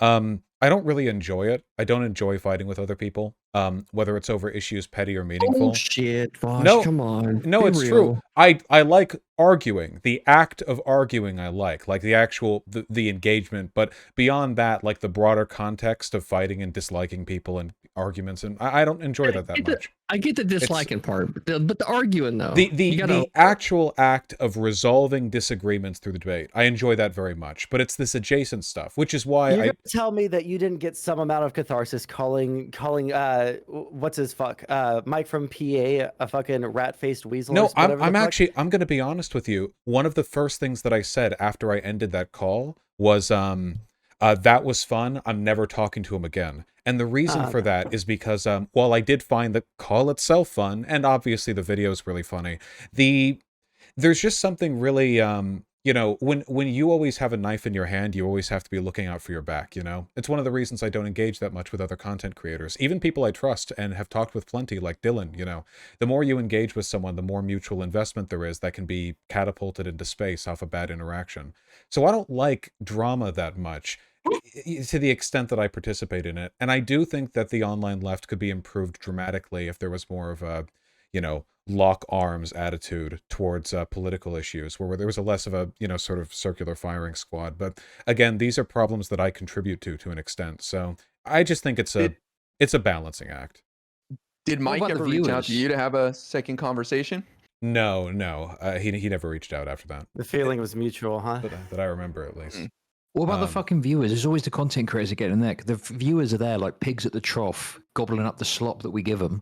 Oh, any person that says that they don't like the drama is fucking lying. Every single fucking person, every single fucking person is on this panel right now has seen a increase in viewership as a result of drama, and they know that those are the videos that get the most fucking updates. They're the ones that get the most engagement, like on all the different platforms. They generate conversations on fucking Twitter. They get people to go to your YouTube and your Twitch the next time, even if they're hate watching. Like everybody has gotten a bump in numbers from some kind of drama posting here. So anyone that says the viewers don't like it is a fucking liar. The viewers will always go for drama more than anything else. I could just do Ben Shapiro TikTok reacts for the rest of my channel, and I'd probably get more views than I do normally. For me, I don't really think there is such a thing outside of infotainment, The only information you're going to get presented without an entertaining format is when you're reading academic studies, which obviously if you're regurgitating info to an audience, you have to add something to that, and that will almost always be entertaining in some fashion. It's just about how do I sell these important issues to an audience, or my positions, my beliefs, packaged in a framework that people want to listen to. And I think you see this all over the spectrum. You see John Oliver does this, where he'll do these nightly sketches where he talks about a real political issue, but he has to make that fucking bird toucan nose joke over and over. They can't shut the fuck up with these bad jokes, but he has to do it because the network just won't let him talk to the camera for 20 minutes about, the housing crisis or whatever. So I don't know. I don't know if there's an escape from that vortex. It's just positioning yourself in the most efficient position on that spectrum. Well, I do think that there's definitely a way for content creators in the space if they're just very clear, at least for me, right? If the more clear you are about the kind of content that you want to create, and this kind of touches back to what we were talking about on the panel, but if you're more clear about the kind of content you want to create, then I will try to make sure that my framework of my mind and how I react to things is more centered around what it is that you're trying to create. Example, right? If you're trying to make a blood sports show, right, there's a few different ways to react. You can either react with a reasonable take where hey, this is an idea that pretty much everybody should be able to get on board with infotainment wise, right? And maybe throw in a joke at the end. Or if you're going for blood sports, you might cut in an insult at somebody, see how they react to it, and then play off of that. So I think that frankly, one of the things that would benefit most Twitch content creators is really getting to know the other content creators. And this was where like you have to balance the relationships that you have with your own personal community of people that are following and being there every day for you and being a part of your chat, and the other content creators, right? And I think that the focus on that, right, should be like 55-45 in favor of the other content creators, because it's the other content creators that are going to be the ones that are going to help drive the interactions and conversations that ultimately end up to building the other part, right? The 45%. So striking that balance, having good relationships with the other content creators is how you're going to be able to do that. And being more clear, if you're trying to be the host of a particular podcast or a roundtable or a show, being very clear about what it is that you would like to have done with that, so that the people that are participating know what kind of game that they should be bringing to it. That's what I think. I don't disagree. What are you talking about? What is what? Why don't you restream anymore on Twitch, Vaush? What do you think of this space? Do you just want to say the F slur, or what's the story? Sure, it's part of it. I don't think, obviously this is like talk to death. I don't like Twitch moderation. I don't like the way they handle moderation. Now, mind you, I don't like how YouTube handles moderation either, but they're much lighter of a touch, which means that there's a bigger, like, right threshold to operate within. When I got banned for like the C slur, I mean, that does shake confidence in a platform, right? You know, the idea that like an online platform could, roll you off so quickly over something like that. Also, I do think that YouTube live streaming is kind of the future for the politics space. I think there's a lot more room to grow over there. Like Hassan, somebody earlier said Hassan isn't like a politics YouTuber. He's just a politics Twitch user. He's just a person on Twitch who does politics. And I think I agree with that. He's obviously different to most everyone here in some substantive way. Yeah, I don't know. Maybe he's just more of like a celebrity adjacent, like lefty React bro. So Vaush, I mean, essentially what you're saying is that it's too easy to get banned on Twitch. YouTube is a little bit more open with their TOS, and that's kind of the reason then why you don't want to restream to Twitch, because you know that there's a target on your back and it's just too easy to get banned, right? You know, I don't have a problem with complaining about overly strict TOSs on principle. The issue mostly is that when the TOS subject comes up, it's usually people who have no understanding of how an online platform functions arguing there should be no TOS, which is ridiculous and will never happen. Or they argue like, well, I think the TOS is a problem because, and they point to all these like banned neo-Nazis or whatever. That being said, there's always room for improvement. Twitch, I think, has serious room for improvement. YouTube does as well, don't get me wrong. I think there are. But it's better for you, right? It's better for you on YouTube. There's less chance that the cancel culture mob's going to completely fucking destroy the platform that you spent years building, right? Well, yeah, it's much harder to get people banned off YouTube than it is to get people banned off Twitch. Right, I agree. So, I mean, the thing is like, I understand what you're saying with your position of TOS. Everybody's beholden to advertisers. Twitch is a smaller platform. They can't really afford any of their larger advertisers to pull out. And if Twitch feels threatened in any way by that, of course they're going to get rid of streamers. I mean, this makes sense, right? If you're suggesting hypocrisy on my part, I agree. No, not at all. I'm agreeing. These platforms, these platforms are going to have moderation policies that best meet what they feel their business needs are. Now, that doesn't necessarily mean they always do the best job of self-assessing, you know. For example, Twitter TOS, I feel like, has not so much to do with their advertising and moderation policy. YouTube maybe more so, because you had that whole YouTube Kids debacle. With Twitch, I don't know. I don't actually know much about these specific moderation guidelines for Twitch. I do know that a lot of ads run on Twitch are cultivated for the Twitch platform, which suggests to me, yeah, Twitch probably has a much like tighter like collar on them for that kind. Yeah, so it would make sense they do that. But the reason I bring it up is because you and I both know too that women mostly are in control of the marketplace, especially when it comes to things like ads and things like this. They have the most market buying power. Period. It's not even close. No doubt. I can JTV thing. Okay, go ahead. Anyway, because they have such high buying market power, a lot of ads are often targeted towards them. So I often wonder if this TOS that is being targeted, like if you look at this panel, Stardust was on it, but it's mostly men who are here, right? Don't you think that some of the target, more pointed TOS is really kind of to spare the feelings of women? And those are the ones who are the most likely to kind of go after the advertisers, because those are probably the ones the advertisers are most likely to go after. I don't know don't about. know. I just want to Vosh, say. if you don't mind, just for a Women have got moment. too much control. I've I talked, agree. yeah, go for based. it. Yeah. So BPF, right? I don't know. That seems more like like I a self. don't take you seriously. You're wearing pajama pants. Like, Eh, why would I take anything you say seriously right now, CTV? What pants I are don't. you In wearing? front of his computer. What Yeah, pants are you I- wearing? shorts. I literally don't even understand how that's supposed to be Ooh. relevant to Oh, the cargo conversation. pants. Sharp. Clearly, man Oh, work choice. pants, Pockets. yeah, clearly, and this is where we're going to be. Like, I want to point out to everybody, this is an exhibition of beta behavior from BPF, right? Like, why are you worried about what kind of pants I'm wearing, right? Oh for no, I one. didn't. Only what I if said you were specifically actually was that thinking I about can't being take up a man underneath his seriously who's desk, wearing Wait, pajama what's pants. taking beta? care of business. Hold on. right? There's So, nothing. Wait. There's nothing beta about thinking about another man's junk. Okay, hold it. Don't cross the stream, It's not CTV. taking somebody seriously because of what they're wearing. A beta behavior in your mind, then CTV. So We you settled would take the you dick seriously question. wearing shades inside with pajama pants on right now? I'm supposed to take That's any a of your bright takes face seriously? lighting, dude. kids, like, check this out. I know that you want to distract from the point because that's what you're truly scared of. Oh, Okay. sure. Bring up your point. See, there we go. Right. See, now you're ready to face the day. Right. So anyway, the Yeah, point because I here totally is. wasn't before pajama Is pants. that, Man. is Go that ahead.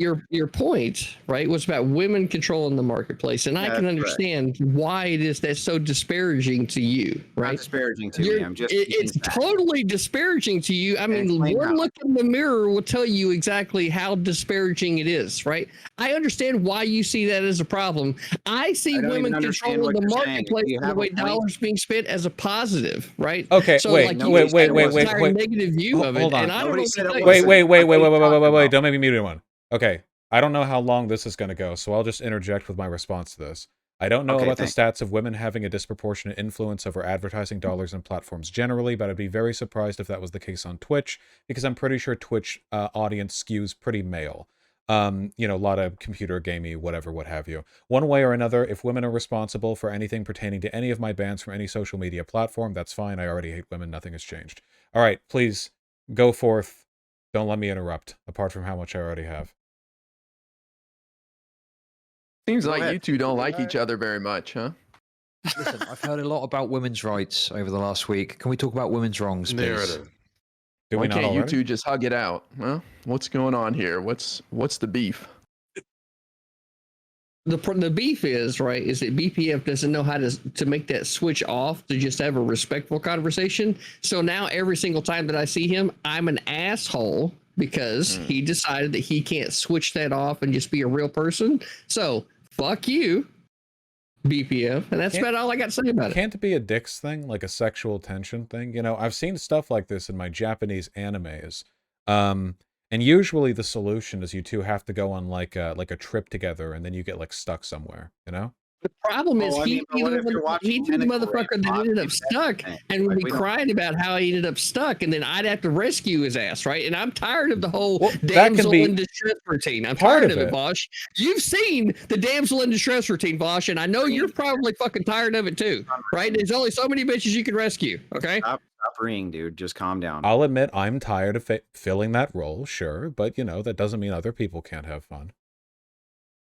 Yeah, well, I'm not in the mood for Sorry, I damsel just- in distress fun, Dylan, right? So, Dylan, you Who is know, the what would damsel in be, distress in this situation? Sorry, I'm not like quite BPF, understanding. he's totally damsel in distress, Okay, totally. got it. Dylan, Yeah. I've got to ask Dylan, what do you think the former Polish Undersecretary of State would think of this panel? Oh, big man Poland. Dylan, you should leave while you can. You're the actual one being tainted by association. It's Hey, true. CTV, Yeah. I do want to ask you: are you a dog mom? A dog mom? Well, hold on. That was actually interesting. Yes, Dylan is probably the only person that can be negatively affected directly by associating with this space, right? Do we think that that's like, Yeah, still he does. is Interesting, that that, isn't like- it? is it is it bad that he's the only, like, should he be I am tainted? flattered that he entrusted me with this role, given my reputation. It True. is a difficulty, you know.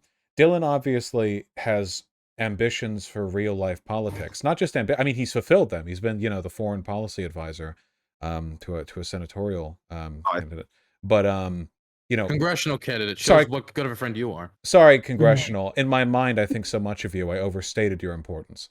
And also, what is a senator if not a member of Congress, huh? You know, True. the anyway, it's unfortunate that, you know, reputations can be soured in that way. It doesn't happen as much with the right either. You get this I disavow stuff, but most conservative politicians or commentators are like basically 2 lines of separation away from an open neo-Nazi if you like look for 5 minutes. So I don't know. Maybe the internal scrutiny really does work against us. Those cancel culture mobs that Andrew speaks of. So you really think I'm 2 lines away from being a neo-Nazi? No. From like being associated with one, which you do Twitch politics. That's absolutely the case. It is for me too, by the way. Absolutely, it is. You know, I'm talking like Republican politicians. You know, these stodgy types you wouldn't expect to know everyone and what, but of course they do. I mean, a lot of politicians do. I guess, you know, every politician who knew Clinton would have known Epstein through one connection as well. So it's it's a wacky world out there. You know. Mm. Well, Dylan, that's are you leaving and coming back because you're internet, or is it something else? It's internet. It's my. I'm in a terrible hotel. And this computer is not my usual rig. It's something that's mobile because I have to Is bring it that around. why I was the moderator? No. Ah, that's smart. I respect that. I think it was just so that Dylan can get in on the drama, to be real. Oh, that's He fair. couldn't hold back his takes this time. Hard to Yeah, I air it couldn't. as the moderator. Well- Of course, I have plenty of opinions of what we talked about as well, but, you know. I mean, it's been a weird Open night for me. discussion, Okay, dog. Give us your opinion. Can't stream. You know Can't what? stream. Internet shit. It's like 6 a.m. Okay. New Twitter arc incoming apparently with Keffels. Took Hey, multiple dude, I've L's been first there. round. Okay, it's been a great night for Dylan. I've Look, been I'm there, doing- Dylan. You can get through it. All right. Just like be very, very careful about like what insults you use to talk about her behavior, because she'll twist that shit all sorts of different ways. All right. Look, I'm going to be honest with you, Look, Dylan. Well, I want to say this to you, brother. You've got Yeah. somebody in your community that has a lot of experience co-hosting your Sunday show and has hosted it on occasion. Has hosted his You're own right. shows, right? Hey, Geek, And can you wake up? No, sorry. you're not I listening. thought you were talking about Geek. I was sorry. listening. He co-hosted it. So the point is that I do think that there's a part of the community that would love to hear Dylan's takes during these things. So if you have nothing else better for the Hippy Dippy champion to do than to moderate, which you know I do rather well, that way people can hear your takes on stuff instead of you always just moderating. But then we won't be able to hear your takes. You know what? I feel like that's where that gives an opportunity for the conservative community, which is quite a bit smaller on Twitch, to give, you know, room for people to be able to upcome and grow to that point. So it's a win-win for everybody. If I BPF, nominate. I think if BPF keeps at the grindstone, I think one day, maybe in a few years, he can like reach the level CTV has reached on Twitch. It's true. And I'm rooting for him. Everyone I'll- loves a good underdog story. All I would need to do is take a massive pay cut and then go downsize from my massive property and move into a trailer with a ton of dogs and very limited bills where I have nothing but time. And no Based. thanks. I'm cool Oh, with yeah. that. I'm cool. I'm cool staying away from that. Yeah. I'm fine with the growth More of a- process of More of a cat person? what are you talking about? No, he's You more said of a- dogs. Was the dogs the issue or what? Nah, Well, no, it's the 30 of Because all them of that inside sound the awesome. trailer. That's a little It's the- much, isn't it? Dylan, it's the SLB syndrome. That's what it is. Man. What's SLB? SLB? Oh, you haven't heard of Mm-hmm. this? It's scared little bitch syndrome, right? Like once you decide that you're going to stay in one spot and never move again, you're a scared little bitch. Just admit it, right? I am ready to travel throughout the whole fucking world, right? All I need is a road, right? And I'll pull me and my motherfucking house wherever I decide to fucking go. In the So you whole can say- world, huh? so You're you gonna can pull say- you're gonna pull your house over to Europe, CTV, in the whole Well, fucking I world. might He if they did say ever he needed a decide to road, build a fucking okay? road between Alaska and Russia, and Yeah. I'll go across the fucking Bering Please. Strait, and I'll make my Please. entire way across fucking Asia, that and microphone then into closer. Europe that way, Please. asshole. Since you Just breathe don't a seem little to be more. aware of topography of the fucking Marine planet. more. Lead the way, Anyway. CTV. Lead the way. All right. Exactly. Start that bridge This now. is just all like one right? of those You just see Japanese some animes I concrete. was talking about. Yeah, it's just like one of those Japanese Japanese anime. animes. Yeah, Vaush, there's What I like what the would your emphasis on advice Japanese there. what advice would you give us here on Twitch politics in regards to drama and moving forward? I'm the worst person in the world to ask that question. Christ. Look, I think be more toxic and more bad faith, right, Vaush? Just like my New Year's resolution: more bad faith, more toxic, more drama, right? well, that's a part of it for sure. I mean, IRI, you don't get up into much of that toxic drama as far as I can see. You've got your nose to the grindstone, and I do respect the hell out of it. I guess it's just there's a lot of envy in this space that affects literally everyone. I mean, from one viewer Andy's to Hassan. And I feel like it affects people's decision making when it comes to what content they go over and how they choose to cover it. And it makes them inclined towards more toxicity with others because they feel like they're fighting over a zero-sum game situation. You know, they're all playing for the same pot. And I don't think that's true, actually. I think that some of the most effective political actors on Twitch and YouTube have been people who have another thing they do, and they kind of passively integrate their political interests, you know? And I really respect people who do that, mostly because they have the ability to shut up, and I don't, so they have more restraint than I do, if nothing else. I don't know, it's really a person-by-person thing. But if you're ever dreading, like, hitting live because of all the drama that you know is going to pile up or whatever, I think that's definitely indicative of a need to, like, change course and maybe just drop some issues, because it should always be fun. Anyone who can do this for a living is very, very privileged, whether they're able to make minimum wage or what I make doing it. I mean, it is, at least potentially, I think, a very fun field. Yeah, Vosh, who I you- think definitely. Vosh, who you envy yourself, Vaush? Oh, Hassan, I want the biggest viewer. I want the most viewers. I want all of Hassan's viewers. I want to eat them and make them a part of my channel. Listen, I've just got to put this You're to you, all- okay? See, this 'Cause is I'm this hearing is what some- this is. CTV, wait a second. This is important, okay? Listen, Okay, some Chad. people are talking, Vaush. They're saying, look, the reason Vaush is coming on this panel, and you might see him a bit more, is because the big D man isn't around to ambush you. What's your response to that? Would there be a point in arguing against it? Is there an argument I could employ that would change the mind of the people who are saying that? They're free to believe what they like. I'm happy to be here for this panel. Okay. Yeah, so like I would say this, right, Chad? So like the fact of the matter is that I, as the conservative main boss here, right, on all of Twitch politics, that's this guy.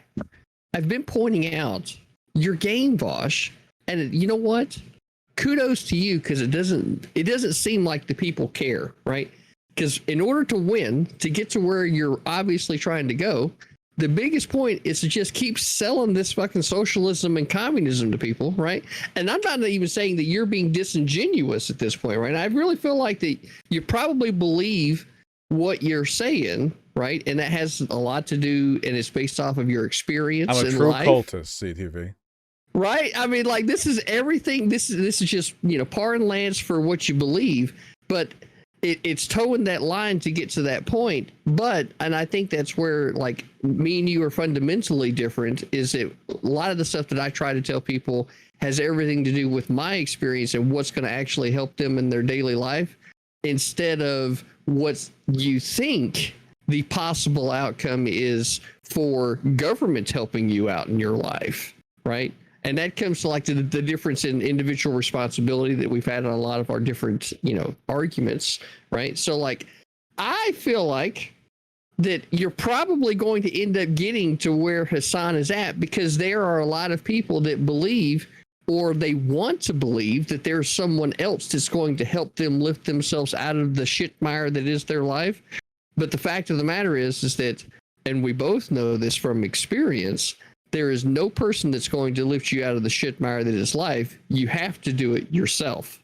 Yeah, I just want to say, I'm a big proponent of individual responsibility, but everything has its place, you know. Individual responsibility will help a merchant make their way to Rome, but nothing will get them there faster than a road being built. I think it's important to understand that individual responsibility is always contextualized against the environmental benefits that a person enjoys. An irresponsible person here in the United States has more opportunities available to them than a responsible person in Bangladesh. And so for that reason, I want to ensure that everyone, ideally the most responsible, but everyone, has opportunities that are improved by the availability of things like free healthcare or a good education. I think those give us all more power to act on our personal responsibility. It's not the government's job to uplift us and deny us the ability to act for ourselves. It's the government's job to build a great big springboard so that the strongest of us can leap the farthest. In my Guys, I opinion. think I'm gonna head out. By You the know, way, that's just really all quick. right, Rhizome. Just gonna head out. Appreciate you, buddy. Have a Yeah, wonderful nice night. hanging out. Appreciate it. Nice meeting you, Vaush. Of course. Yeah, Have a good dude. evening. Yeah, for sure. Catch you guys soon. See you, Rhizome. Also, just before you go, Rizo, I don't blame you for that shit. Just so you know. Oh, we're good. We can go. Yeah, we can go back and forth about whatever we want at any point. Yeah, Just yeah. so you know, I'm just whatever letting you know. I don't blame you for that. It's all blood sports. We're all good. Yeah. Yeah, for and sure. I don't even give a shit. Like I wouldn't have even I wouldn't have even thought about it again ever, except that it was brought up here. Just so you know. Yeah. Right. So Fair enough. anyway, have a good night. I'm also gonna get the hell out of here. Thanks, I guess everyone for It is for around being that there. time. Yeah. Yeah, I guess so. This has been good. Everyone's leaving. It's been a pleasure to moderate, though. Of course, CTV did leave, having about to say something. I'd feel bad if I closed everything. He's You gonna ain't come gonna back feel- and you say ain't it gonna feel anyways. that You won't bad. even realize. Come back to Are see you really gonna feel that bad? the panel's though? gone, his house is foreclosed, everything's gone. You know? He's got Hello, his CTV. headphones. He's heard us. Oh, that's right. Hello, CTV. Oh yeah, I'm always listening, just so you know. But anyway, Catch so you guys so later, so, though. so Rhizome, catch you later, bro. And BPF, hope to see you around, fucker. I mean, really that was scared about You're wait, leaving, where right? That word was You're going. leaving, right? That F was held for a second. If you're leaving, then fucking leave. Well, he said he was going to close the panel down, CTV. I thought you listened to everything through your big stupid headphones. It is You around said that you time. were leaving. You said you were leaving, right? We were actually having an intellectually engaging conversation, which I know that you're not even capable of having, right? So I know these things. Therefore, you said you were leaving. Get the fuck on out. I'm happy to see you leave. That's it. You know what? Stop I think it's preaching really yourself funny along. how earlier. I love how earlier Andrew was saying that, like, oh, the left. I love how the left just eats itself alive. The left is just eating itself alive. I just eat it up. And like here we have like the two right wingers on the panel fucking CTV going is at not each a other right-winger. harder. Oh well, I mean, Okay, he's a you right wait. winger, Hold on. How am I not a right winger? Put it Wait, out. Put if it out. I may. Tell me, BPF. Wait, I'm hold not on. sure. If I I'm may, pretty do you know sure what's happening right now? Do you understand what's happening right now? This is literally just no, you hang up. Except it's between 6 guys. You know, we were making gay jokes earlier. Very This is the feminine gayest behavior, thing. BPF, okay? Very feminine behavior here. Listen, I've had a tremendous time moderating this. Enjoyed talking with all of you. You should moderate more, Vaush. I like doing it. I have to bite my tongue a lot during the convos, but I do like doing it. I appreciate you all coming on. You know what? Because we didn't with You everyone. have a response to you though, just so you know. Oh yeah, I didn't know if you dropped that because you started arguing with no, Andrew. BPF started talking like I decided to go piss, because I'm drinking. Okay, I just right? didn't know if it had been. No, please. Yeah. Well, no, it's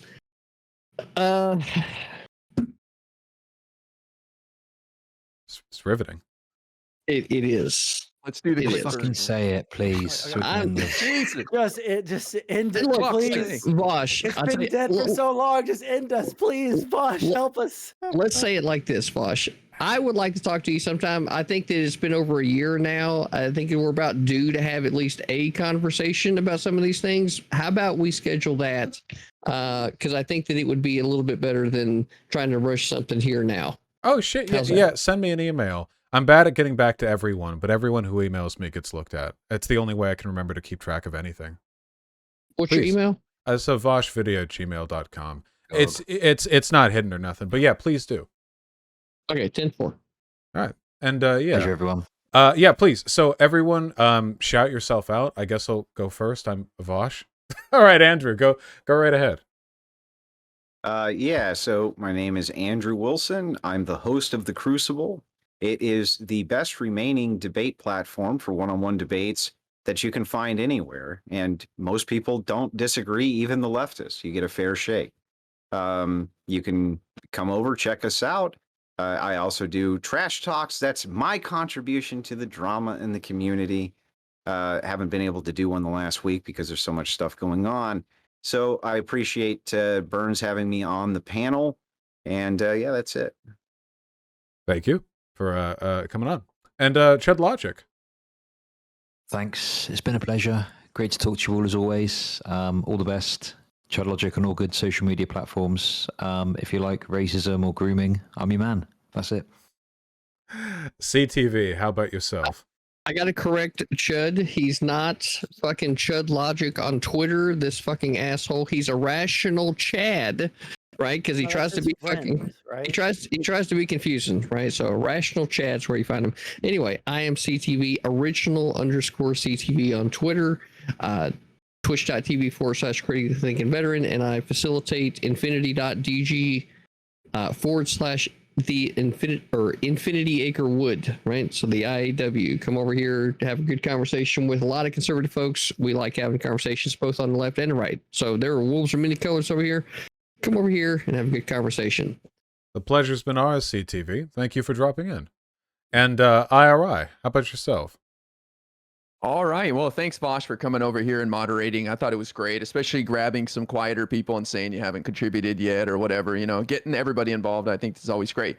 I go by I'm really important, no apostrophe in there. If you can't tell by the crazy posters behind me, I'm obsessed with electoral politics. We got a big primary coming up on Tuesday, both Republican and Democrats in Pennsylvania. So go Fetterman.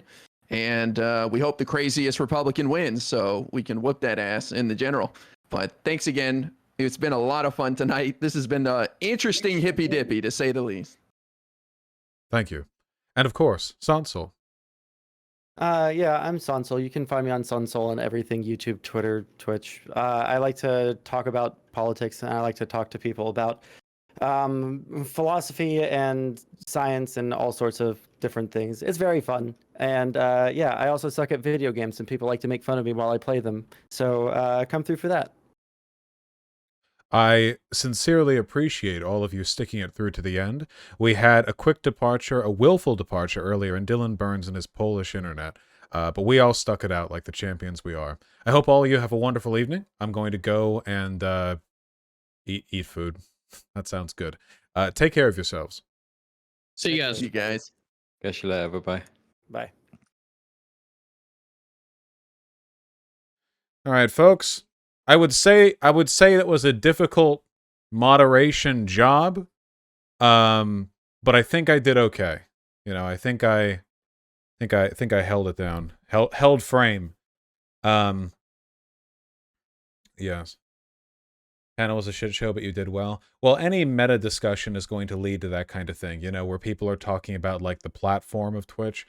You can make world peace with those skills. I actually really do like moderating, because I've had so many conversations that go poorly that I feel like I'm good at identifying when things are, like what needs to be done to keep things on point. Also Keffels is watching the stream. Say hi, Vaush. Keffels, are we doing drama? What's happening? Hello, Keffels. Can somebody explain to me what was even going on there? Is Keffels still watching? Wait, Keffels, if you're watching, don't stop watching. Keep watching so I can just talk to you directly. Click on the Keffels and advertisement. I can check through Keffels' chat. Keffels' chat, spam lol. No, I don't think she's watching right now. Oh, is she here? Oh, no, wait, her chat is watching. Wait, 1,300 people. Damn, Keffels is reeling it in. Well, I didn't really think that I'd get this far.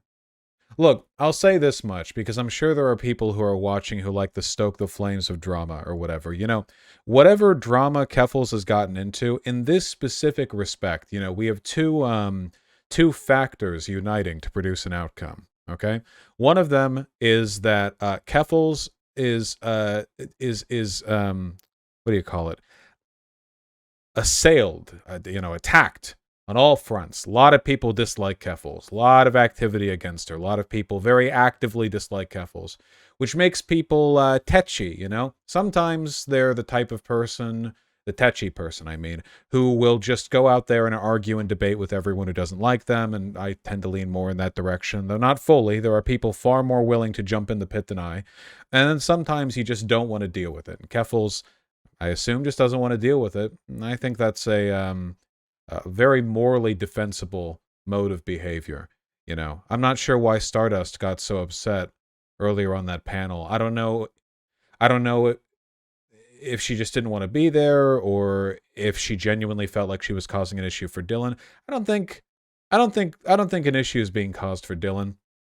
Dylan's a reasonable guy. He's just a very big tent person, you know. He does debate panels, so he's going to have people on who, you know, don't like each other, or, well, it's impossible to have conservatives on without stretching the moral bounds of your allowed participants at least a little bit, right?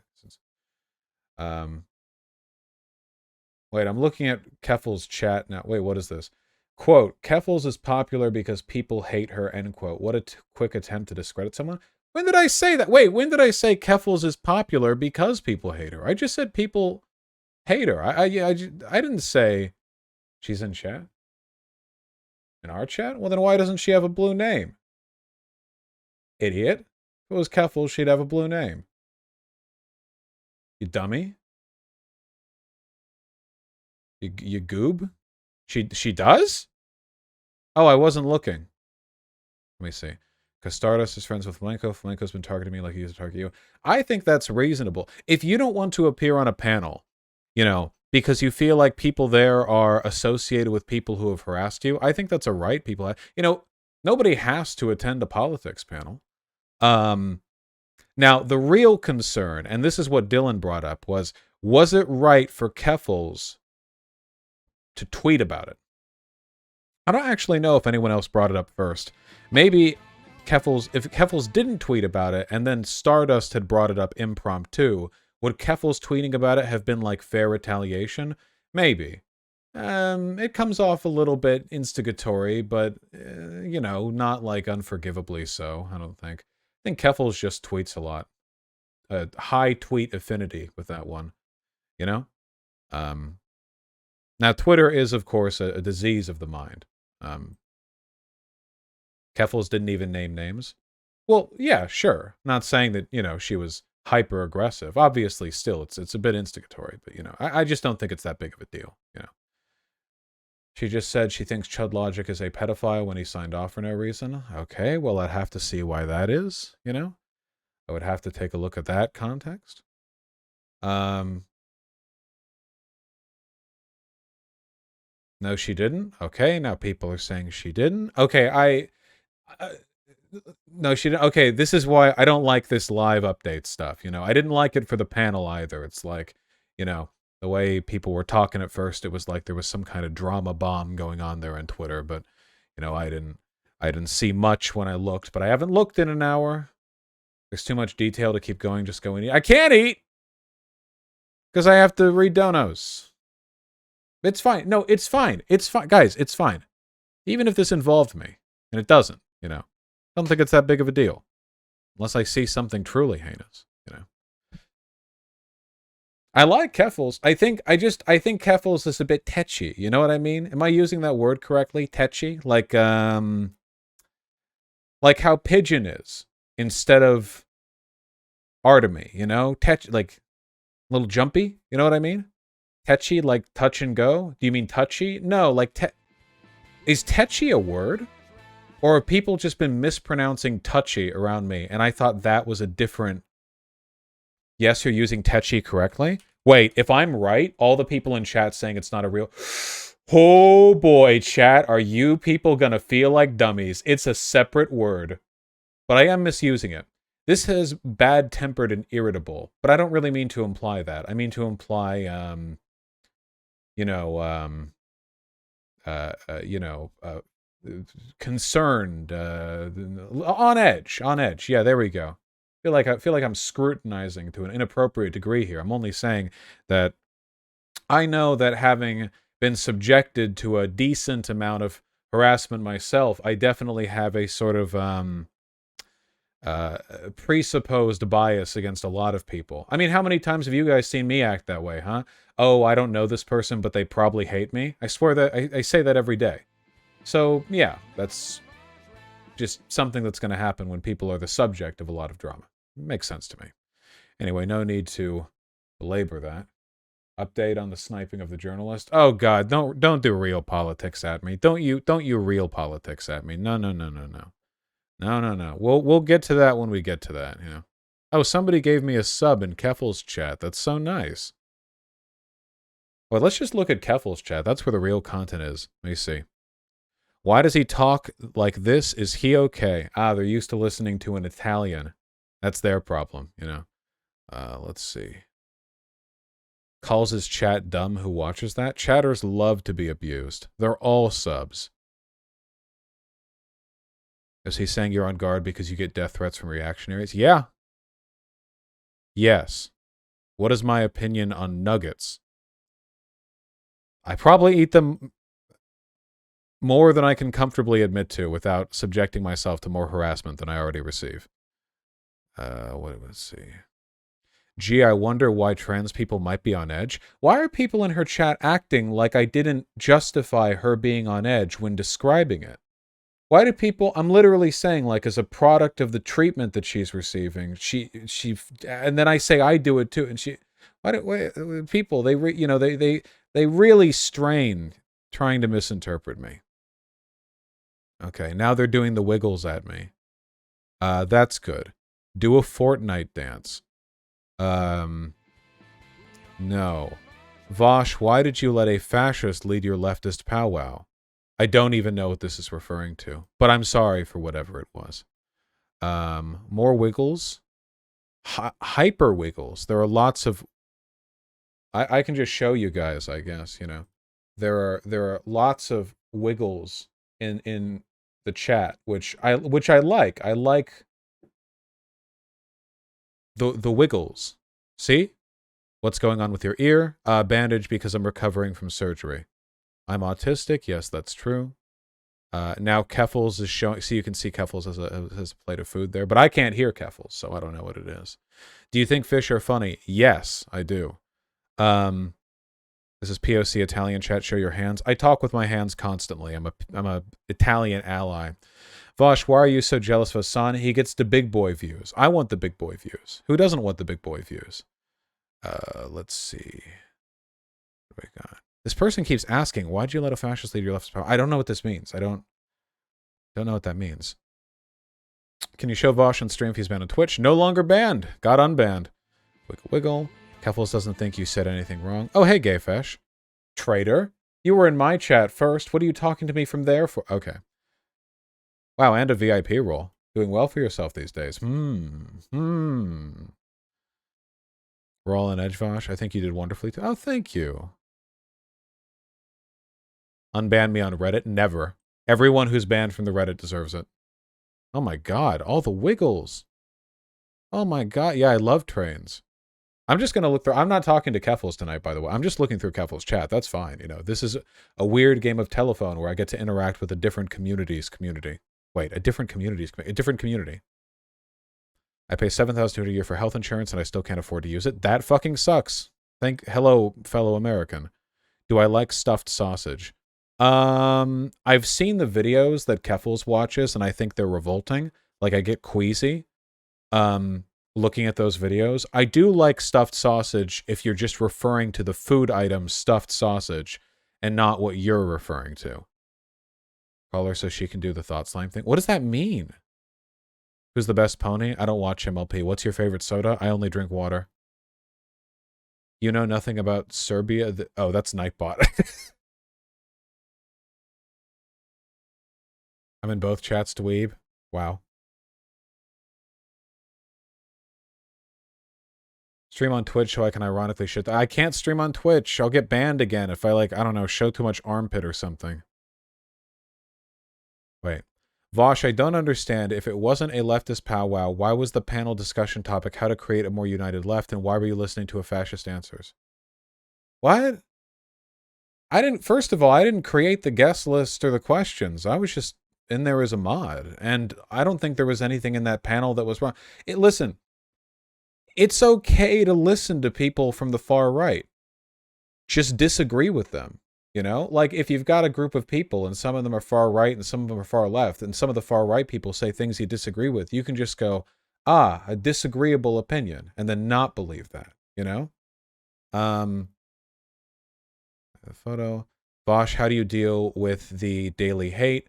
I have a really nice community that supports me, so you should do the same for Keffels, because it's very helpful. Also, you know that whole, like, meme, cyberbullying isn't real, just turn off your computer? It's kind of true. I know it's really invalidating. I don't think you should make fun of people who are dealing with cyberbullying or whatever, but it's kind of true. A lot of people will deal with a lot of shit online, and it's because they're, like, looking through the hate comments or DMs or whatever. Like, you don't have to, you know? You don't have to. You can just not do that. I know it's hard, but, you know, I'm criticizing you based. You have a collection of horses? Only in my imagination. Unban me from the Discord? Never. Catboy collector. Do a Fortnite dance? No. When's the Middle East research stream like you promised a year ago? No need. I already solved the Middle East. I already fixed it. What do you think about federal judiciary employees being barred from politics? I don't know how much of an effect that would have practically. I mean, maybe you could see an argument for it, but I don't know how much of a positive outcome that would have. I didn't like your recent stuff, but you're still cool mostly, though. Thank you. I appreciate that. I try my best. Also, hi, Keffels. You know, I can't hear you, but I can see you when you react to something that I've said on about a 4 to 5 second delay. Can you come fight me in Creator Clash? No. Also, I'd win. You don't want that. Vaush, that's true. That's very, very true. What if you never platformed fascist? So there's nothing wrong with platforming people. What's problematic is platforming people irresponsibly. For example, if you have a far-right person on, and they're on in the context of you debating them and making them look really silly, that's good. That's a skill that I have, so I use it. But if you're having a person on and you're just kind of like joking around and just agreeing or whatever, that kind of like enables their values. And that I take issue with. But as a fundamental, if you cede the concept of platforming, what you're essentially saying is that your ideas can't survive direct opposition, which makes us look kind of weak, you know? Let me see. Tennis, moderate platforming, fascist, bad, actually. Nobody can distinguish between the value of good platforming and bad platforming, I swear. Let's see. Horse in the hand with... Oh, I think we caught up. Oh, okay, nice. We caught up. There we go. We're actually at a live feed now. What an interesting little stream bit here.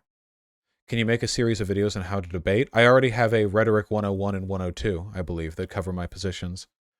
How's the Fortress art going? I feel calm. P is stored in the balls. That's true.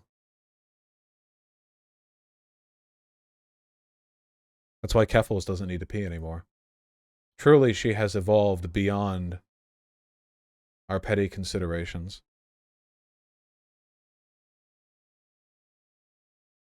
Click the gift thing, please. I don't believe in Twitch buttons. Do you think those discussions actually... Wait, did you just print that? Do you have a printer in the year of our Lord 2022? I guess it's weird that I don't have one. Sorry, I don't have a printer. I can't print funny fish.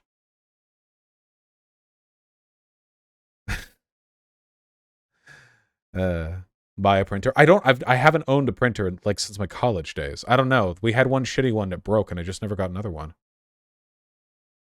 Oh, so you just paradoxically messed up word? What? What do people mean? I never know what people mean when they dislike me. I don't know what people mean.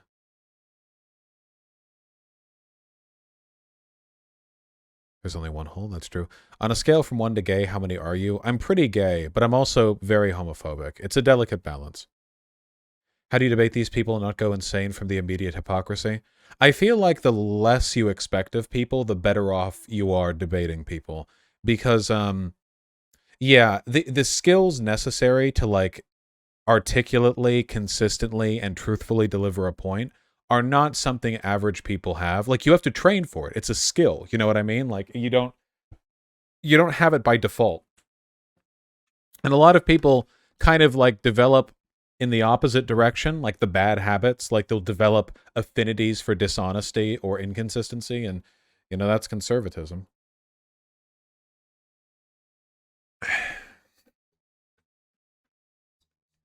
So a wacky little stream bit here, but I'm fine with it.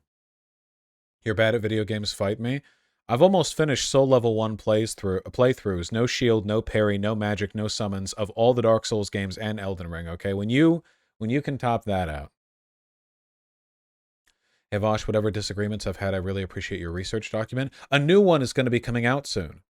I want to do a new one, okay?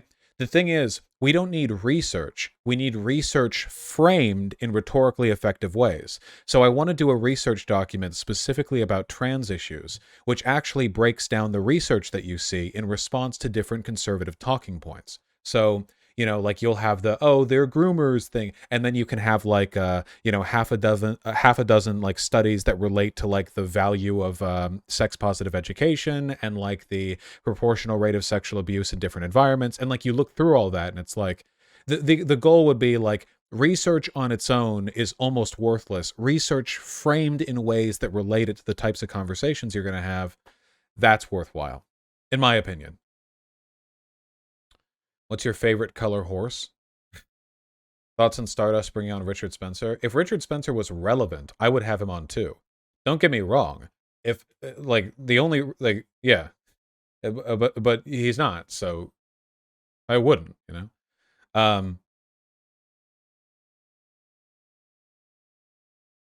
me see. It was a picture I printed. Was writing over it with my 3D pen. Oh, that's so cute. I still need to see the 3D pen in action. Okay, buddy Vaush, win. Shut up. Not for another month now. Are chicky nuggies the food of the proletariat? Undeniably. Is your mission in Kharkiv completed yet? No, there are still many youth to save. Do you think that these debates actually lead to changing anyone's mind? Because it seems like no. I have to ask, is this an opinion you formed purely out of like a sort of intuitive bias? I've received hundreds of emails from people saying they've been moved over, and those are just the people who emailed me. I can ask my chat any day of the week, how many of you got brought over to the left because of debates that I've had with conservative content creators? And a significant number of people in there will say, as they're currently saying, them. Stuff like this is really effective. You guys don't understand because, with respect, you're all babies. I know most of the people in Keffel's chat are like 10 or whatever, okay? I know that. You can't hide. You can't, yeah, I know, all right? You weren't around for Gamergate, all right? What you have to understand is that a huge part of the right wing's dominance on YouTube for years was the perception that they were these intellectual juggernauts who could not be defeated by leftist arguments, And for a while that was true, not because the Gamergate types were correct, they weren't, but because nobody was both prominent and rhetorically effective enough to meaningfully respond to them. The existence of people like me, I'm not the whole left, and I never will be, but it's an important part of fighting against the perception of unified conservative strength. That's important. It's valuable. Oh god, get right ahead of me here now. Why'd the TV head person die? They didn't, it's a Fooly Cooley reference. Claim the channel points? Maybe. Thanks for putting me onto the anti-feminist cis guy to leftist trans girl pipeline. Ah, look at that. I trans somebody. See? There you go. Why are far-right bigots worth sitting down with, but not far-left like Has and Hinkle? You repeat yourself, my friend. There are only far-right bigots you refer to. And I've sat down with all them folks. Your rhetoric helped me hold my own in arguments as a trans person in a Texas high school. Thank you. Catboy Collector, I'm sorry you were banned from my Discord. Now you've made me feel bad. The pleasure's mine. But yeah, really, stuff like that is valuable. Don't think of it as my debates moving people to the left. Think of it as my rhetorical skill giving my audience the ability to defend themselves and move their friends, family, and coworkers over, which happens all the time. Why do you feel you need to keep using the R slur? Because it's funny, and I like using it because I like it. It makes me happy to use it, along with other slurs. You know, a wide variety of them all the time.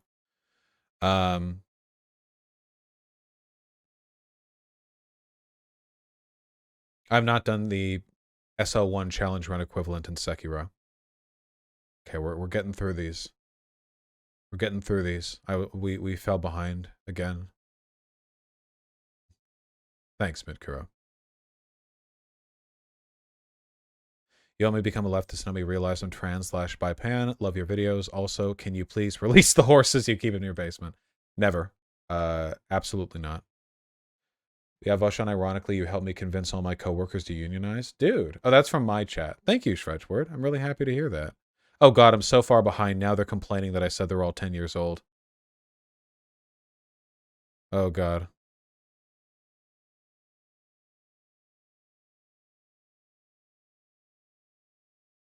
This is an unexpected but surprisingly good way to engage with another community. Oh, well, I like talking to communities outside my own. Okay, I get what people are saying. Fuck this guy. What did I do? What did I do? Can I get a shout out to all the trans people from Venezuela? Yes. Solidarity with all trans Venezuelan comrades. Not cis Venezuelan comrades. Can you clear your notifications? No. Thank you, Ocean Curse. I figured people were pretty set in their ways. It's nice to hear of your success in that area. Yeah, you're never going to convince the person you're arguing against. It's the audience that can be swayed sometimes. Usually it takes a while too. You know, you plant the seeds. Tell your chat to hit the like button on YouTube. Yeah, seriously. Okay, all right, okay. Move me over. That's fine, Real Party Pat. I forgive you. Okay, we did it. We made our way to the bottom again. The only time you'll ever find me at the bottom, because I'm a top. Just one question. Why do you mispronounce aesthetic and also every word? Wait, aesthetic? That's mispronunciation? I think that's how it's pronounced, like, normally. I mispronounce every word because I'm autistic, and you're ableist now. Thank you.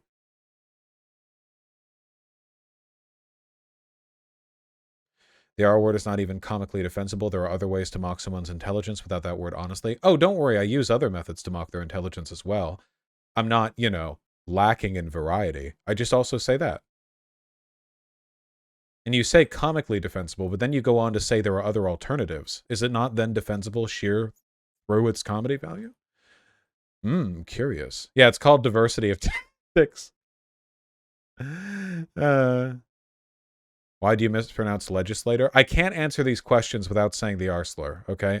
About myself. Many people pronounce it aesthetic. Aesthetic. What, if you're like dying of thirst? Aesthetic. What are you, a snake person? Are you a sneeple? What are you talking about? Aesthetic. It's got an AE. Why would you? Yeah, why? You're my introduction to Twitch politics. I'm sorry. Aesthetic. I'm pronouncing it good now. Aesthetic. Yeah. Keffels, how are you doing? I can't hear you. Wave if you're doing good. It's pronounced esquiti. I see. It's not really a wave.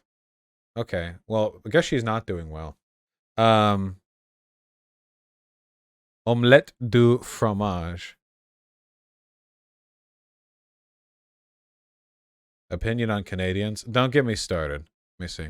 Just kind of childish to insist to say something that you acknowledge has direct and currently very prevalent problematic use. If you want me to go on a 20-minute defense of using the R slur, I will. No, you know what? All right, here's the pointers, okay? First of all, hey, Keffels. First of all, if you want to complain about this, it's so bad of you to continue doing something when you know it's harmful. I hope you don't drive a car, okay? However you want to splice this, all of us participate in social, political, economic trends that are in some way harmful knowingly, and we do it out of personal convenience and pleasure. Obviously, there are different thresholds of harm here. They're not all comparable, but that's just something to keep in mind. Secondly, honest to God, I just don't think the R slur, like hurts people that much. You know what I mean? I feel like the harm that, oh god, this goes into my slur take generally. Okay, here's the real point. I'm autistic. Shouldn't I be able to say it? I can say the F slur. I'd say it right now if somebody on Twitch wasn't watching me. Because I'm gay. Because I sucked it. It was so come on. Be consistent, you know. Yeah, careful, we're on Twitch. Yeah. See, I'm being very careful, you know.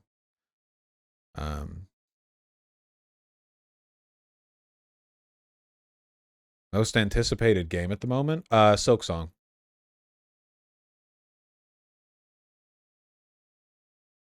Also, if you want to talk about problematic language being made by people, oh boy, I hope you're not a part of the trans community. All right? As an honorary trans, not self-appointed, given to me by many others, okay? Trans people, when, you know, the cameras are off, will employ self-deprecatory slurs at a rate, frequency, and volume unmatched by any other group of humans alive, up to and including neo-Nazis. Nobody else even comes close. So, you know, it is just devastating. You get like secondhand transphobia if you just listen to two trans women talk to each other. It's insane. It's a wacky world out there. I'm just saying, you know, who let Vaush in on this. Tragically, as a product of my community's demographics, I talk with an inordinate number of trans people, which is why I know all of the goddamn TTT lingo.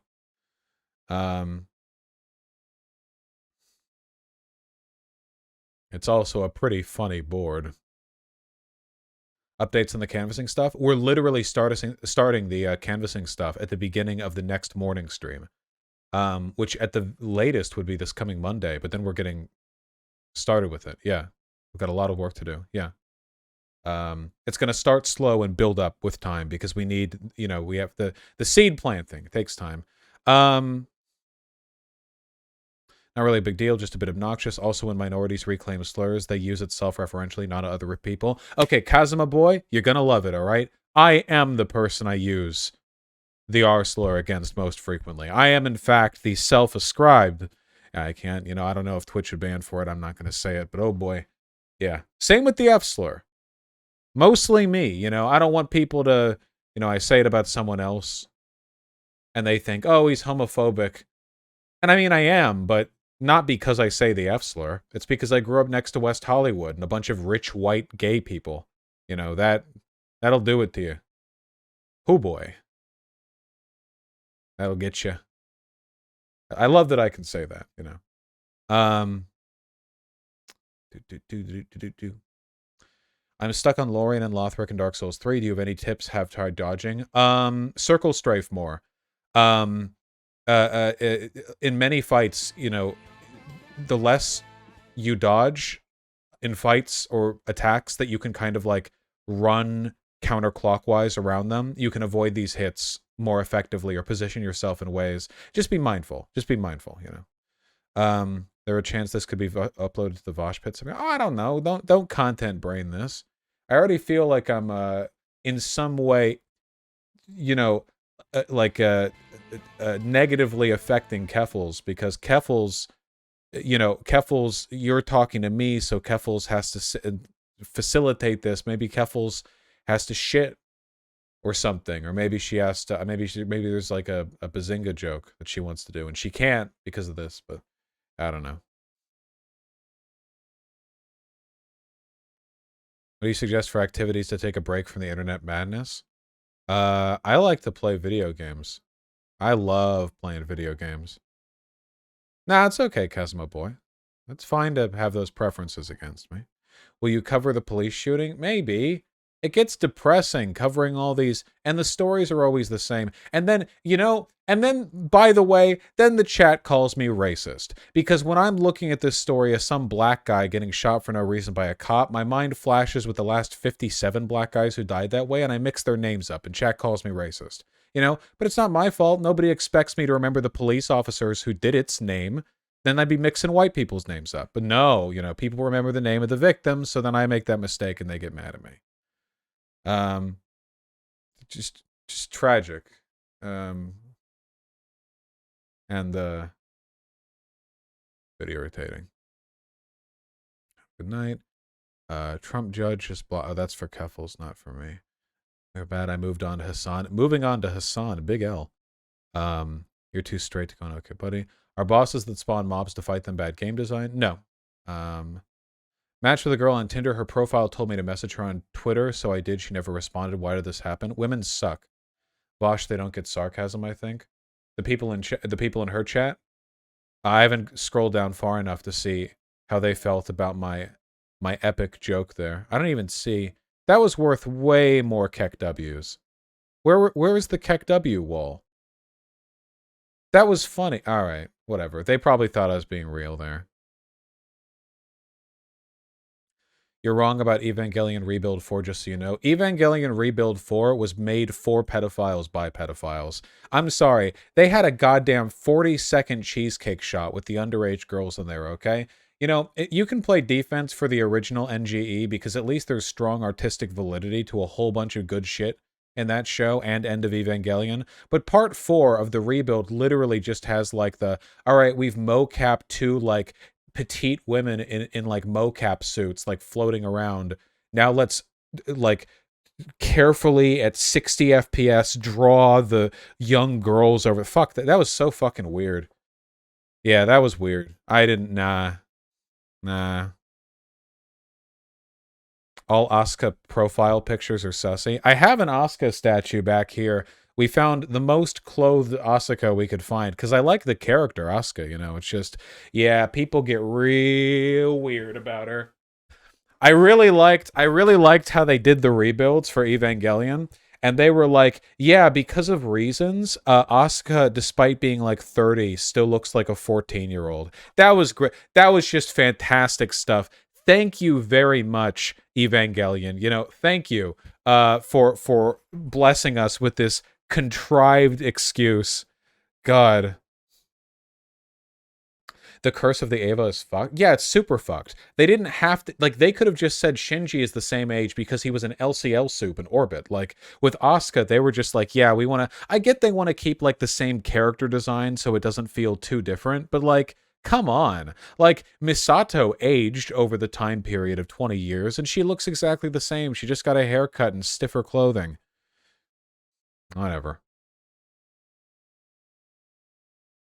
Vaush is so fucking right here. Oh my god, Keffel's chat gets me. Have you ever changed any Nazi's mind? Yeah, there are former Nazis in my community.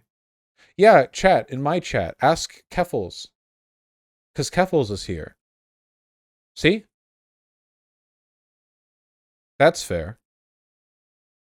Oh yeah, but I have Keffels muted, so they can't hear. Wait, wait, we can't do both because then we're talking over each other. Fuck, what do we do? I was going to leave. I had to read donos. Can I read donos next time? Did anyone give me a big dono? All of you did, because every dono is big. But Osbon gave me $50. Thank you, Osbon. So, when are you hosting the next presidential debates? Oh yeah, I'm lined up for 2024. You know, I'm lined up there. You have a video, remember, Linelux? What the fuck are you Tempest, what the fuck are you talking about? You have a video, remember?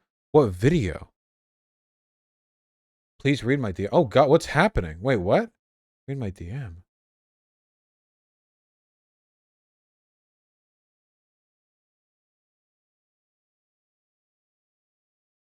Oh shit, okay, wait, hold on. Gally, that's gonna take some thinking, some thunking, okay? Hold your... Oh yeah, Linelux. Yeah, Linelux was a former Nazi. Who's in my community now. And she got moved over. But yeah, Gally, I'll read and respond after stream. Watch Our Flag Means Death. I'm like 3 episodes in, okay?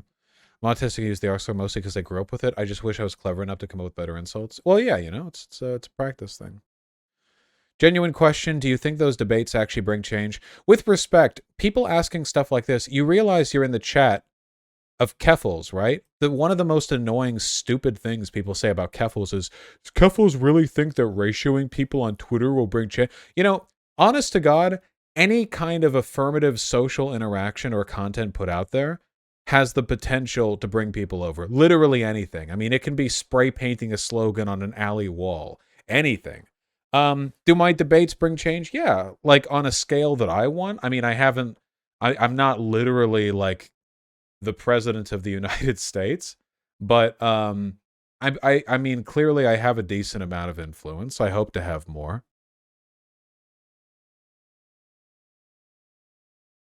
Have I seen Ascendance of a Bookworm? No. Yeah, Marauder TS. The rebuilds are just not that good. Can Keffels talk on my stream? What would Keffels and I talk about? I like Keffels, don't get me wrong. It's just Poop Sock with the $20. Man, I was gonna read. I didn't expect this. Now I'm locked in. Okay, listen, Keffels chat. I'm giving you all 3 more minutes. Type it out. Just type. Yeah, you're getting 3 minutes for your goofy goober shit with me. Keffels tag me in VGG. Oh fuck! I'm not looking at my chat. I'm looking. What does honk honk honk mean? That's a car horn. What do you mean? If you're referring to that Twitter account that you looked at, that's probably in reference to Duck Game. I think that's what it's called, where you play a duck that honks. Very good. Very good game. Very, very good. Oh, that was Stardust? Oh, that might be an alt-right dog whistle. I have no idea. Stardust deals in circles, that's for sure. The honk honk thing was an alt-right dog whistle. I don't know if that's the case with her. I just know that she's done some dabberinos. Goose Game? Oh, Goose Game, not Duck Game. Okay, wait. I said I'd look at the chat. I don't want to be uncharitable and assume that's the case with Stardust. Stardust isn't a Nazi or whatever. I just don't know, you know. Okay, she is retweeting a bunch of... Okay, I think it's just ducks, guys. Or goose or whatever. Yeah,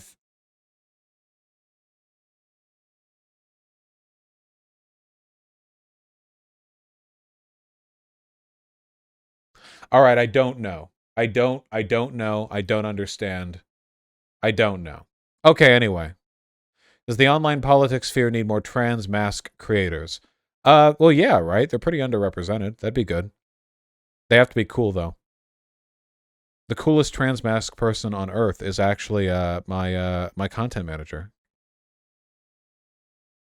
Do I love black people? Yes.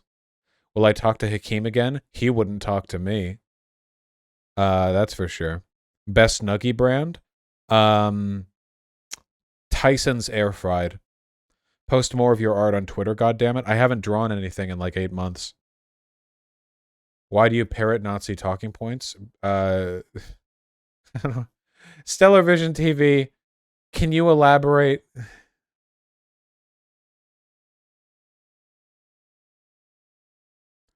Any tips for the lady butterfly fight?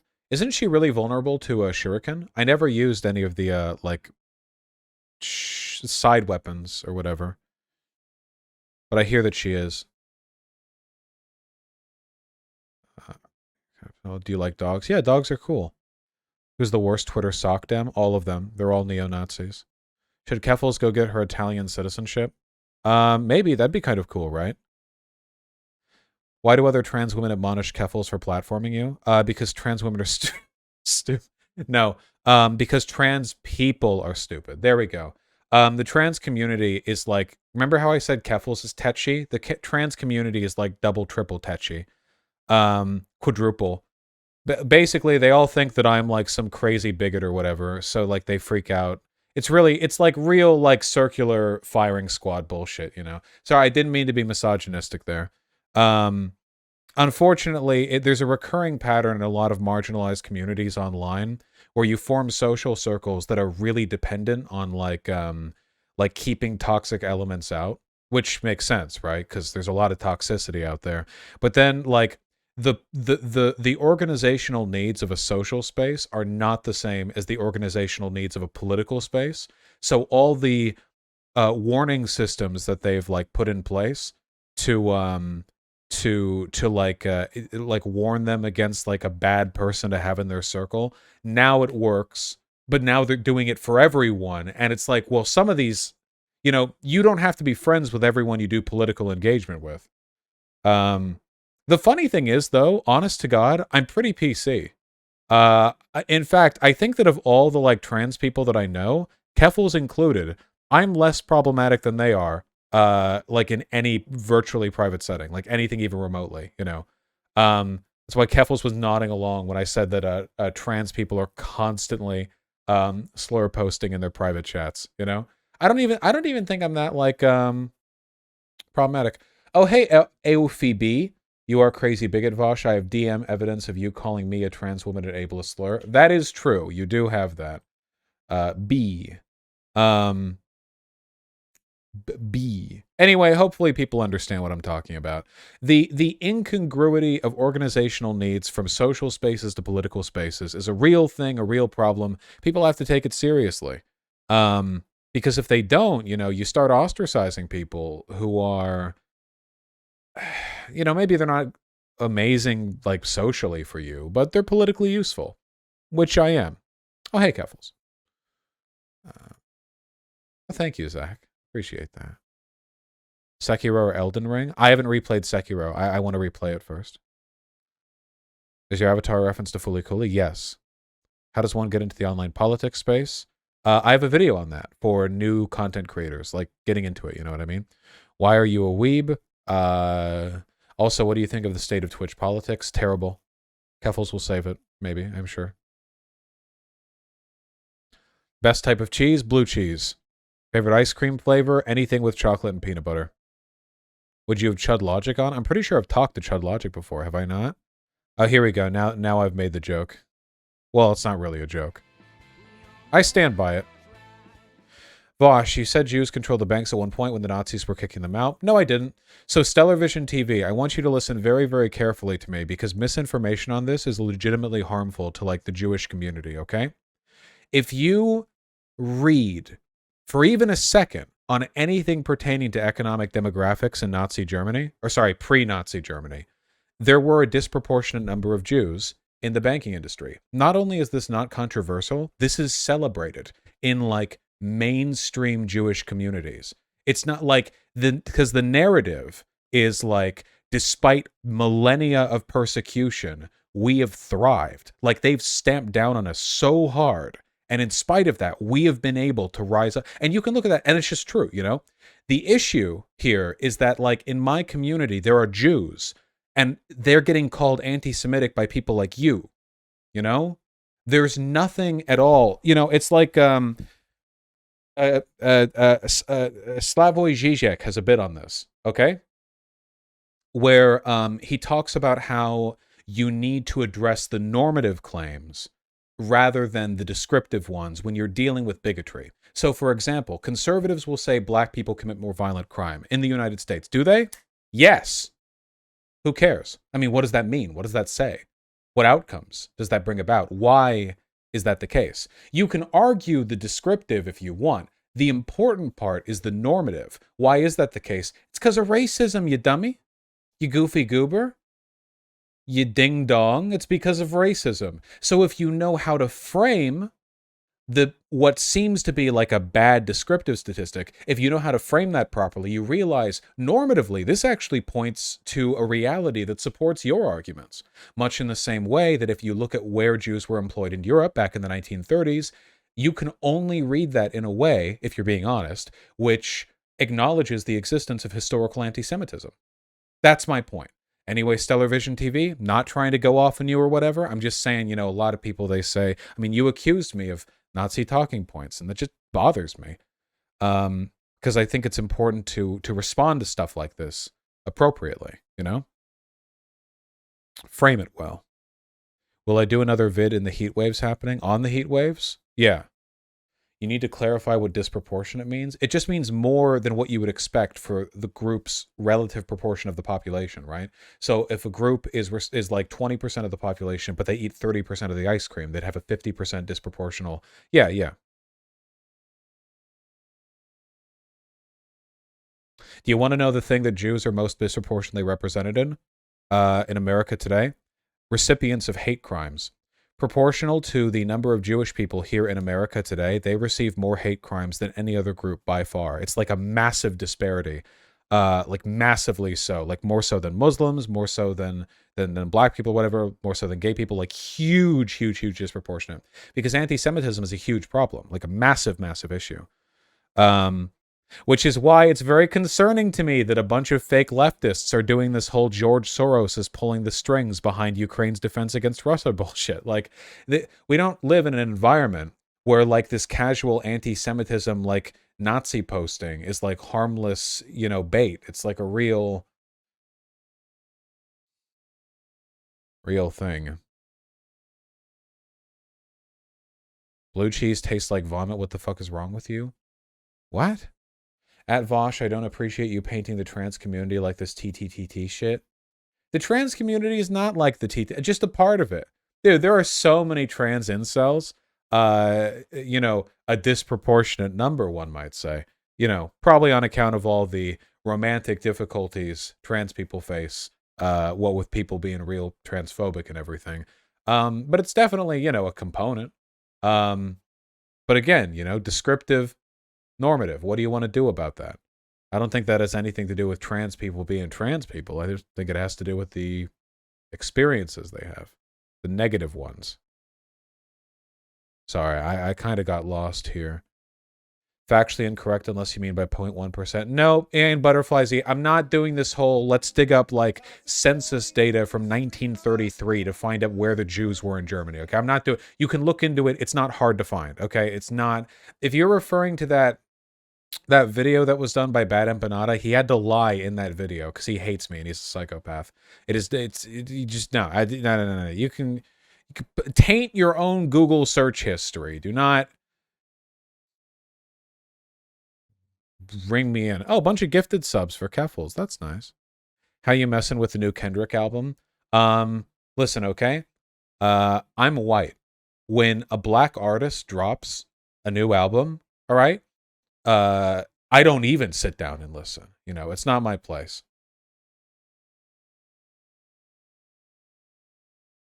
Framing TTTT as representing all trans people ignores all trans. Wait, when did I say TTTT represents all trans people? When did I say that? Why? I swear to God, it's a filter that's being run through. Yeah.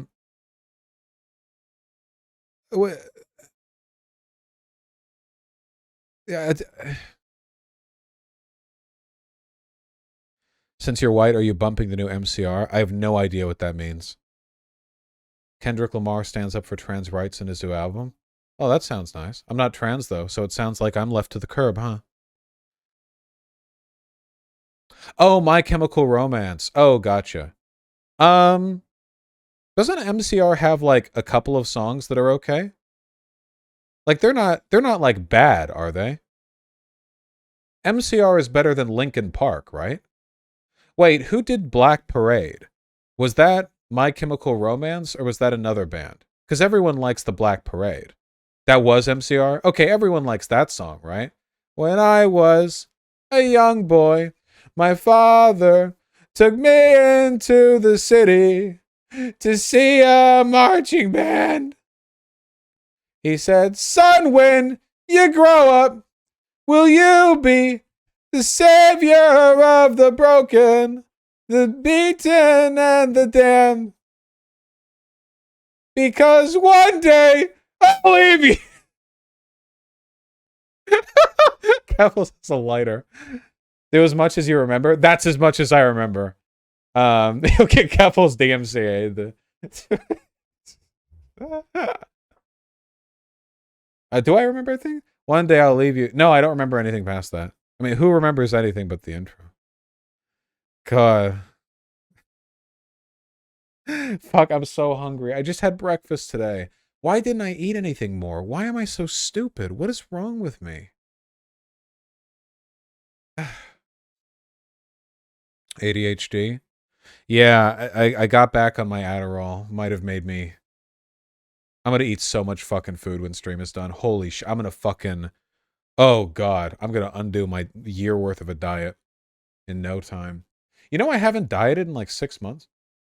Go eat. I need to do a call with Lonerbox and end stream. Oh, Lonerbox. I like Lonerbox. Tell Lonerbox I say hi. All right. Well, if I'm being shooed off. Here, let me just make sure there's no final pointers here. No, quit your day job, canvassing. I actually think, okay, trucking Melissa, I'll tell you a secret. I actually think I'm like okay at singing when I'm trying, you know, but I can't try for chat. I can't expose myself like that. What am I, an OF model, you know? I'm keeping my asshole clenched. Yeah, see, they say copium, but I've serenaded their mothers into bed. Do I like pickles? I like pickle flavoring. I like pickled things. I don't like pickles themselves because I'm not a trans girl. All right. For the record, you can accidentally parrot Nazi talking points without being anti-Semite. Television TV! Go look it up! You goddamn... You Gentile fuck. Speaking over the experiences of the trans people in my... Trans people. Jewish people in my... No! The trans Jewish people in my audience, of which there are probably a decent amount, honestly. God damn it. All right. What do you think of this emote? I like it. All right. Keffels chat. I love you. Beautiful. Keffels. Weird to say that directly to another person as opposed to broadly a community. But I hope you have a wonderful night. You all take care. Yeah.